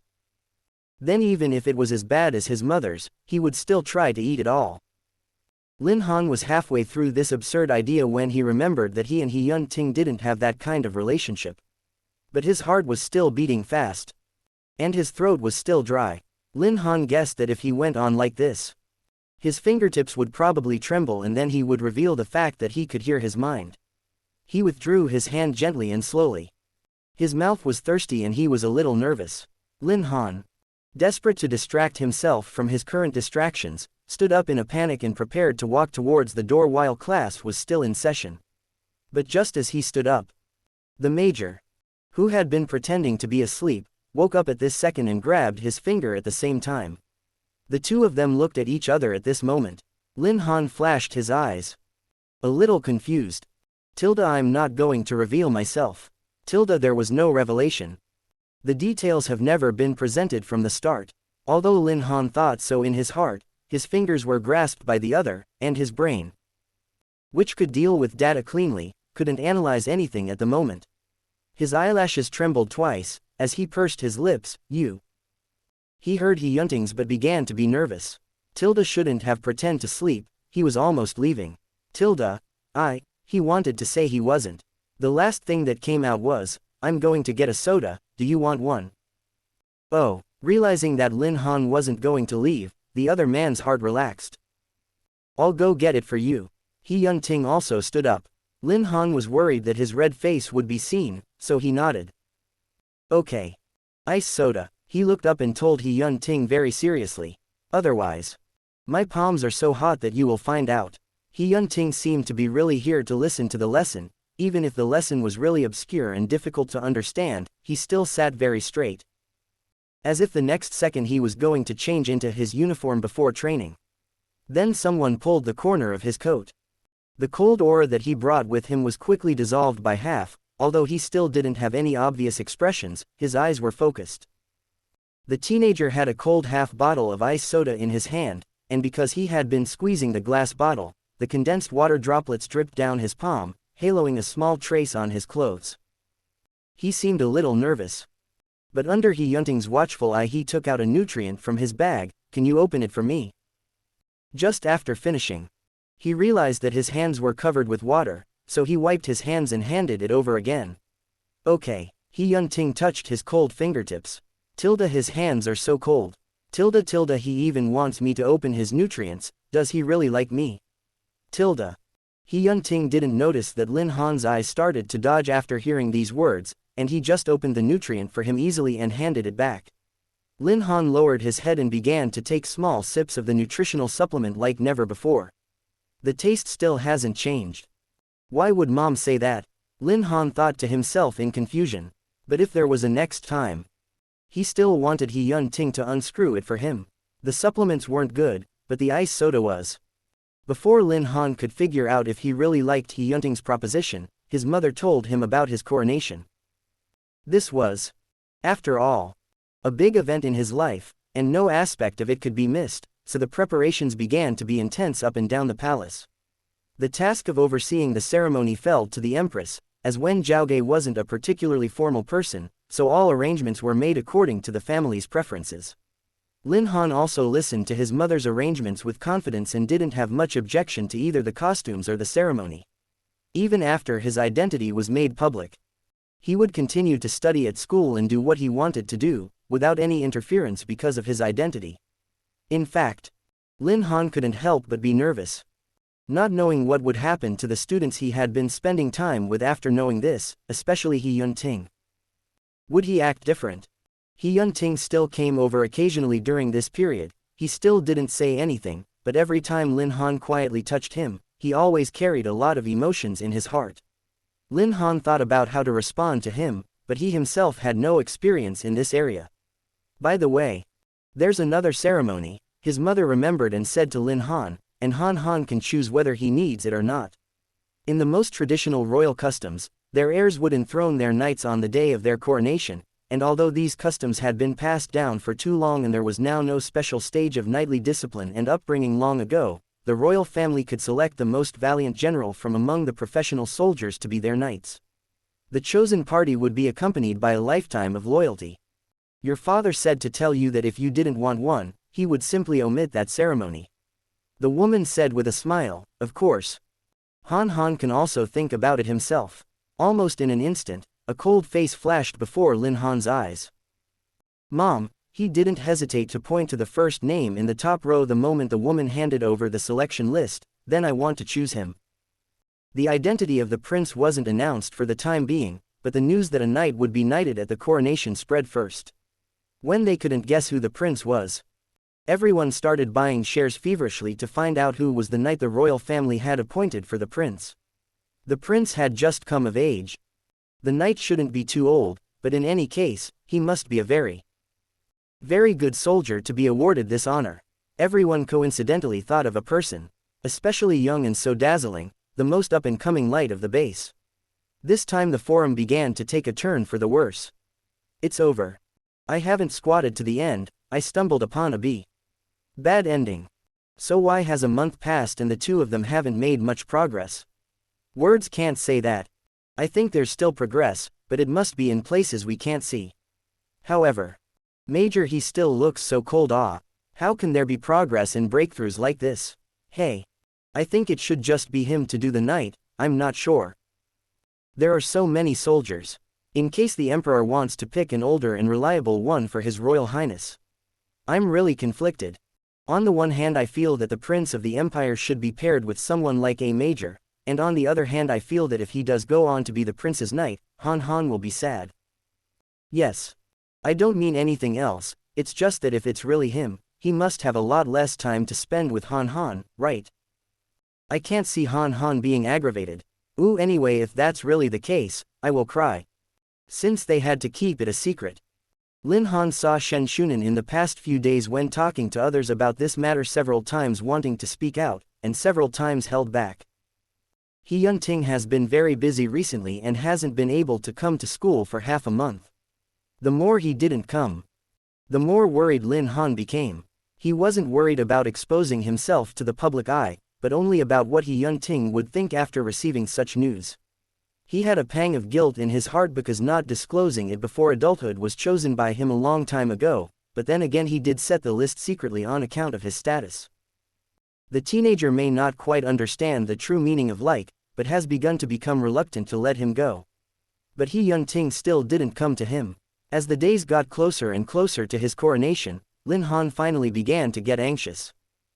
Everyone thought that being chosen as a knight was a supreme honor, but Lin Han became overwhelmed with anxiety and wanted to ask He Yun-ting if he had something else in mind. If he didn't want to. Lin Han thought that he shouldn't push him either. He finally found the opportunity 3 days later. Their research group had cooperated with the research institute, and this time it happened to be the day when a new batch of mecha was sent for overhaul. When the institute was too busy, it would often ask students to help, and when some mecha didn't have particularly serious problems, the instructors would let the students follow them, counting them as internships and operating directly on the mecha. Lin Han's talent in this area far exceeded that of his peers, so when he proposed it, his teacher didn't hesitate at all and simply agreed to his request to come along to the base. When he stepped off the public flying machine and walked into the base, he noticed the first person he hadn't seen in a long time. He was standing at the front of the training field, his eyes and expression not changing in the slightest, only his half-wet training uniform told people that he had endured for a long time. Lin Han's teacher followed his gaze. "It's just as well that you took the major through the mecha test last time, so you'll be in charge of his station as well." The teenager nodded hastily, glanced back at the man still training, and fled into the other man's mecha. He hoped that He Yun-ting would notice him soon, but he also hoped that he would see himself a little later. What a contradiction. After getting into the mecha, Lin Han's apprehension and nervousness lessened, and he relaxed again. Following the teacher's instructions to try to overhaul it step by step. The mecha was different from the one He Yun-ting had tested last time, with obvious signs of use and wear in some places, so he could tell it had been through a lot of combat or training. But there was nothing major wrong with it, and Lin Han quickly fixed a few minor glitches, and the mecha was as good as new. He wasn't sure if He Yun-ting had seen him earlier, but didn't want to leave so soon. Lin Han turned on the mecha's display to try to see the people on the ground, only to find that the camera couldn't shine right through the training ground, and he couldn't see the people he wanted to see. Should I wait for him? Or should I simply walk right up to him? More than anything, Lin Han wanted an answer, but avoided thinking about it. For example, the real purpose of coming here. He wanted an answer. Wanted the other side to be able to say exactly what they wanted without thinking about it. What was the reason he came to him so many times, trying to grab him when he was ready to move away? Lin Han found himself asking the same question as He Yun-ting's heart. Does he like me? Lin Han thought that since it was almost evening, he would soon hear the call for the end of training, and began to pace around the mecha in boredom without being able to come up with a conclusion. The mecha was so ordinary that it wasn't even his own mecha. There wasn't much space. And the console was a bit old, so the latest batch of new systems might not even fit in. It would be best if he had a new one. Lin Han wrote down the problems with the mecha in turn, and when he had memorized all the problems, he began to sit in the driver's seat and stare at them, while the training was still going on not far away. So he had to train for so long every day. Then how did he find time to meet with me? Lin Han looked at the sinking night and thought about it until, for some time, the cockpit opened with a very soft click. He Yun-ting was still wearing his training uniform, his hair was a bit messy, and there was still a bit of residual wetness on his cheeks. It was already very late, and Lin Han could only see the dark sky through the porthole, and there wasn't a single star. He scratched his hair and didn't know what to say for a while. But before he could say anything, He Yun-ting suddenly walked to the hatch again, said, "Wait a minute," and left again quickly. Lin Han sat in the driver's seat and stared at him blankly. It took about half an hour for the other man to return, and when he did, he had changed back into his regular uniform, his post-training fatigue seemingly suddenly non-existent, and there was an extra bottle of opened ice soda in his hand. There was no way such a thing could be sold inside the base, or at least around the training grounds, and Lin Han wondered just how far he had traveled or what methods he had used to get it. When he received it, the water droplets on the outside of the glass bottle had already been wiped clean. Compared to the iced soda sold in the freezer, this drink was more like the soda that had been bought after a long journey and had become less icy when held in hand, and Lin Han could even feel the faint warmth of the bottle being warmed by the other's palm. He drank a sip under He Yun-ting's watchful eye. The soda wasn't that cold, and the original sugar content became more apparent, like it was a drink of a different flavor.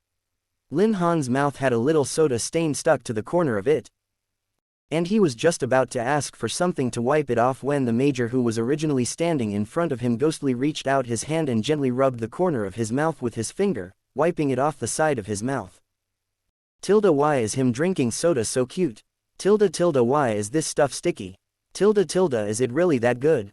He was stunned in place, inexplicably hoping He Yun-ting would put his drink-stained finger in his mouth and taste it. You'll know when you taste it. It's delicious and sweet, Lin Han thought. So the last conclusion should still be changed. The nutritional supplements weren't good, but the sodas were good whether they were iced or not, as long as they were handed over by him. Chapter 122. I didn't expect you to come. He Yun-ting spoke in a low voice. You've been waiting for a long time. Lin Han didn't say anything, just continued to look at him. the corner of his mouth still feeling the warmth left by the other's fingertips. After a long time, he slowly shook his head and said, "Not long."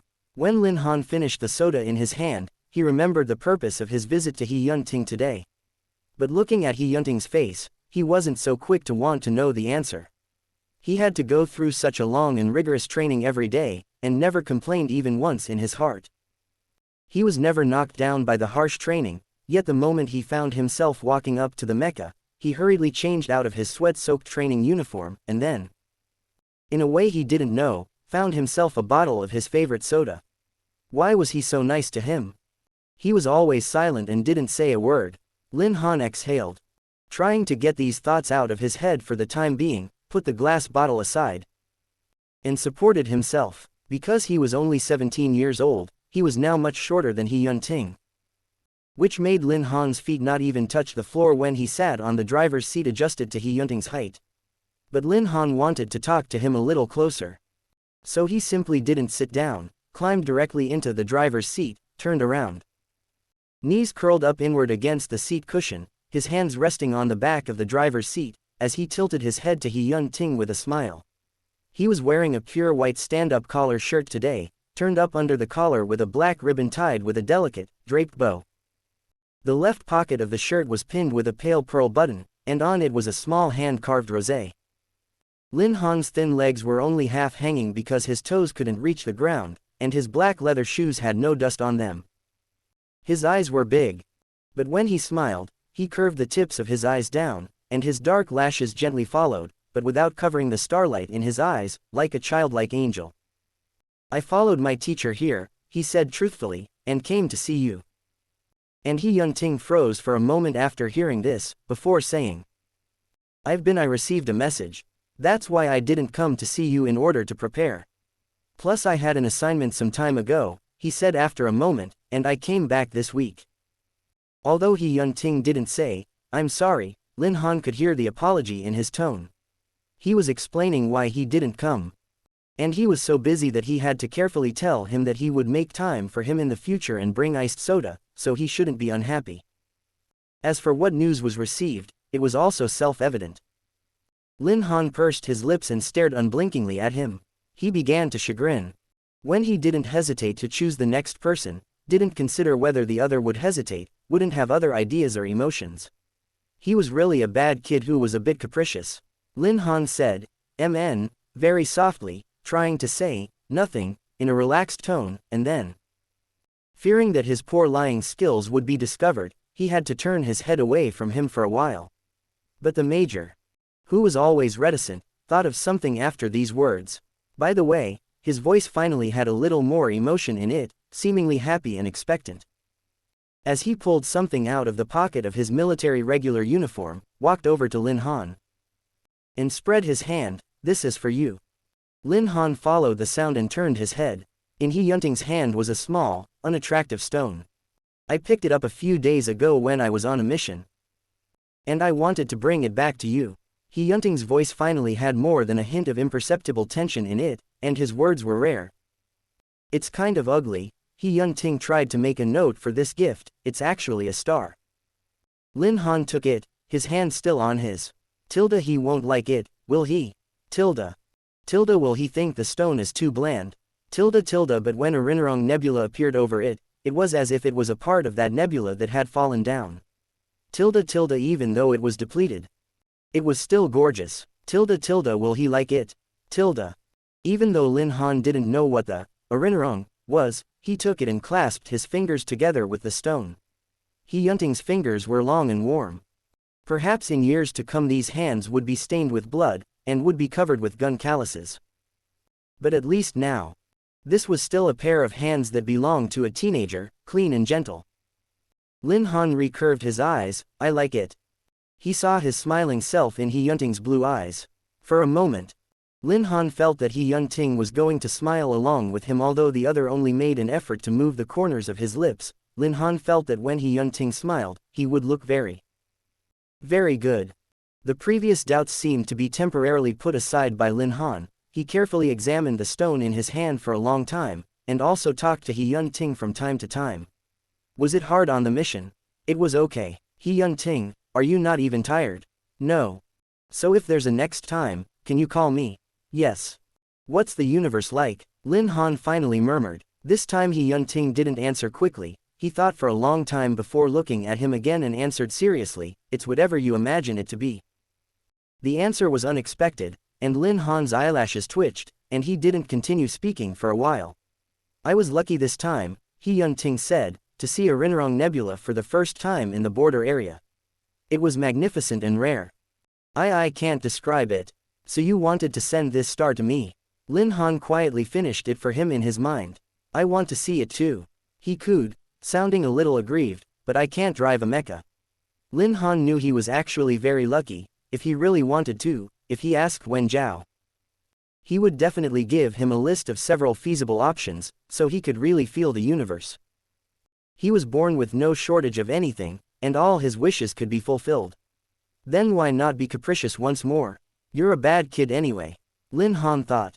He didn't want Wen Zhao to send many people to accompany him to space, he only wanted to go with one person. He Yun-ting, the teenager said seriously as he straightened up from his chair once again, still holding the ugly star in his hand. Let's agree on one thing, okay? The other was unsure, but obediently took 2 steps closer and nodded his head. This mecha of yours is too old. And many functions aren't yet available. Lin Han said with a flourish, don't look at me as small. I'm the most powerful one in the subject group. I'll help you design the newest and best mecha, and you can trust me. Give me a little more time. I can finish it. Lin Han stretched out his other free hand, trying to make a serious deal, then. Take me to see the nebula. If you agree. Take my hand. Okay. This time there was no hesitation from the other man. Lin Han felt really strange, like his emotions changed many times in just 1 hour.